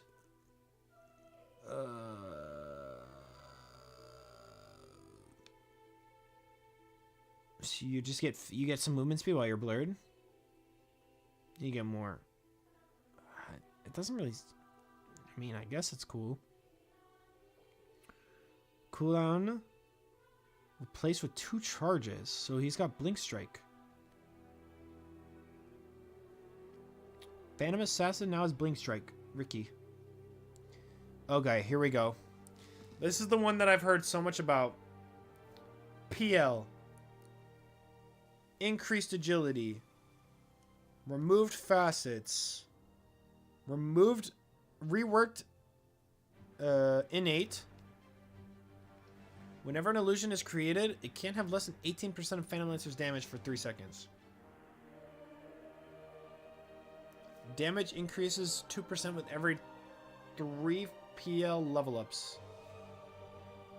And illusion damage decreased to 15%. So, in the heat of the fight, you want to be creating illusions nearby you that are instantly attacking enemies. And as you scale, your illusions you just create will do big damage. But after 3 seconds of each illusion, the damage completely falls off. So, in the heat of the moment, you create an illusion that does 40% of your damage. It hits a guy.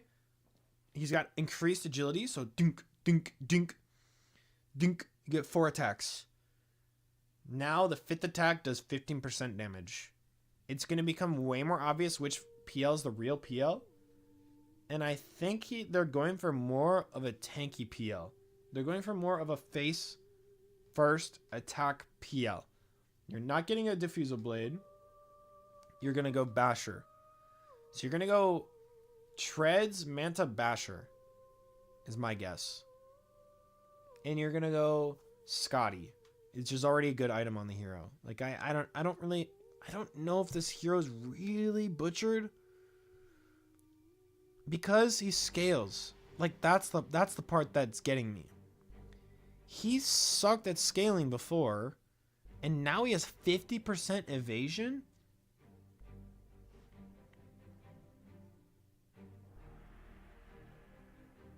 Movement speed and evasion. And you're like, oh, but he doesn't get agility. But now he has so much more agility per level. See, that's where I'm lost here. Every time they rework this hero, they do such crazy things to him. I just never know what's going on.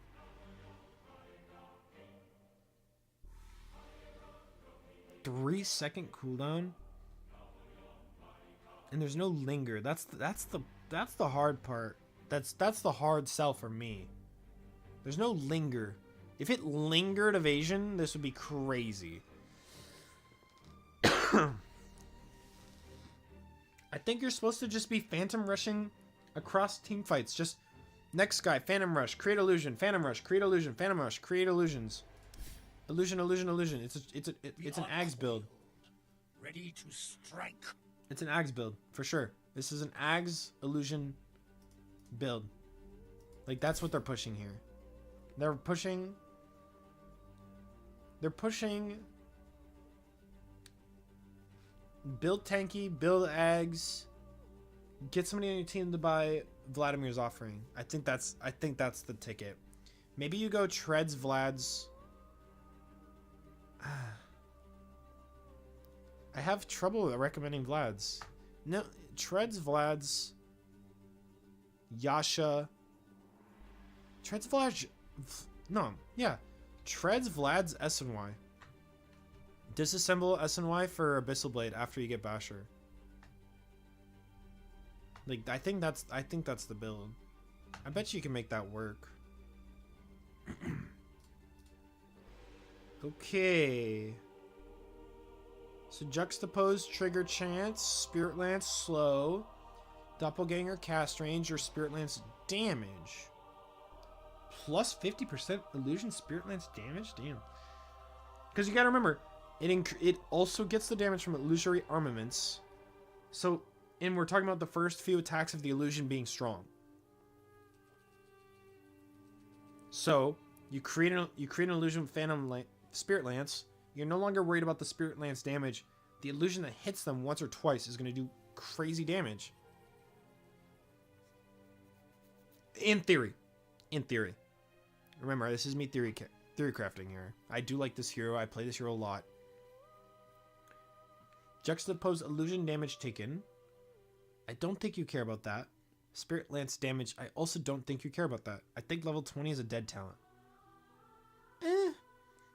Never mind. The 70% Juxtapose illusion damage taken is actually pretty good because that's the one where you're ulting. That's still 530% damage. Guys. I don't know. Okay. I'm taking the Spirit Lance damage. And then, final answer. Illusion Armaments duration, 100%. Grab that talent. You're going to scale up the wazoo. You know what? This is not a dead hero. They're saying it's a dead hero because you can't Diffusal Blade anymore. I wasn't buying Diffusal Blade in the first place.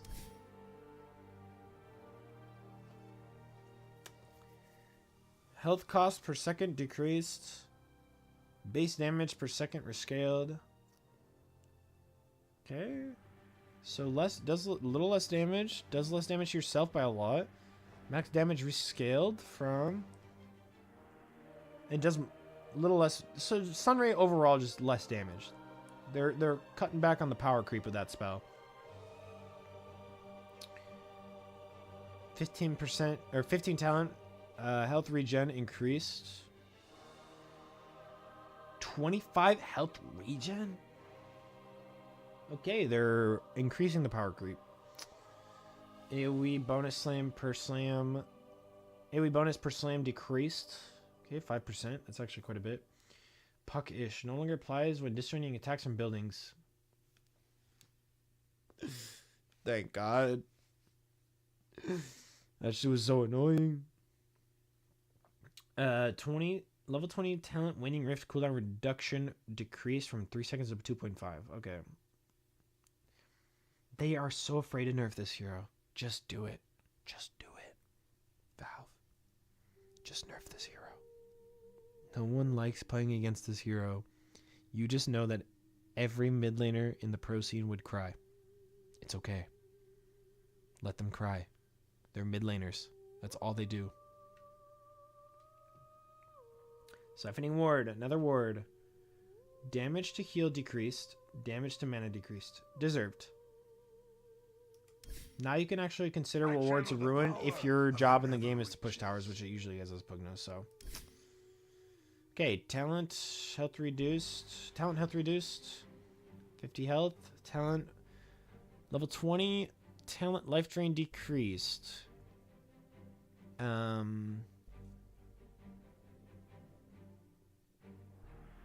That's not really gonna matter much. The 20% was a lot, but I think 50%. You consider Holy Locket got buffed. This is fine. You're buying Holy Locket anyways if you're on support. Talent Nether Blast damage increased. 200. Okay. Okay. I still think you go Nether Ward damage. It's just so strong. Bondage. Returning spell damage decreased. So Bondage got nerfed. I'm not even using this facet. If you're a bondage user still, bad. You're bad. Thunderhead. Eye of the Storm. Storm Surge cooldown reduction decreased. Oh, okay. So it's...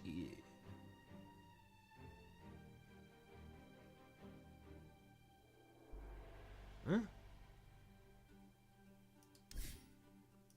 I seek no glory. Oh. Only retribution. Okay. It's talking about this spell. Okay. Storm Surge. Masters of the narrow maze will suffer. Chance to strike increased and cooldown decreased. Okay, honestly, okay, not bad. But that's, see, this is why I was confused, because it's not a Thunderhead change. This is just a Storm Surge change. Not Thunderhead, not Eye of the Storm. This is a Storm Surge change. So for some reason, the Thunderhead's here, Eye of the Storm's here. Neither of these things have been changed. Thank you, Valve. It is Storm Surge that changed. Jesus Christ, guys. You're confusing me. Okay, Ricky no longer has facets, which is fine because Contracted Killer was OP. Contracted Killer was OP. Thunderhead facet reduces the cooldown when you ult. Oh. No, but the cooldown got changed anyways. See, strike cooldown.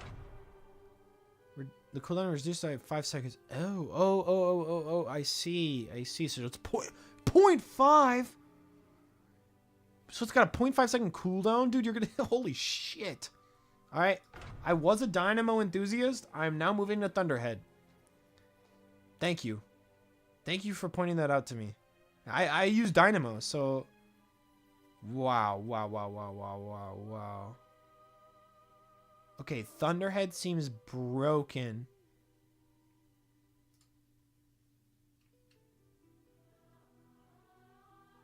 Okay, verdict? Try Thunderhead. Try Thunderhead offlane Vanguard. No, Thunderhead dude. Thunderhead Crimson Guard. I'm telling you, it's the meta. I'm telling you, it's the meta. Crimson Guard, undispellable. I'm going to say that all this video. I think that is going to change the game.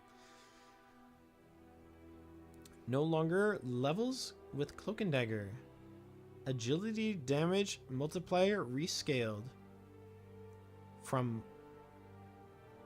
Okay, so it's changing from every ult to with a level up.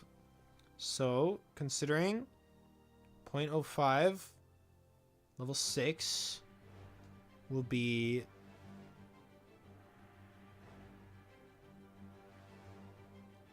It's like the same, no?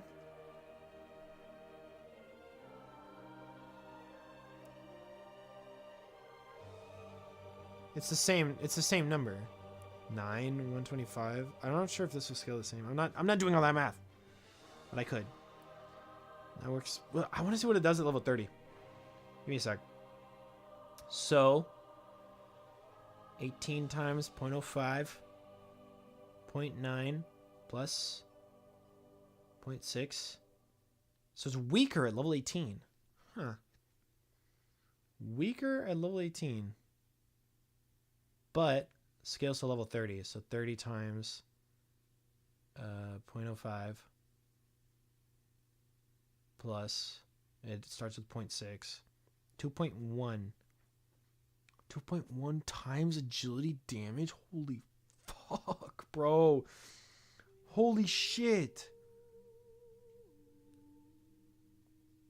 That's like old school backstab. That's like way back in the day when you used to one-shot supports. He still one-shot supports. Ricky's back. I was saying Ricky was strong with Contract Killer. People were sleeping on that. I think he did. Now works on allied units. 25% effectiveness. Okay. Ignore my webcam. I don't know why it bugs out. Damage is done. Damage is now done as a separate instance of damage instead of being part of the attack damage. Oh. Does that mean it's...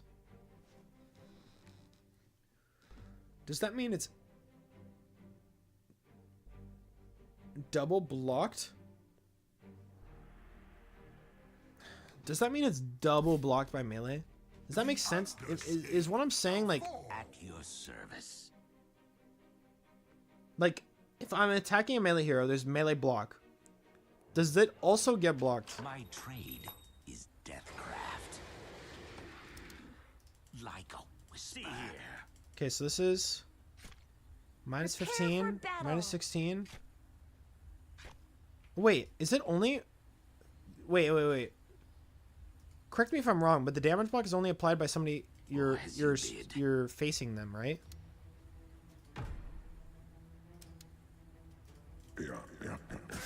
No, okay. I strike.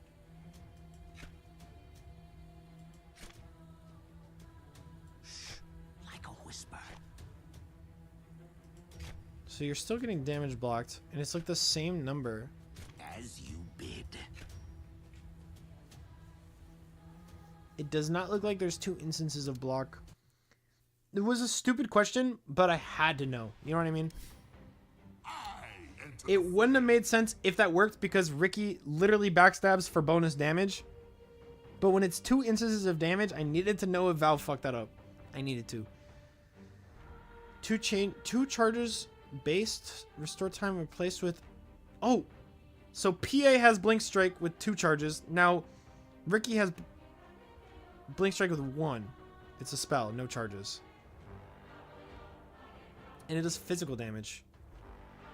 Interesting. Mana cost rescaled. Cooldown increased. Okay, so mana cost nerfed early game. Cooldown increased. Nerfed early game. Radius decreased by 25. 40% attack damage replaced with 30, 50, and 70 flat damage. Ooh. Still applies bonus damage from backstab, but as a separate instance of damage. Ooh. No longer provides bonus agility. Now attacks 2 random targets by default. Item Scepter slightly reworked. No longer increases the number of targets attacked. So still just attacks 2. Now also allows to hide within allied creeps. Okay. Now increases ability duration by 1 second and count by 2. Attack count by 2. But only when Ricky hides within an ally. No longer increases attack count on non-ally casts. Now provides 15% bonus movement speed to Ricky's ally he's hiding in. I appreciate this because I was so tired of Ricky's going Aghanims and just AFK farming for 30 minutes. Dude, tell me I'm not the only one who thought that was the most annoying shit, no matter whose team it was on. If it was on your team, you were 4v5 for 45 minutes and you usually lost. If it was on the enemy team, you were just getting nuked by this guy. You just come out of nowhere that, like, Aghanims, now he has a fucking Disperser, Daedalus, Desolator. Nice. You could still use it for farming, though. You just put it on the lane creep, and you still get, like, 2 instances of 2 attacks. Now, you still put it on the lane creep, you still get a buff, but now it doesn't work on jungle creeps. Cloak and Dagger. Oh! He has Contract Killer innately. God bless. God bless. I don't have to say goodbye to my sweetheart. It makes sense. It makes sense for the character. Lore, guys, lore. Okay, level 15 talent. Tricks of the Trade agility replaced with 15% of Ricky's base damage as Tricks of the Trade damage. Okay, that scales. That actually makes the ability scale. That scales throughout the whole game. Because his base damage is increased by agility, you know? So when you get Yasha, fucking Yasha Eggs gives you another 10 agility. Butterfly gives you agility. Now that you don't have Blink Strike with 2 charges, you might want to go Agility Blink. And just use this for damage, right? Because it also hits attacks. It also hits them with an attack. So you could Agility Blink, hit one guy, kill him, Blink Strike to the other, Like I could actually see a purpose for agility blink on this hero now, especially because of Tricks of the Trade being nerfed. Blinks. It's just nice. You shouldn't be able to do that much damage while immune. I'm just saying. Tricks of the Trade was stupid. Blink Strike replenish time replaced with 1 second Blink Strike cooldown. I'm still going backstab multiplier. I don't give a fuck. 3 second. Ooh, but 3 second cooldown? Never mind on the Blink Dagger idea.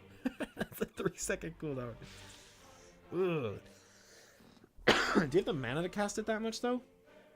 65 mana. He does not have a lot of mana. Level 25 talent. 1 25 second cooldown. No, fade delay, I mean.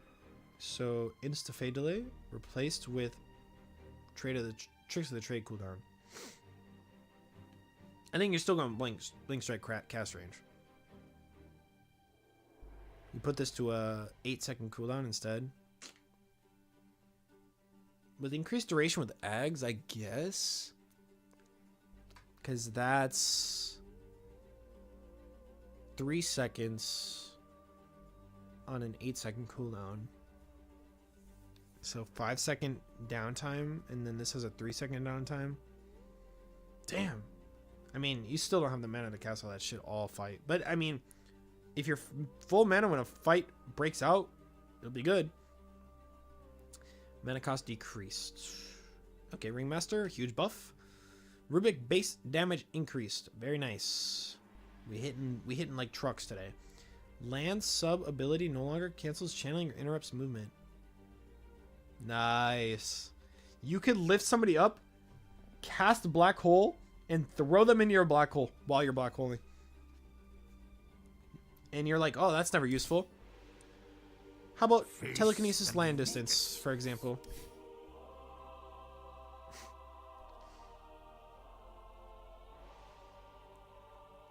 Wait, my favorite talent got changed. His stun duration got changed. I loved that talent, man. It's alright. We had good times. Burrow Strike cooldown reduction increased. Ooh, what? So, okay, so it should say minus here. Make it a little less confusing. So minus 3 second Burrow Strike cooldown instead of minus 2. 25 talent epicenter pulses decrease from 10 to +8. 50% sandstorm slow is pretty good, but I still think you're probably building epicenter pulses now. It's just so strong. Shadow Demon bonus damage decreased.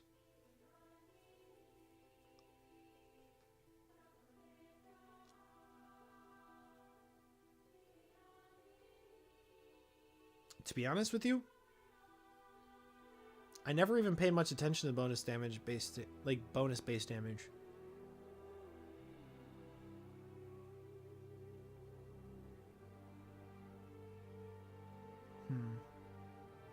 Because they only have 50% damage, but 50% 65. They had to get nerfed, apparently. I never noticed it having much impact. I guess it's when you get somebody like a Shadow Fiend, you do so much damage, so. And then we read this earlier. Okay, Shadow Fiend buffs. Souls on hero kills increased from 3 to 4. We'll take it. Shadow Shaman. Massive Serpent Ward. Health and bounty multiplier decreased. Hits to destroy decreased. Bounty decreased and XP decreased. Am I the only one who's just now finding out that Massive Serpent Ward or Serpent Wards give XP? Anybody else knew that? Or is that just me? Or like anybody else not know that? Or is that just me? I did not know that.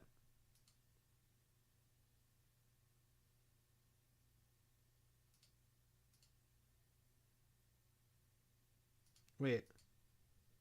Oh, I see. Hold on. I didn't even notice this, but you got auto-blocked. CG 2OP. I don't know why they buffed it.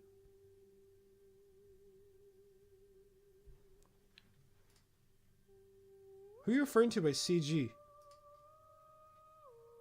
Oh. No?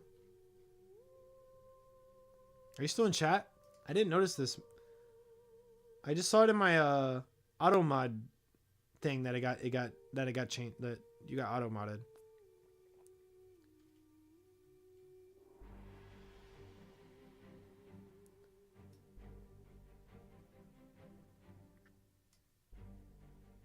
Yeah, that's fine.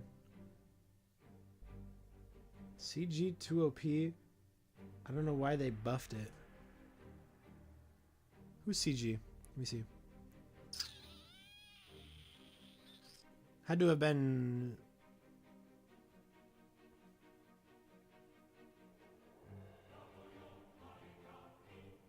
I don't know. I don't know. I've never seen CG referred to anything. Synaptic Split. Huge buff. You get +2 all attributes. Wow. It's trash. Don't pick it. Arcane Curse. Silence multiplier decreased. That's valid. As much as I love that, it's valid. It does so much damage. Int Steel increased from 1, 2, 3, 4 to 2, 3, 4, 5. You're still not scaling this. Int Steel duration rescaled from 20, 25, 30, 35. If you're scaling this and not scaling last word, you're stupid. Even though it's getting buffed, you're still scaling the last word.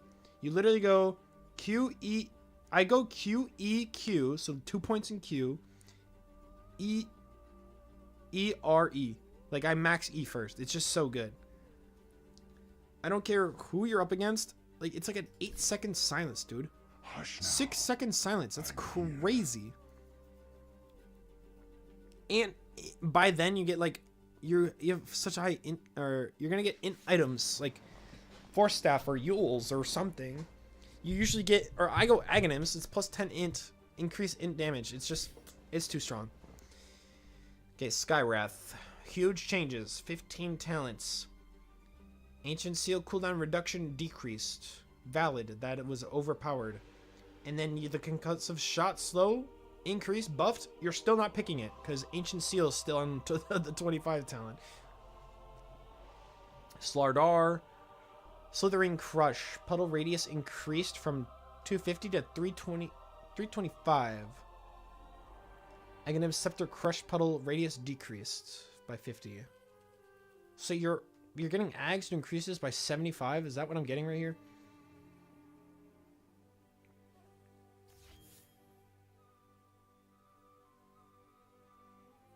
I mean, Ags obviously buffs a couple of other things, but your base puddle's good. What the hell? Bash duration decreased from 1.1 to 1. Guys?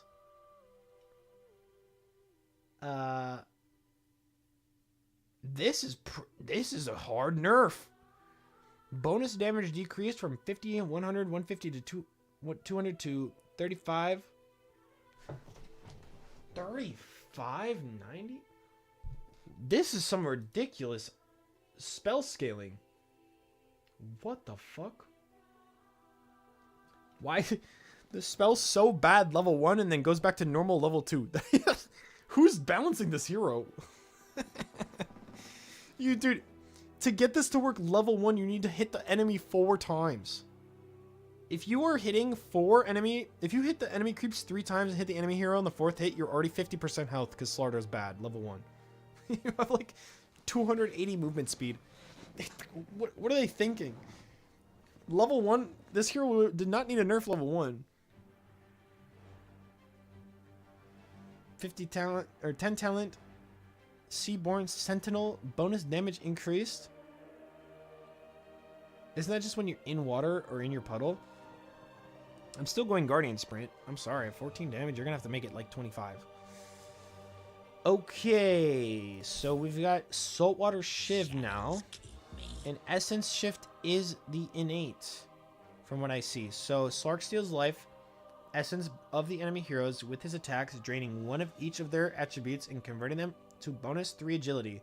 If Slark kills an affected enemy hero, he permanently steals 1 agility. So the duration scales with the level up, and then the steal of the permanent is a radius. Similar to Last Word. And Dark Pact, no changes. Pounce now applies Essence Shift stacks. So he gets the facet innately. This is my prediction. They do the facets are like a test. And heroes that still have facets are actually not done.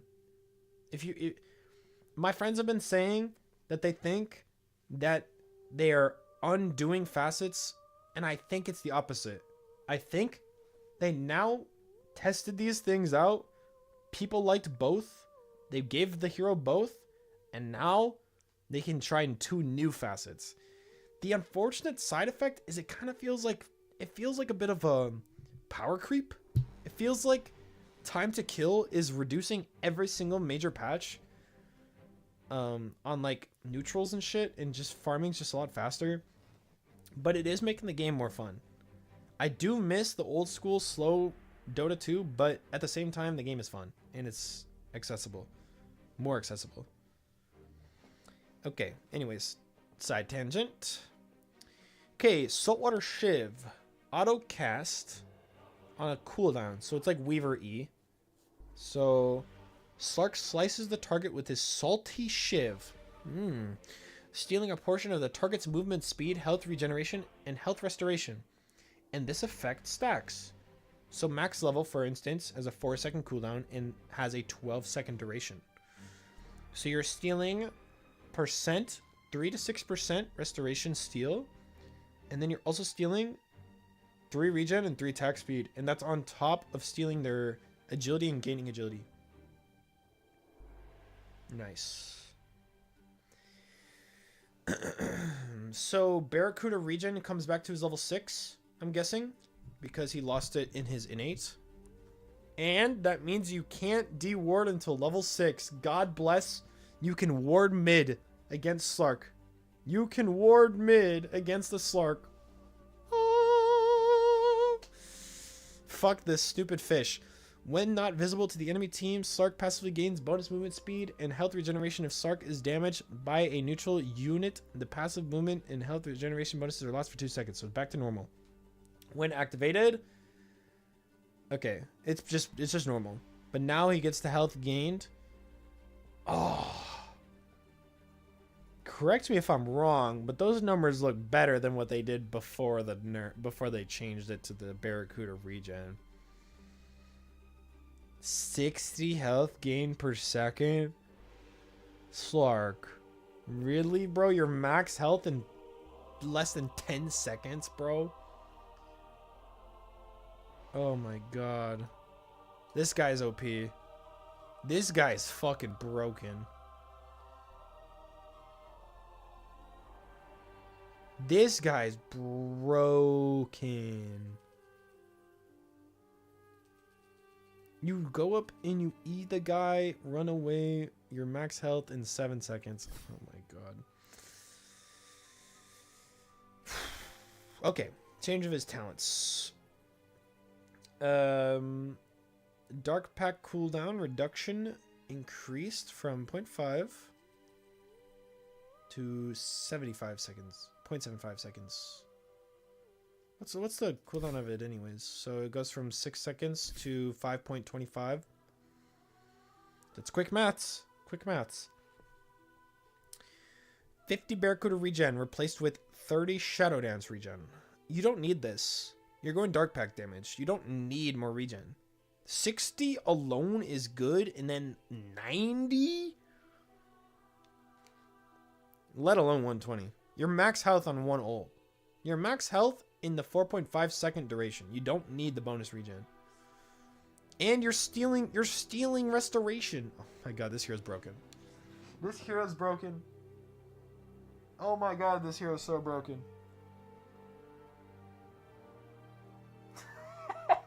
What the fuck are they thinking? And they buff Shadow Dance duration.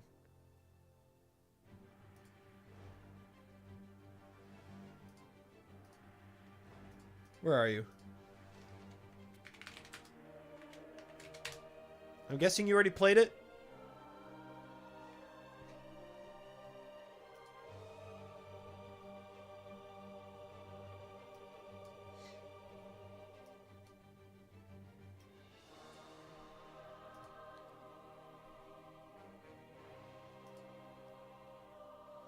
Okay, Buckshot.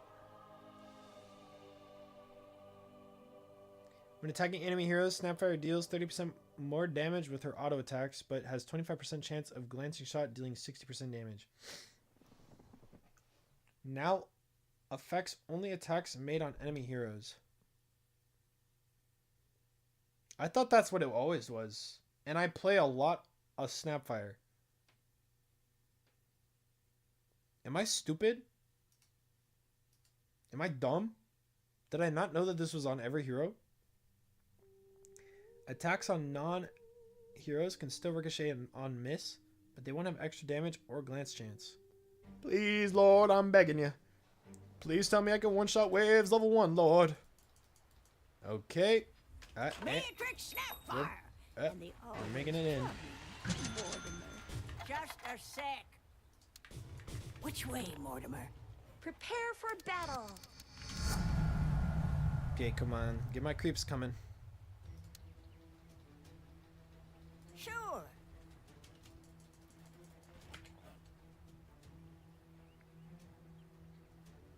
Please tell me. Please, Lord. Lord, don't break my heart, Lord. In you go.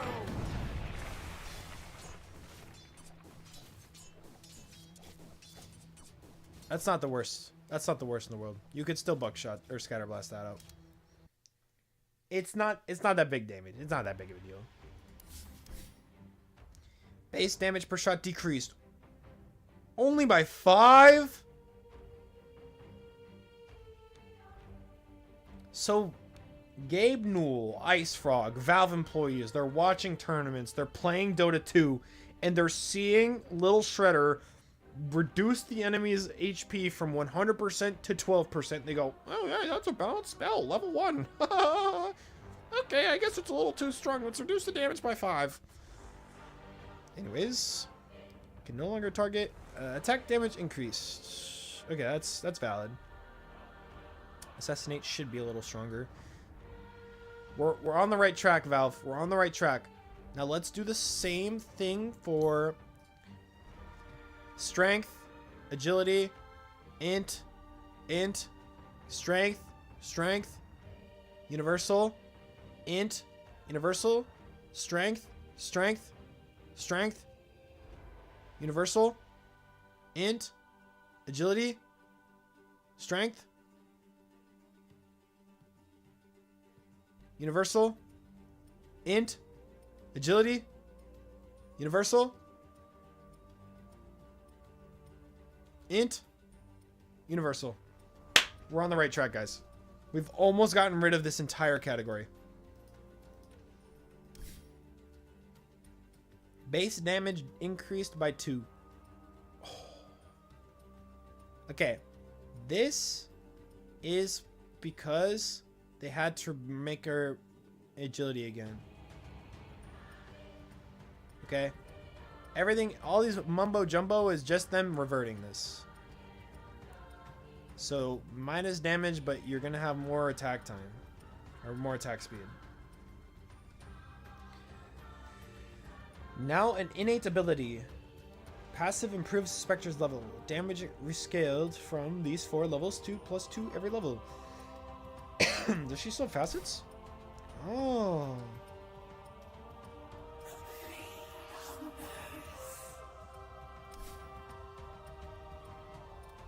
Mana cost decrease. Spectral Dagger. Okay. Spectre's illusions now also benefit from the Shuttle Path. Okay, that makes sense. I mean, it's kind of stupid that they wouldn't. It's like, it's kind of like a no-brainer with like Broodmother's illusions. Like, why wouldn't Broodmother's illusions benefit from Spinning Web? Like, You're telling me that I'm good at running up and down the stairs because I do it every day. If I created an exact replica of myself that takes a little bit of damage and doesn't hit you as hard, that he wouldn't be able to run up and down the fucking stairs. You're telling me, you're like, oh, that's not the same. That's not the same. Okay, a spider can't walk on webs. An illusion of a spider can't walk on webs. A ghost can't follow a ghost path. This is like a no-brainer. I can't believe this was ever a thing too. It kind of blew me away. Okay, Shadow Step. Thrusts an uncontrollable illusion at the target. This is what it did before. Now it's what, her W?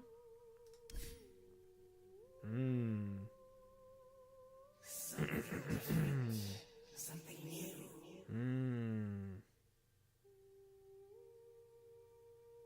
It has a cast range.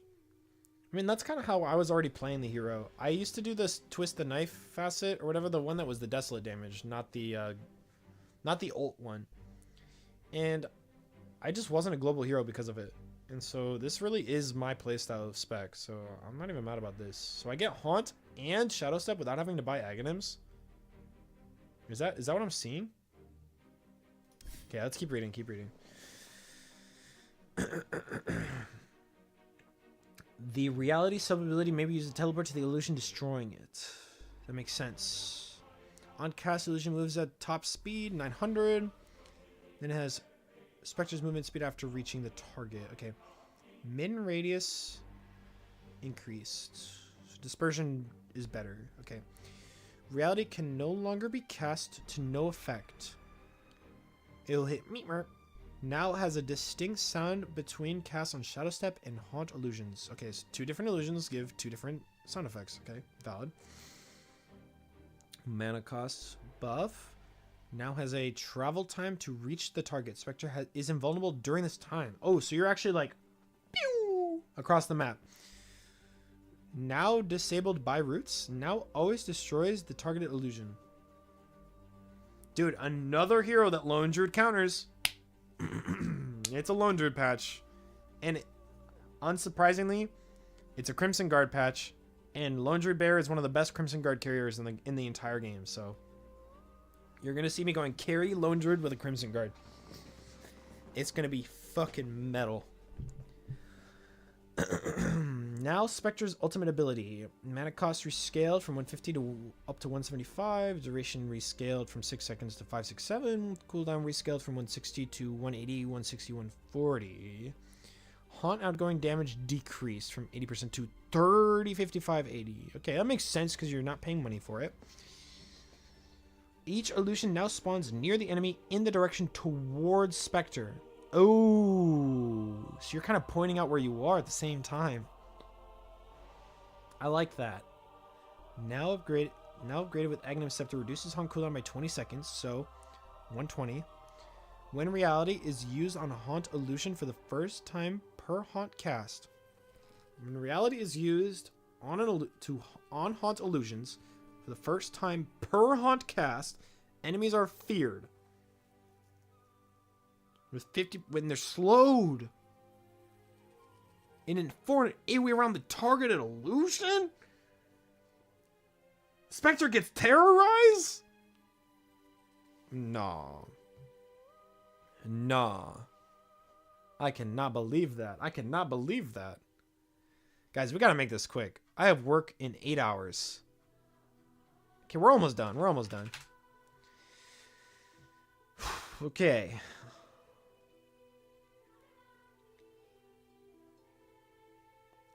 Okay, talents. So +5 regen replaced with 2. So you get +2 damage per level on Desolate. So that's 10 level value on your level 10 talent. Keep in mind, Shadow's Spectral Dagger. You're getting 1 level value of Spectral Dagger cooldown reduction or 10 level value of Desolate damage.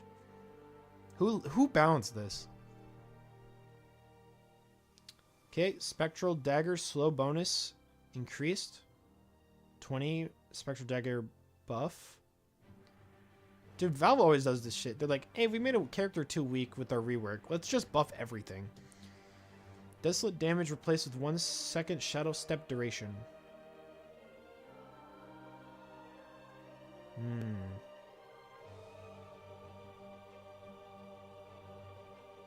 So from 5 seconds to 6 seconds of an... Ooh. Ooh. Okay. Spec's gonna be kind of fucking broken. Spectral Dagger slow bonus. This is why they removed Diffusal Blade. They didn't even care about PL. PL's in the bin. They didn't want people spamming this shit with a fucking Diffusal Blade. This would have been so lame. Level 25 talent, all spectral illusion damage decreased from 25 to 20. Okay. They whiskey dicked this whole patch, this whole thing. They whiskey dicked this shit, and then post note clarity, they nerfed 25 talent. Okay. Nice. Stun duration increased. Stun duration increased! That's what this guy needed. Aghanim Shard bonus speed decreased. Okay.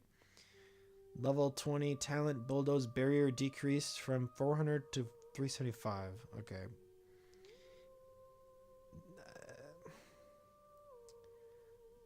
Okay, if you play Spirit Breaker and you rely on bulldoze, I don't think you're a good Spirit Breaker player. I catch out so many Spirit Breaker players with a Dispel. Especially when I'm on Oracle. If it's a blind pick Oracle and a Spirit Breaker, your game is just ruined. And then you can always tell which Spirit Breakers are used to playing with Bulldoze and which ones know how to play without it. So, the barrier is not good because if they're dispelling your Bulldoze, they're also removing your barrier. You want to just get greater bash cooldown, I'm pretty sure. Galvanize buff. Let's go. Attack speed slow increase buff. Let's go. Storm Spirit buffs, dude. Storm Spirit is alive. -2 per death. That feels good. That feels good. Because even when you die one time, you lose 3 Galvanize stacks. It feels so terrible. Okay, Aghanim Scepter cast range bonus changed from plus 350 to plus 25%. Ooh.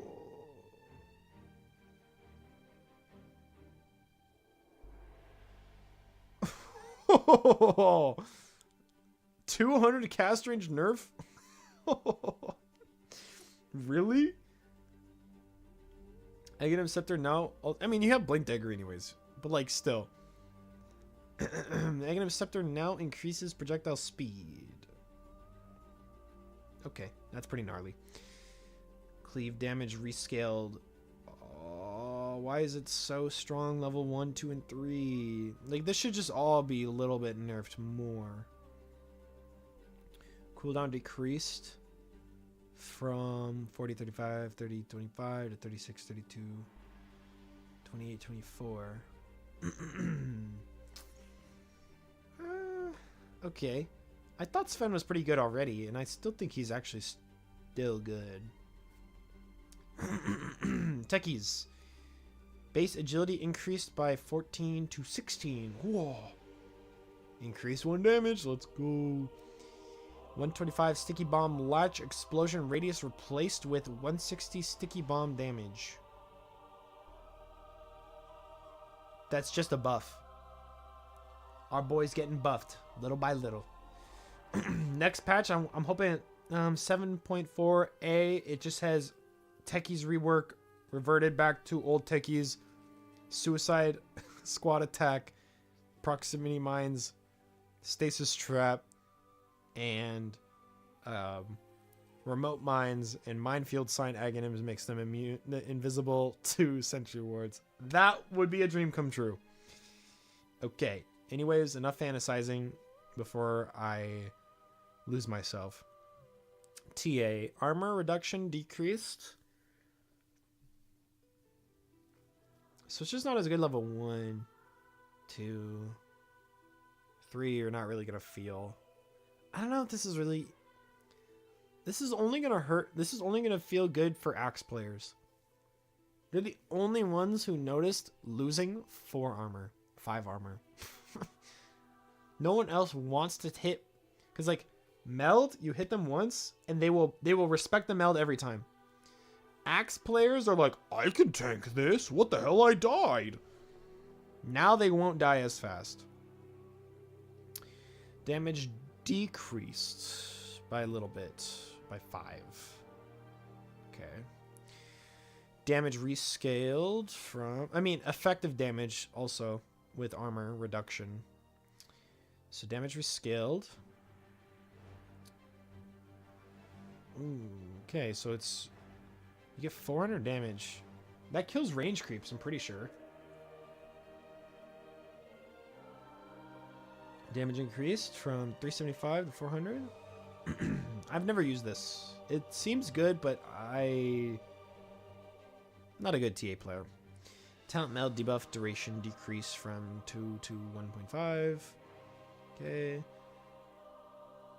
Sonic trap of slow increased from 5% to 10%. Plus 10%.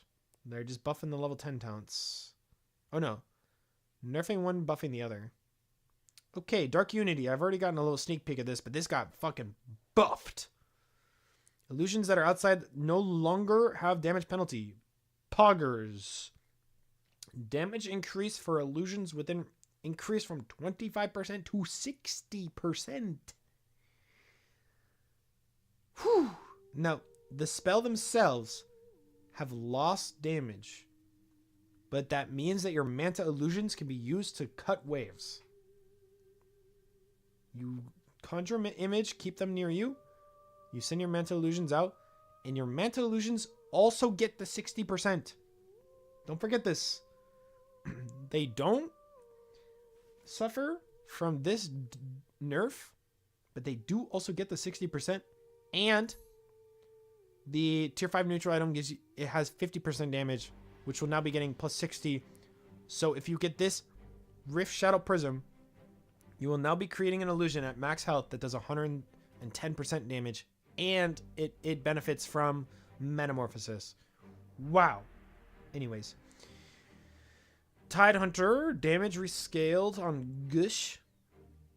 So 110 to 100. Wow. 160 to 160. Wow. 210 to 220. Wow. 260 to 280. Max out Gush. Good spell. Minus 6 armor. It's actually good. Better than Meld, believe it or not. Attack bonus damage increased from 40 to 180 to 50 to 200.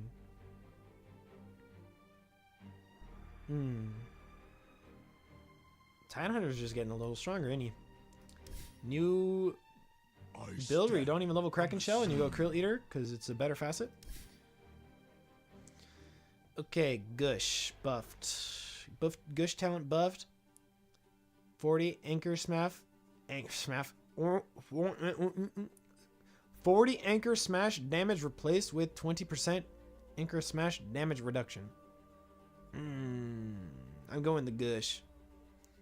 30% Anchor Smash damage reduction replaced with 15% 15-second Ravage cooldown. So from 140 to 125. That math's probably right. I don't know. I'm tired, guys. Like I said, I work in 8 hours. We gotta get through this. 50% chance of Anchor Smash on attack replaced with Anchor Smash affects buildings.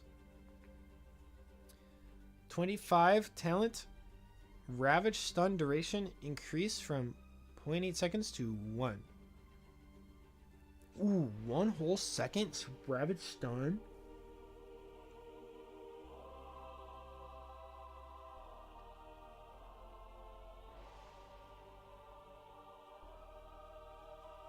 Oh, Blubber effect triggers Anchor Smash. Yes, I understand now. Dude, 1 second Ravage all the way. It's just so good. Base movement speed decreased. Nerfed. Tree bonus damage decreased. Nerfed. Max stacks decreased. Nerfed. Aghanim Scepter base barrier decreased. Nerfed. Get shit on. Tinker. Failure Soldier. 10 talent. Mana cost, meta loss reduction increased. 25 talent. 10 seconds. Defense matrix duration replaced with plus 40 intelligence? Whoa, whoa, whoa, whoa, whoa, whoa, whoa. Your items are going to have like a 2-second cooldown. Holy shit. That just blew me away. Okay. Tinker's 25 just got massively OP. Strength gain increased from 4 to 4.2. Nice. Stun duration now applies its stun as an aura in the area. As a result, no longer affected by status resistance. Okay, Ursa counter. No longer has separate bonus damage. Uses tree grab's value instead. Oh. Okay, bonus damage rescaled from 20 to 10, 20, 30, 40. Tiny smash. Okay. Movement speed bonus rescaled from 15 to 10, 15, 20. I forgot it gives you movement speed. Okay. Okay. I think that's our last book. Is Train Protector. Okay, cool. So, Facet's gone. Nature's Guide is no longer upgraded with Aghanim Shard. Now can be activated while tree walking to make Treant Protector invisible until he attacks or loses Nature's Guide's buff. So this is level 1. You get this. Is that correct? Yes. It's his innate now. And the cooldown is nerfed with every 2 level up. And you get a movement speed bonus. Okay, and that goes with... Put a bookmark on that, because that's going to go with Leech Seed. Nature's Grasp no longer does 50% more damage and slow when touching a tree. Damage per second increased. Overall, increased by 20. Level 4. Movement slow increased by 5. Creep penalty decreased. So, farming ability, A. Attack much more damage, scaling, B. And movement slow increase, C. Mega buffed. And you don't have to touch a tree with it. And you don't have to touch a tree with it. That shit was so annoying. Okay. Leech Seed. Keep in mind Nature's Guides. You get level 1. 50-second cooldown, but it cooldown decreases later on. Because now, it's an auto-cast modifier on Leech Seed. You have to actually hit the enemy with this. Treant Protector's attack plants a life-sapping seed in an enemy unit, dealing an extra up to 80 magic damage. The enemy is bound, so rooted, for up to 1.5 seconds and emits 2 healing pulses. One upon application and another upon expiration. Healing up to 5 allies within 650 units for 45 plus 20% of the damage dealt by the attack. So right click, boom. Bigger the right click, boom. The more the healing on a 6-second cooldown, and it's breakable. It's a passive, it's breakable.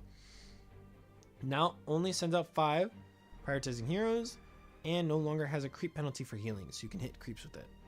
And it does not have a cooldown. This is a spammable passive attack. So this guy is now becoming a core hero. This guy, you're gonna see this guy play offlane, maybe play a mid. Okay, so no longer grants bonus armor and living armor. So they should just be calling it living. Now grants 100 damage block from player controlled sources. Each time this spell blocks damage, the effect is decreased by 35, 30, 25, 20. Oh, so it's a block. It is kind of like an armor. It's like Vanguard.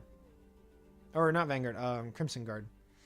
Damage block affects any types of damage. The heal ends earlier if the damage block is reduced to 0. Instances of less than 20 damage are ignored by living armor.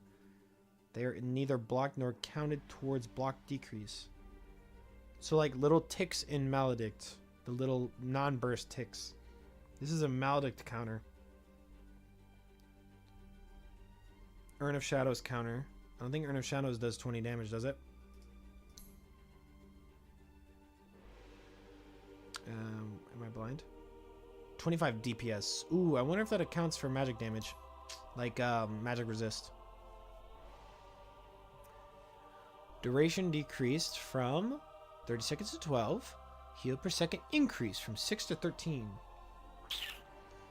Not bad at all. Not bad at all. Okay. Overgrowth. So base summons an overgrowth of vines and branches around treant. So it's old treant ult. 5-second duration. 95 DPS. Now with Aghanims. Decreases the cooldown to 60 seconds. When casting Overgrowth, Treant Protector draws power from the soil, gaining an undispellable buff that greatly increases his size for 16 seconds. While enlarged, he gains phased movement with a fixed speed of 345, 100 bonus strength, and a splashing attack that deals 60% of his attack damage in a 300 unit radius. So you're going to blink, ult, and just splash attack people. So my theory is you're going to want to go Treads, blink, probably Prepare this, for battle. probably this for lane.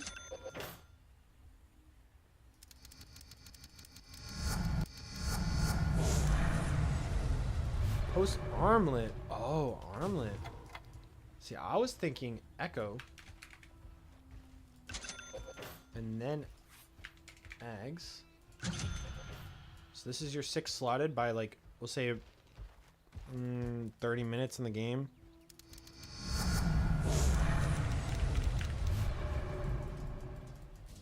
Perma armlet farm. That's a good point. I didn't even think about that.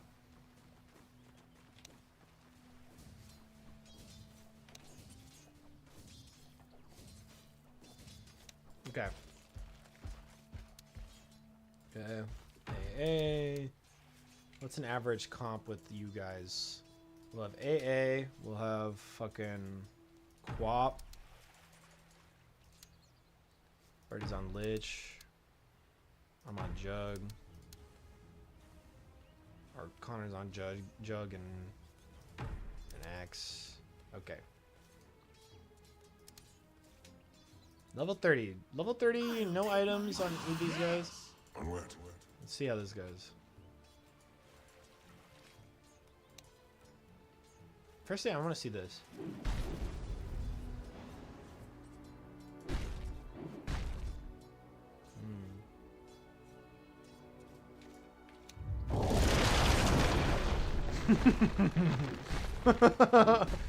What the fuck? He's stepping on him.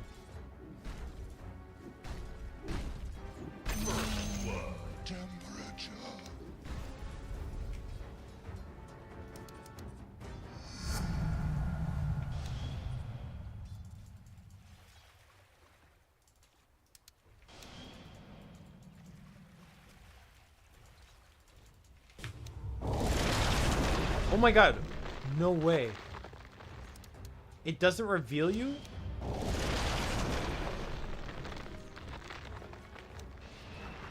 Oh! What? What? It doesn't even reveal you?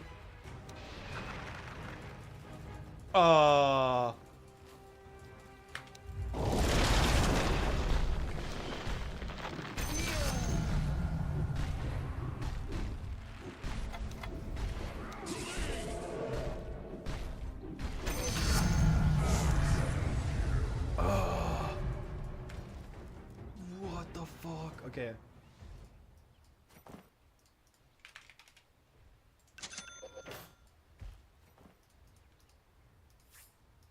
We're doing better. Fucking Vladimir's offering. Oh, I forgot. Hold on. Redo. Forgot to toggle the armlet. It's on the wrong key. Okay. What? You're just running through trees still. What the fuck? Okay.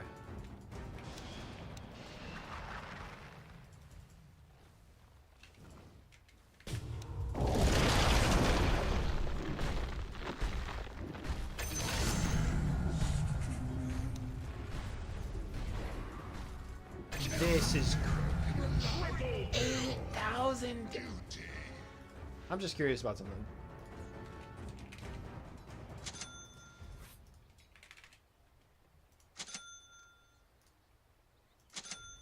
What's like a jug at level 30? Maybe Basher too? No, because he's got Sanjanyasha. Battle Fury. And...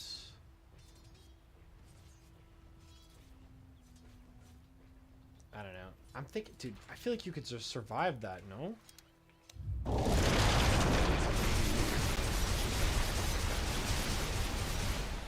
Whoa! What, bro? Okay. This time I'm gonna try it. I want it I want level 10 blade form. So I'm gonna purposely blink into him. So Looks like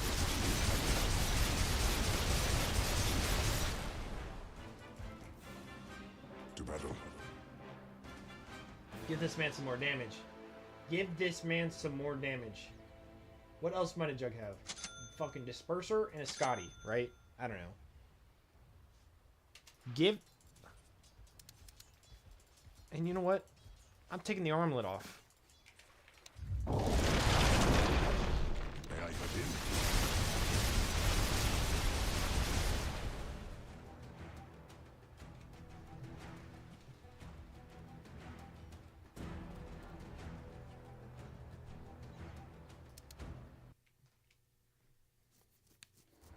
This tree's kind of broken. Assuming you can get the farm for Aghanims, dude, which you can easily get if your team snowballs.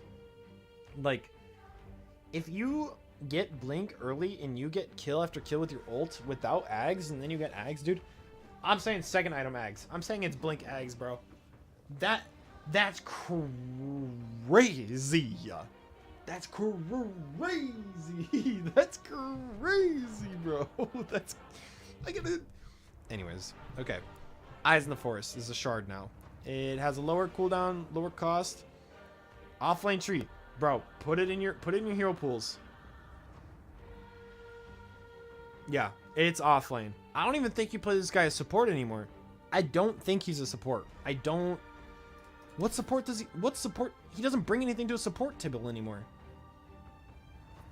You used to be able to heal tower, put armor, and then you heal allies with leech seed. No. You're hitting people. You're fucking shit up. You're a tree, dude. Look at this guy. Tell me this guy was a support? Dude, his lore is that he killed everyone. The trees uprooted and killed everyone. You're a core. You're not a support no more. Get this shit out of here. Fucking support tag. This guy's not a support anymore. Ain't happening.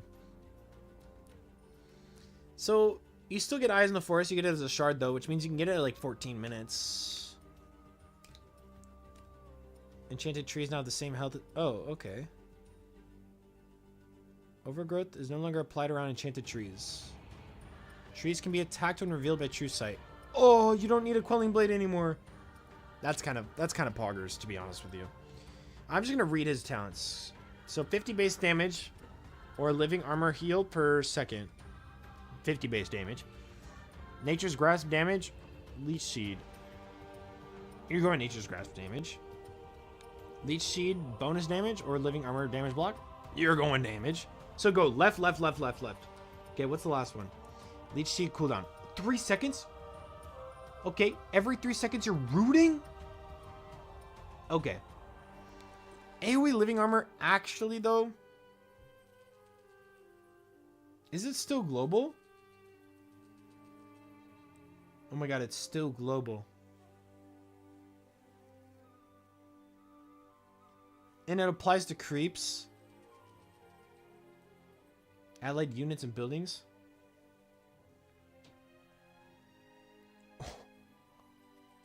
Oh my god.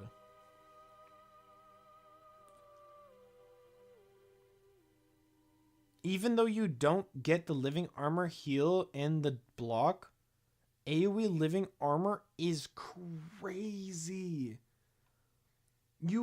like single-handedly delay push. This guy's fucking crazy. Or in a team fight, bro. Buff? How long does that last?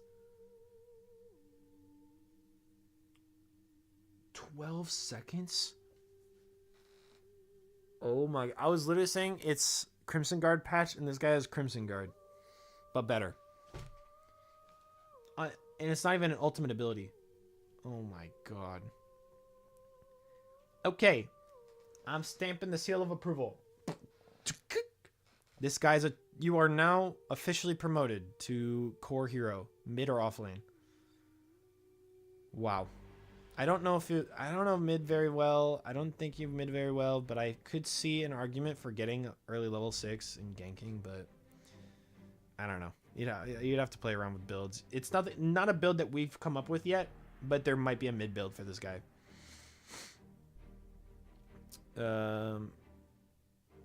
Okay, now time to just wrap up the rest of this. We've got this guy's fucking crazy, and then it's just nerfs.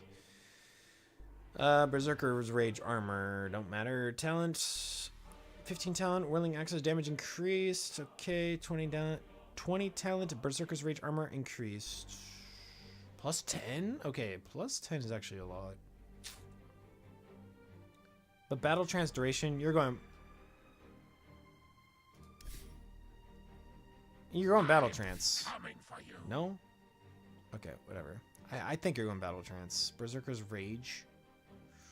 Oh, but that's a lot of armor. 16 armor? Just for being melee.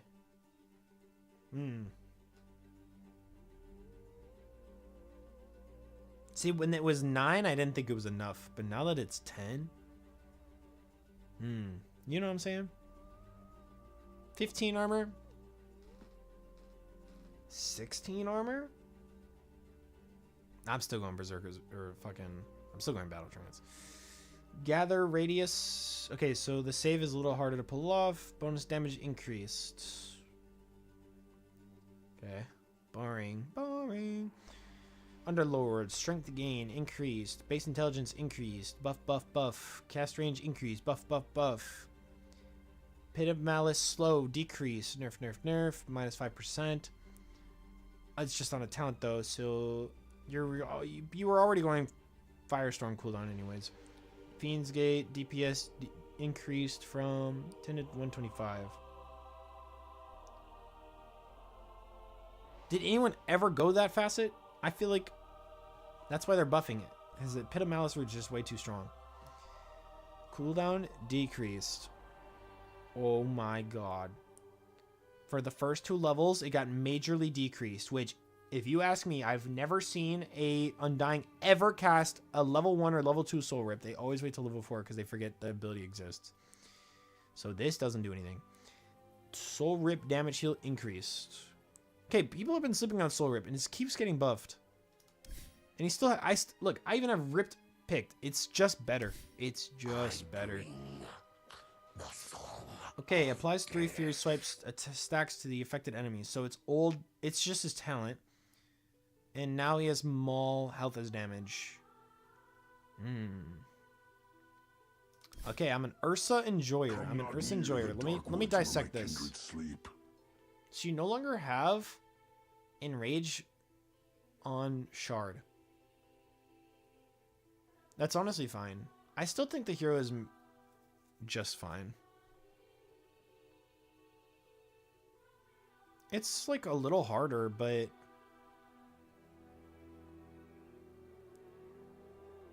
here's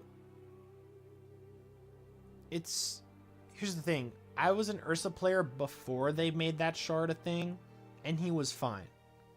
Then they made that shard a thing, and it was OP. Then they nerfed the shard, and then nerfed the shard, and then nerfed the shard. And in current patch, does it show what it was before? No. It was like 0.3. It was like 0.2 seconds off of Earthshock. And now I can pick Earthshock radius and Earthshock charges and have Fury Swipes without having to wait till level 27. You see what I'm saying? Before, to get all 3 of these buffs, I had to wait till level 27 to get my second level 20 talent.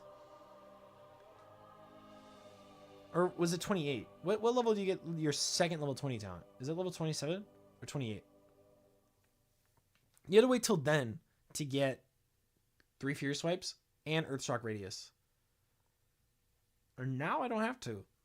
I think people are sleeping. I heard my friends, I heard you guys talking about this. This is not as much of a nerf as you think it is. This is actually a buff. And they buffed the cooldown on level 1 and level 2. And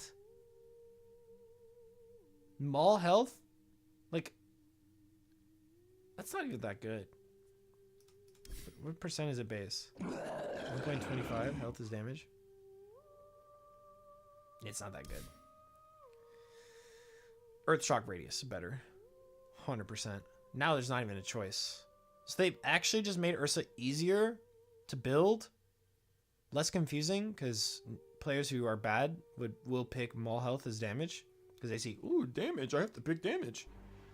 So, those players are bad. Earthshock Radius, though, it's just good. I don't know if you've played with it before. The massive, it's massive. Plus 400 is massive. Yeah, I really was trying not to play around with the. Like, it was nice to like dodge a spell. Like, say for example, Finger of Death. You can really see it coming sometimes. If you Earth Shocked the damage off of Finger of Death, it was great. It was pretty much like having Counterspell. So you pretty much just took Counterspell away from Ursa. That's all you did. And he didn't need it. It was too strong. Or like it didn't fit his kit, I mean. Cooldown rescaled. 16, 14, 12, 10, 14, 13, 12, 11. Okay, so Magic Missile with the Magic Missile Facet is just stronger still. They just keep buffing it. No longer target invulnerable units. That makes sense. Talent Wave Tear nerf. And you're grabbing the Missile Stun anyways, so it's just a buff. Buff. Like, these don't really matter, and then this is a buff. Okay. Plague Wards created by Venomous Gale have 75% health and damage. It should be minus 75% health and damage. It should be 25% health and damage. This shit's so annoying. Okay, I press. In the matter of 2 seconds, he creates 4 wards and you're slowed 100%. And this isn't nerfed enough. Topson got my favorite hero nerfed. And the thing is, everybody was copying Topson's build and they were sucking dick at it. It wasn't even good. And now my secret build is fucking nerfed. Okay. Mana cost buff though. Poison attack. Enjoyers back.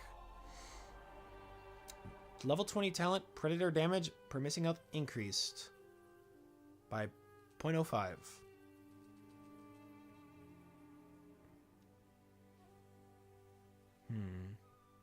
It does do a lot of fucking damage. So we're going back to right click Viper.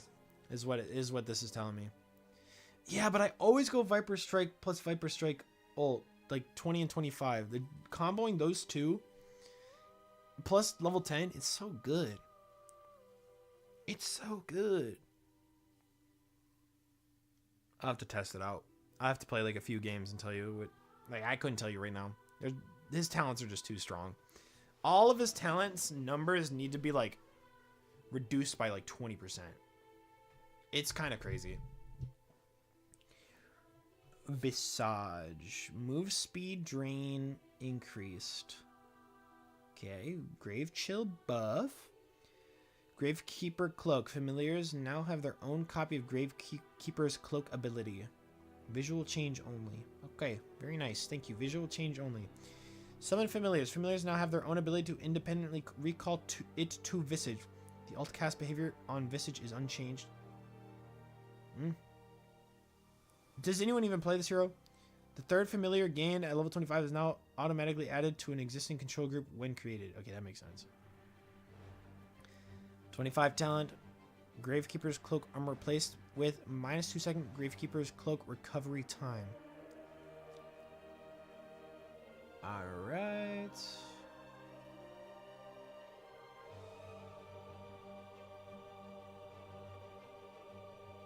I don't play the hero. I was trying to think of like which one was better. Is this like a nerf or a buff? And I couldn't tell you. Straight up. Okay. Void Spirits. Aghanim Scepter silence duration decreased from 2 seconds to 1. Thank God. This shit's so annoying. Just remove it from the game. Give them something different. Aether Remnant damage increased by 5. Holy shit, guys. I might have to go that talent now. Cooldown increased on Chaotic Offering. Okay. Upheaval attack speed. Okay, this is big because Warlock is kind of defined by his talents. I hate to be that guy, but pre-talents Warlock, talents were just a straight up power creep for this hero. So level 15 gets nerfed, so it's 8 upheaval attack speed per second on allies. You're already only really getting benefits from this if you're already winning the game. I don't think that this actually changes much. Summons a golem on death replaced with 25% damage resistance for chaotic offering golems. Oh, golem on death is 25. Golem magic resistance now replaced with +3 fatal bonds targets. Ooh. So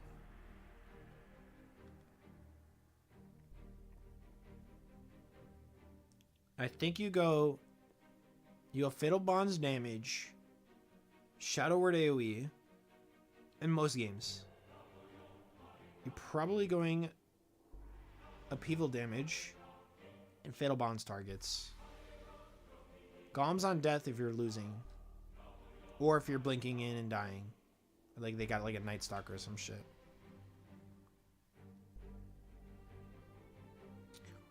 Okay, we've attack damage increased on the swarm. Why? The ability is already strong. You still have the XP facet? God damn it. Aghanim Scepter also now reduces the cooldown by 10 seconds. Oh, let's get it to 30-second cooldowns, guys. Nice. Nice. Yeah, I want him to use it twice in a fight.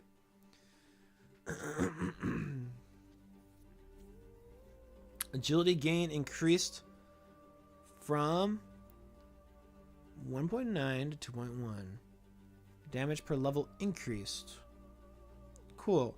This hero was just starting to get picked up as carry because people realized how strong it was, and now it's getting buffed.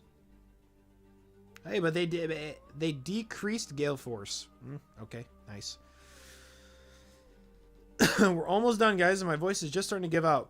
I was built for this. Base damage increased. Attack range increased. Bonus attack range decreased from Arctic Burn.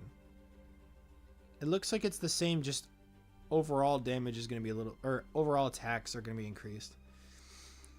25 talent. Winter's Curse attack speed increased by 55 to 60. Okay, Malpractice. I saw this. So now Maledict, Malpractice... I clocked this a while ago. This is the facet to choose. Trust me, I play a little bit of Witch Doctor. This is only still so situational. Now is even less situational. Like, or more situational. Like, they've got like a Mars or something. Like, their team is going to be grouping up heavy is like what Malpractice is for. And, or they've got a Meepo. Like, that's another instance of where you would want to grab Malpractice. Okay, activation mana decrease. Poggers, that's actually huge. Mana per second rescaled from 8, 12, 16, 20 to 9, 12, 15. Dude, holy shit. Actually, huge buff. Huge buff. It also affected player-controlled creeps. Okay. We don't like Helm Dom in this stream. Agnes Scepter bounce radius. Okay, don't. Tell me it says increased. Tell me it says increased. Don't tell me they nerfed it. Decreased. Oh my god, it's by a lot. Oh. Okay. It's not so bad, actually. It's still... it's pretty hard nerfed. It's still good, but it's pretty hard nerfed. Okay. Maledict Duration. Oh. Maledict Duration. Replaced with paralyzing... Oh. Easy. Oh my god, it's way better. Oh my god. We're so back. Okay, so you want to run. You want to wait till level... Oh wait, you don't have to wait to level these anymore. Okay. Voodoo Restoration, mana per second, Paralyzing Cask, cask bounces, Death Ward attack range, and Paralyzing Cask cooldown. 100%. You will never lose a game if you run that. Impact damage increased. Okay, Wraith Fire Blast, Poggers 140. 15 talent, health decreased. Okay, good, because it was broken. Talent, attack speed decreased. Okay, they just kind of... Ability, special bonus, unique. Okay, that's... Hey guys, take a look at Wraith King's fucking talents. I wonder if there's something that needs to be changed. There might be something a little bugged. Okay. Is that for the skeletons? Is that why? Are those the 2 skeleton talents? Oh, no. Those are, Spectre Blade Bone Guard. That's why. Yeah, okay, I clocked it. Prepare to die. Jumps decreased from 5, 7, 9, 15 to 5, 7, 9, 11. Oh my god, I'm so stupid. I read jumps, I thought this was a heavenly jump. I was like, how many jumps you got a heavenly jump? I thought it was just one. No. Arc Lightning nerfed.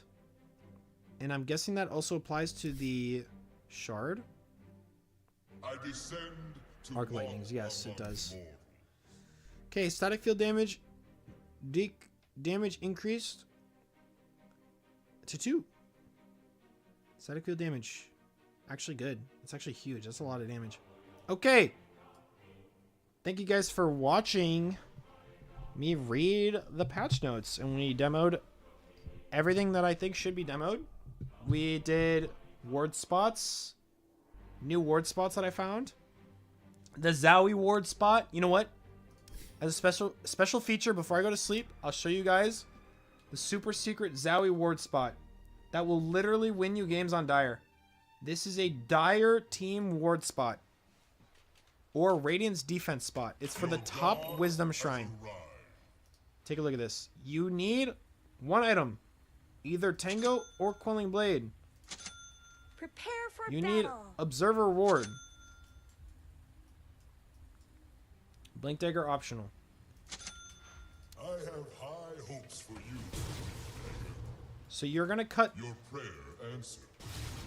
this tree by the wood, or like the statue. Optional, this tree as well. I'll show you the difference. Here is the here is without that tree. You still get this.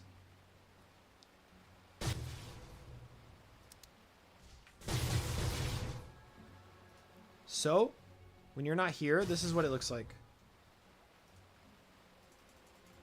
Somebody's coming to get the wisdom. I ordain it. You still catch them here. 100% of the time. Like, it's pretty much, it's the entire staircase. Walk down, they're gonna walk this way, you're gonna catch them. And it catches them all the way up here. Here. This ward also catches them on this high ground and behind these trees. because this high ground is above. Because this high ground is above this high ground, it goes over these trees for some reason.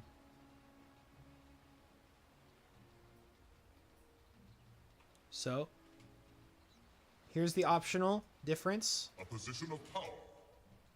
You're going to cut this tree, and it just opens up. It just opens up this area a little bit. Position of power. You can see. Sound advice. Just this area. That's why it's optional. This is the Zowie ward. This stream, you guys are the only ones who know about this ward. Use it in your games. Either defense on Radiant or offense. I suggest offense on Dire if you're going to be going for the Wisdom. 2 minutes, say like 2 minutes before Wisdom. Sneak up here, put this down. And then when you're down here, you will see the enemy team coming from the high ground. From all angles. On top of that, late game, 37 minutes, 38 minutes. Plop this up here.